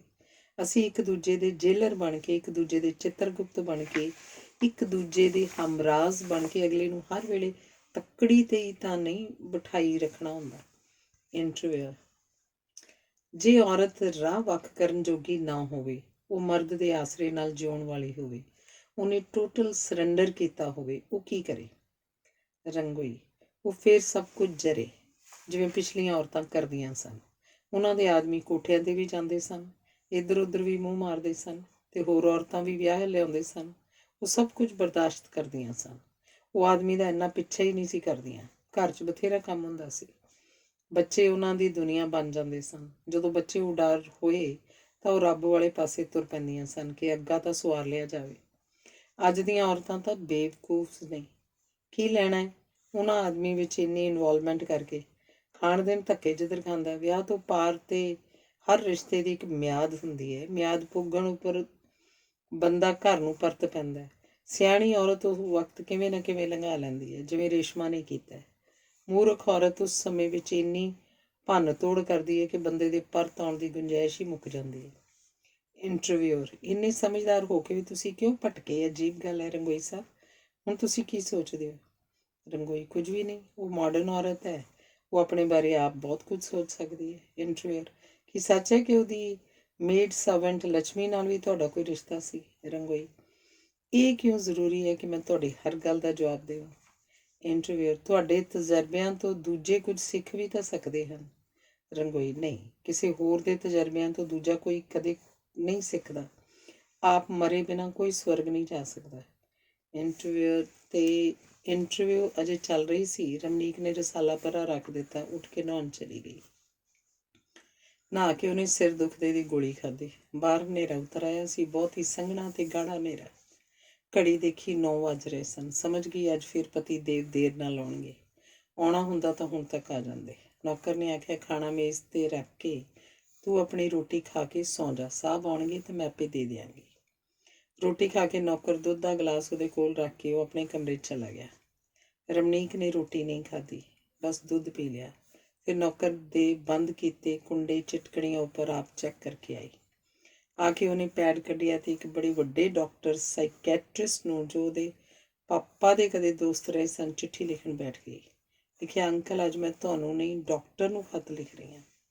ਡਾਕਟਰ ਸਾਹਿਬ, ਜੇ ਮੈਂ ਆਪਣੀ ਹਿਸਟਰੀ ਦੱਸਾਂ ਤਾਂ ਮੈਂ ਸਾਲਾਂ ਦੀ ਫਿਲਾਸਫੀ ਦੀ MA ਤੇ ਕਾਲਜ ਦੀ ਪ੍ਰੋਫੈਸਰ ਲੱਗੀ ਹੋਈ ਔਰਤ ਹਾਂ। ਮੇਰੀ ਸ਼ਕਲ ਸੂਰਤ ਵੀ ਮਾੜੀ ਨਹੀਂ। ਮੇਰੇ ਘਰ ਵਾਲੇ ਨੇ ਆਪ ਪਸੰਦ ਕਰਕੇ ਆਪ ਵਾਸਤਾ ਪਾ ਕੇ ਮੇਰੇ ਨਾਲ ਵਿਆਹ ਕੀਤਾ ਸੀ। ਮੇਰੇ ਤੋਂ ਪਹਿਲਾਂ ਉਹਦੀ ਇੱਕ ਵਹੁਟੀ ਸੀ ਜਿਸ ਨਾਲ ਉਹਦਾ ਡਿਵੋਰਸ ਹੋ ਗਿਆ। ਮੇਰੇ ਕਾਰਨ ਨਹੀਂ, ਮੇਰੇ ਜਾਣਨ ਤੋਂ ਬਹੁਤ ਪਹਿਲਾਂ। ਉਹਨੇ ਬਸ ਇੰਨਾ ਹੀ ਦੱਸਿਆ ਸੀ। ਉਸ ਔਰਤ ਨੂੰ ਮੇਰੀ ਉੱਕਾ ਪਰਵਾਹ ਨਹੀਂ ਸੀ। ਵਿਆਹ ਤੋਂ ਪਹਿਲਾਂ ਉਹਦਾ ਇੱਕ ਦੋਸਤ ਸੀ। ਦੋਸਤ ਹੋਣਾ ਮਾੜੀ ਗੱਲ ਨਹੀਂ ਸੀ, ਪਰ ਉਹ ਵਿਆਹ ਤੋਂ ਮਗਰੋਂ ਵੀ ਉਹਨੂੰ ਆਪਣੇ ਮਨ ਵਿੱਚੋਂ ਨਹੀਂ ਸੀ ਕੱਢ ਸਕੀ। ਉਹਨੇ ਇਹ ਵੀ ਦੱਸਿਆ ਕਿ ਉਹ ਔਰਤ ਬਹੁਤ ਸੋਹਣੀ ਸੀ ਤੇ ਉਹਨੂੰ ਆਪਣੇ ਸੁਹੱਪਣ ਉੱਪਰ ਬੜਾ ਮਾਣ ਸੀ। ਉਹਨੂੰ ਇਹ ਗੱਲ ਵੀ ਹਮੇਸ਼ਾ ਯਾਦ ਆਉਂਦੀ ਸੀ ਕਿ ਉਹ ਅਮੀਰਾਂ ਦੀ ਧੀ ਹੈ। ਗਹਿਣਿਆਂ ਕੱਪੜਿਆਂ ਦੀ ਬਹੁਤ ਸ਼ੌਕੀਨ ਸੀ। ਬੰਦਿਆਂ ਨੂੰ ਮਗਰ ਲਾਉਣਾ ਵੀ ਉਹਦਾ ਸ਼ੌਕ ਸੀ। ਬੰਦੇ ਆਪ ਜੋ ਮਰਜ਼ੀ ਕਰਨ, ਔਰਤਾਂ ਦੀਆਂ ਇਹੋ ਜਿਹੀਆਂ ਗੱਲਾਂ ਉਹਨਾਂ ਤੋਂ ਜਰੀਆਂ ਨਹੀਂ ਜਾਂਦੀਆਂ। ਤੇ ਇਹਨਾਂ ਨੇ ਡਿਵੋਰਸ ਦੇ ਦਿੱਤਾ। ਇਸੇ ਤਰ੍ਹਾਂ ਇਹਨਾਂ ਨੂੰ ਆਪਣੀ ਭੈਣ ਬੁਰੀ ਲੱਗਦੀ ਹੈ। ਉਹ ਕਾਲਜ ਪੜ੍ਹਦੀ ਹੈ। ਹਰ ਸਾਲ ਆਪਣਾ ਦੋਸਤ ਬਦਲ ਲੈਂਦੀ ਹੈ। ਉਹਨੂੰ ਇਸ ਗੱਲ ਦੀ ਕੋਈ ਪਰਵਾਹ ਨਹੀਂ ਕਿ ਮੇਰੇ ਭਰਾ ਨੂੰ ਇਹ ਸਭ ਕੁਝ ਕਿਵੇਂ ਲੱਗਦਾ ਹੈ। ਆਪਣੇ ਦੋਸਤਾਂ ਤੇ ਉਹਨਾਂ ਦੇ ਰਿਸ਼ਤੇਦਾਰਾਂ ਤੇ ਡਾਕਟਰ ਸਾਹਿਬ ਨੂੰ ਦਿਖਾਉਣ ਨੂੰ ਤੁਰ ਪੈਂਦੀ ਹੈ। ਉਹਨੂੰ ਜੇ ਇਹ ਕੁਝ ਆਖਦੇ ਨੇ ਤਾਂ ਉਲਟਾ ਗਲ ਪੈ ਜਾਂਦੀ ਹੈ ਕਿ ਆਪ ਤਾਂ ਲਵ ਮੈਰਿਜ ਕਰਾ ਲਈ, ਲੋਕਾਂ ਨੂੰ ਮੱਤਾ ਦਿੰਦਾ ਫਿਰਦਾ। ਇਸੇ ਤਰ੍ਹਾਂ ਆਸਟ੍ਰੇਲੀਆ ਉਹਨਾਂ ਦਾ ਇੱਕ ਭਰਾ ਰਹਿੰਦਾ ਸੀ। ਉੱਥੇ ਐਕਸੀਡੈਂਟ ਨਾਲ ਮਰ ਗਿਆ। ਉਹਦੀ ਘਰਵਾਲੀ ਨੇ ਆਪਣੇ ਤੋਂ 10 ਸਾਲ ਛੋਟੇ ਨੀਗਰੋ ਨਾਲ ਵਿਆਹ ਕਰਾ ਲਿਆ। ਔਰਤਾਂ ਦੀਆਂ ਅਜਿਹੀਆਂ ਗੱਲਾਂ ਦੇਖ ਕੇ ਡਾਕਟਰ ਸਾਹਿਬ ਕਈ ਕਿਸਮ ਦੇ ਕੰਪਲੈਕਸ ਲੈ ਕੇ ਬੈਠ ਗਏ ਨੇ। ਜਦੋਂ ਇਹਨਾਂ ਨੇ ਮੈਨੂੰ ਸ਼ਾਦੀ ਲਈ ਪੁੱਛਿਆ ਤਾਂ ਪਾਪਾ ਇਸ ਹੱਕ ਵਿੱਚ ਨਹੀਂ ਸਨ। ਉਹ ਆਖਦੇ ਸਨ ਕਿ ਇਹ ਆਦਮੀ ਮੈਨੂੰ ਗੁੰਝਲਦਾਰ ਜਿਹਾ ਲੱਗਦਾ ਹੈ। ਪਰ ਮੈਂ ਉਹੀ ਗੱਲ ਕਰਨਾ ਚਾਹੁੰਦੀ ਜੋ ਪਾਪਾ ਨੂੰ ਠੀਕ ਨਾ ਲੱਗਦੀ ਹੋਵੇ। ਸ਼ਾਇਦ ਮੈਂ ਪਾਪਾ ਨੂੰ ਅੰਦਰੋਂ ਹਰਟ ਕਰਨਾ ਚਾਹੁੰਦੀ ਸੀ। ਮੰਮੀ ਜਦੋਂ ਮਰੀ ਸੀ, ਪਾਪਾ ਨੇ ਮੇਰੀ ਜਿੱਡੀ ਹੀ ਲੜਕੀ ਪਿੰਡੋਂ ਵਿਆਹ ਲਿਆਂਦੀ ਸੀ ਕਿ ਘਰ ਦੀ ਦੇਖਭਾਲ ਕੌਣ ਕਰੇ। ਮੇਰੇ ਜਿੱਡੀ ਲੜਕੀ ਨਾਲ ਸ਼ਾਦੀ ਮਗਰੋਂ ਪਾਪਾ ਜਿਵੇਂ ਮੈਨੂੰ ਆਦਮੀ ਕੋਈ ਹੋਰ ਲੱਗਣ ਲੱਗ ਪਏ ਸਨ। ਮੈਂ ਉਹਨਾਂ ਤੋਂ ਬਹੁਤ ਡਰਨ ਲੱਗ ਪਈ ਸੀ। ਉਹ ਜਿਵੇਂ ਪਾਪਾ ਨਾ ਹੋ ਕੇ ਸਿਰਫ ਇੱਕ ਆਦਮੀ ਰਹਿ ਗਏ ਸਨ। ਪਾਪਾ ਨੂੰ ਜਵਾਨ ਧੀ ਤੇ ਜਵਾਨ ਵਹੁਟੀ ਘਰ 'ਚ ਠੀਕ ਨਹੀਂ ਸੀ ਲੱਗੀਆਂ। ਮੈਨੂੰ ਹੋਸਟਲ ਭੇਜ ਦਿੱਤਾ। ਮੈਂ ਛੁੱਟੀਆਂ ਵਿੱਚ ਵੀ ਘਰ ਨਹੀਂ ਸੀ ਜਾਂਦੀ। ਉਹ ਘਰ ਮੈਨੂੰ ਆਪਣਾ ਘਰ ਨਹੀਂ ਸੀ ਲੱਗਦਾ। ਕਦੇ ਕਿਸੇ ਪੜ੍ਹਾਈ, ਕਿਸੇ ਟਿਊਸ਼ਨ ਦਾ ਬਹਾਨਾ ਕਰਕੇ ਹੋਸਟਲ ਹੀ ਰਹਿ ਜਾਂਦੀ। ਕਦੇ ਆਪਣੀ ਕਿਸੇ ਸਹੇਲੀ ਨਾਲ ਉਹਦੇ ਘਰ ਚਲੀ ਜਾਂਦੀ। MA ਕਰਦਿਆਂ ਹੀ ਮੈਨੂੰ ਨੌਕਰੀ ਮਿਲ ਗਈ ਕਿਉਂਕਿ ਮੈਂ ਗੋਲਡ ਮੈਡਲਿਸਟ ਸੀ। ਮੈਂ ਇੱਕ ਵਾਰੀ ਕਾਫੀ ਬਿਮਾਰ ਹੋ ਗਈ ਸੀ। ਸਾਰੇ ਟੈਸਟ ਕਰਾਏ, ਠੀਕ ਸਨ, ਪਰ ਮੇਰਾ ਸਿਰ ਜਿਵੇਂ ਖਾਲੀ ਹੋ ਗਿਆ ਸੀ। ਮੇਰੇ ਹੱਥ ਪੈਰ ਟੁੱਟਦੇ ਰਹਿੰਦੇ। ਆਖਿਰ ਡਾਕਟਰ ਸਾਹਿਬ ਨੇ ਲੱਭਿਆ ਕਿ ਮੈਨੂੰ ਡਿਪਰੈਸ਼ਨ ਹੈ। ਡਿਪਰੈਸ਼ਨ ਦੀਆਂ ਦਵਾਈਆਂ ਦੇਣ ਨਾਲ ਤੇ ਇਹਨਾਂ ਦੀ ਕੇਅਰ ਨਾਲ ਮੈਂ ਠੀਕ ਹੋ ਗਈ। ਇੱਕ ਦਿਨ ਇਹਨਾਂ ਨੇ ਮੈਨੂੰ ਵਿਆਹ ਲਈ ਪੁੱਛਿਆ ਤਾਂ ਮੈਂ ਪਾਪਾ ਨੂੰ ਵੀ ਦੱਸਣਾ ਨਹੀਂ ਸੀ ਚਾਹੁੰਦੀ। ਪਾਪਾ ਦੇ ਹੁਣੇ ਪੁੱਤਰ ਹੋਇਆ ਸੀ। ਉਹ ਬੜਾ ਖੁਸ਼ ਸੀ, ਉਹਨੂੰ ਵਾਰਸ ਮਿਲ ਗਿਆ ਸੀ, ਪਰ ਇਹ ਆਪ ਪਾਪਾ ਨੂੰ ਮਿਲਣ ਚਲੇ ਗਏ। ਉਸ ਤੋਂ ਮਗਰੋਂ ਪਾਪਾ ਮੇਰੇ ਕੋਲ ਆਏ ਕਿ ਇਹ ਆਦਮੀ ਮੈਨੂੰ ਠੀਕ ਨਹੀਂ ਲੱਗਿਆ। ਮੈਂ ਪਾਪਾ ਨੂੰ ਆਖਿਆ, ਆਦਮੀ ਸਾਰੇ ਇੱਕੋ ਜਿਹੇ ਹੁੰਦੇ ਨੇ, ਠੀਕ ਬੇਠੀਕ ਦਾ ਕੀ ਹੈ? ਮੈਂ ਨੌਕਰੀ ਕਰਦੀ ਹਾਂ, ਆਪਣੀ ਰੋਟੀ ਆਪ ਕਮਾਉਂਦੀ ਹਾਂ, ਮੇਰਾ ਇਹ ਬੰਦਾ ਕੀ ਵਿਗਾੜ ਸਕਦਾ ਹੈ? ਪਾਪਾ ਮੇਰੇ ਬੋਲਾਂ ਦੀ ਸਖਤਾਈ ਤੋਂ ਸਭ ਸਮਝ ਗਏ। ਉਹਨਾਂ ਸਾਦਾ ਜਿਹਾ ਵਿਆਹ ਆਪ ਹੀ ਕਰ ਦਿੱਤਾ। ਵਿਆਹ ਤੋਂ ਮਗਰੋਂ ਸਾਡੇ ਕੋਲ ਇੱਕ ਪੁੱਤਰ ਪੈਦਾ ਹੋ ਗਿਆ। ਮੈਨੂੰ ਲੱਗਦਾ ਸੀ ਹੋਰ ਬੰਦਾ ਕੀ ਚਾਹ ਸਕਦਾ ਹੈ, ਪਰ ਇਹਦੇ ਬਾਵਜੂਦ ਕਿਧਰੇ ਕੁਝ ਗਲਤ ਹੋ ਗਿਆ। ਮੇਰੇ ਪਤੀ ਨੂੰ ਘਰ ਕੈਦ ਲੱਗਦਾ ਹੈ। ਬੇਟਾ ਅਸੀਂ ਹੋਸਟਲ 'ਚ ਪਾ ਦਿੱਤਾ ਹੈ। ਜ਼ਰੂਰ ਮੇਰੇ 'ਚ ਘਾਟ ਹੋਏਗੀ। ਉਹ ਹਰ ਵੇਲੇ ਮਰੀਜ਼ਾਂ 'ਚ ਉਲਝਿਆ ਰਹਿੰਦਾ ਹੈ। ਭਾਵੇਂ ਇਹ ਕੰਮ ਪੁੰਨ ਦਾ ਹੈ, ਪਰ ਇੰਨਾ ਵੀ ਕੀ ਹੋਇਆ ਕਿ ਬੰਦੇ ਨੂੰ ਆਪ ਜਿਉਂਦੇ ਦੀ ਤੇ ਨਾਲ ਵਾਲਿਆਂ ਦੇ ਜਿਉਂਦੇ ਹੋਣ ਦੀ ਕੋਈ ਫਿਕਰ ਵੀ ਨਾ ਹੋਵੇ। ਬਾਹਰਲੇ ਲੋਕ ਤਾਂ ਵੱਡੇ ਡਾਕਟਰ ਦੀ ਬੇਹੱਦ ਤਾਰੀਫ ਕਰਦੇ ਨੇ। ਘਰ ਵਿੱਚ ਤਾਂ ਡਾਕਟਰ ਥੱਕਿਆ ਟੁੱਟਿਆ ਹੀ ਆਉਂਦਾ ਹੈ। ਘਰ 'ਚ ਹਾਜ਼ਰ ਹੁੰਦੇ ਉਹ ਗੈਰ ਹਾਜ਼ਰ ਹੁੰਦਾ ਹੈ। ਮੈਂ ਸੋਚਾਂ ਹੀ ਪੜ੍ਹ ਸਕਦੀ ਹਾਂ। ਮੈਂ ਸਭ ਜਾਣਦੀ ਹੋਈ ਵੀ ਅਣਜਾਣ ਬਣੀ ਰਹਿੰਦੀ ਹਾਂ, ਤਾਂ ਜੋ ਉਹਨੂੰ ਭੁਲੇਖਾ ਬਣਿਆ ਰਹੇ ਕਿ ਮੈਨੂੰ ਕੁਝ ਪਤਾ ਨਹੀਂ। ਮੈਂ ਉਹਦੀਆਂ ਭੁੱਖਾਂ ਦੇ ਫਿਜ਼ੀਕਲ ਤੋਂ ਲੈ ਕੇ ਮੈਟਾਫਿਜ਼ੀਕਲ ਕਾਰਨ ਤਲਾਸ਼ ਕਰਦੀ ਰਹਿੰਦੀ ਹਾਂ। ਮੇਰੀ ਚੁੱਪ ਨੂੰ ਉਹਨੇ ਮੇਰੀ ਕਮਜ਼ੋਰੀ ਸਮਝ ਲਿਆ। ਕੁਝ ਚਿਰ ਉਹ ਆਪਣੀਆਂ ਜਿੱਤਾਂ ਦੀਆਂ ਝੂਠੀਆਂ ਸੱਚੀਆਂ ਕਹਾਣੀਆਂ ਹੀ ਸੁਣਾਉਂਦਾ ਰਿਹਾ। ਮੈਂ ਸੋਚਦੀ ਮੇਰੀ ਤਲਖੀ ਉਹਨੂੰ ਘਰ ਪ੍ਰਤੀ ਹੋਰ ਉਪਰਾਮ ਕਰ ਦੇਗੀ, ਜਿਸ ਕਰਕੇ ਇਉਂ ਹੀ ਦਿਖਾਉਂਦੀ ਰਹੀ ਜਿਵੇਂ ਇਹ ਤਾਂ ਗੱਲਾਂ ਹੀ ਕੁਝ ਨਹੀਂ। ਹੁਣ ਸਥਿਤੀ ਇੱਥੇ ਪਹੁੰਚ ਗਈ ਹੈ ਜਿਵੇਂ ਉਹਨੂੰ ਮੇਰੀ ਹੋਂਦ ਦਿਸਦੀ ਹੀ ਨਹੀਂ। ਬੜਾ ਵੱਡਾ ਨਾਮ ਹੈ ਉਹਦਾ ਦਿਲ ਦੇ ਡਾਕਟਰਾਂ ਵਿੱਚੋਂ, ਪਰ ਮੈਨੂੰ ਲੱਗਦਾ ਹੈ ਉਹਨੂੰ ਉਸੇ ਦਿਲ ਦੀ ਸਮਝ ਹੈ ਜਿਹੜਾ ਲਹੂ ਮਾਸ ਦਾ ਲੋਥੜਾ ਹੈ। ਉਸ ਦਿਲ ਦੀ ਸਮਝ ਨਹੀਂ ਜਿਹੜਾ ਮਹਿਸੂਸ ਵੀ ਕਰਦਾ ਹੈ। ਮੈਂ ਉਹਦੀਆਂ ਸੋਚਾਂ ਵੀ ਦੇਖ ਸਕਦੀ ਹਾਂ। ਉਹਨੂੰ ਬਹੁਤ ਚੰਗਾ ਲੱਗਦਾ ਹੈ ਜੇ ਮੈਂ ਕੁਝ ਦਿਨਾਂ ਲਈ ਬੇਟੇ ਦੇ ਸ਼ਹਿਰ ਚਲੀ ਜਾਂਦੀ ਹਾਂ। ਉਹਨਾਂ ਦਿਨਾਂ 'ਚੋਂ ਬਹੁਤ ਸੁਰਖਰੂ ਮਹਿਸੂਸ ਕਰਦਾ ਹੈ, ਕਿਉਂਕਿ ਫਿਰ ਉਹਨੂੰ ਇੰਟਰਨੈੱਟ 'ਤੇ ਰਿਸਰਚ ਕਰਨ ਤੋਂ ਕੋਈ ਨਹੀਂ ਰੋਕ ਸਕਦਾ। ਖਾਣ ਪੀਣ ਲਈ ਕੋਈ ਨਹੀਂ ਆਖਦਾ। ਮੋਬਾਈਲ ਬੰਦ ਕਰ ਦਿੰਦਾ ਹੈ। ਟੈਲੀਫੋਨ ਦਾ ਰਿਸੀਵਰ ਚੁੱਕ ਕੇ ਪਰੇ ਰੱਖ ਦਿੰਦਾ ਹੈ। ਇਸ ਤਰ੍ਹਾਂ ਨਾਲ ਕਈ ਵਾਰੀ ਮੈਨੂੰ ਆਪਣਾ ਆਪਾ ਵਾਧੂ ਤੇ ਬੇਮਤਲਬ ਲੱਗਣ ਲੱਗ ਜਾਂਦਾ ਹੈ। ਫਿਰ ਆਪ ਹੀ ਸੋਚਦੀ ਹਾਂ, ਅਸੀਂ ਆਪਣੀ ਖੁਸ਼ੀ ਲਈ ਕਿਸੇ ਦੂਜੇ 'ਤੇ ਨਿਰਭਰ ਕਿਉਂ ਹੁੰਦੇ ਹਾਂ? ਅਸਲ ਵਿੱਚ ਘਰ 'ਚ ਕੀਮਤੀ ਚੀਜ਼ਾਂ ਰੱਖਣ ਤੋਂ ਲੈ ਕੇ ਸਾਫ਼ ਸਫਾਈ ਵੱਲ ਮੈਂ ਬਹੁਤ ਧਿਆਨ ਦਿੰਦੀ ਸੀ। ਪਿੱਛੇ ਜੇ ਮੈਂ ਕਾਫੀ ਬਿਮਾਰ ਹੋ ਗਈ ਸੀ।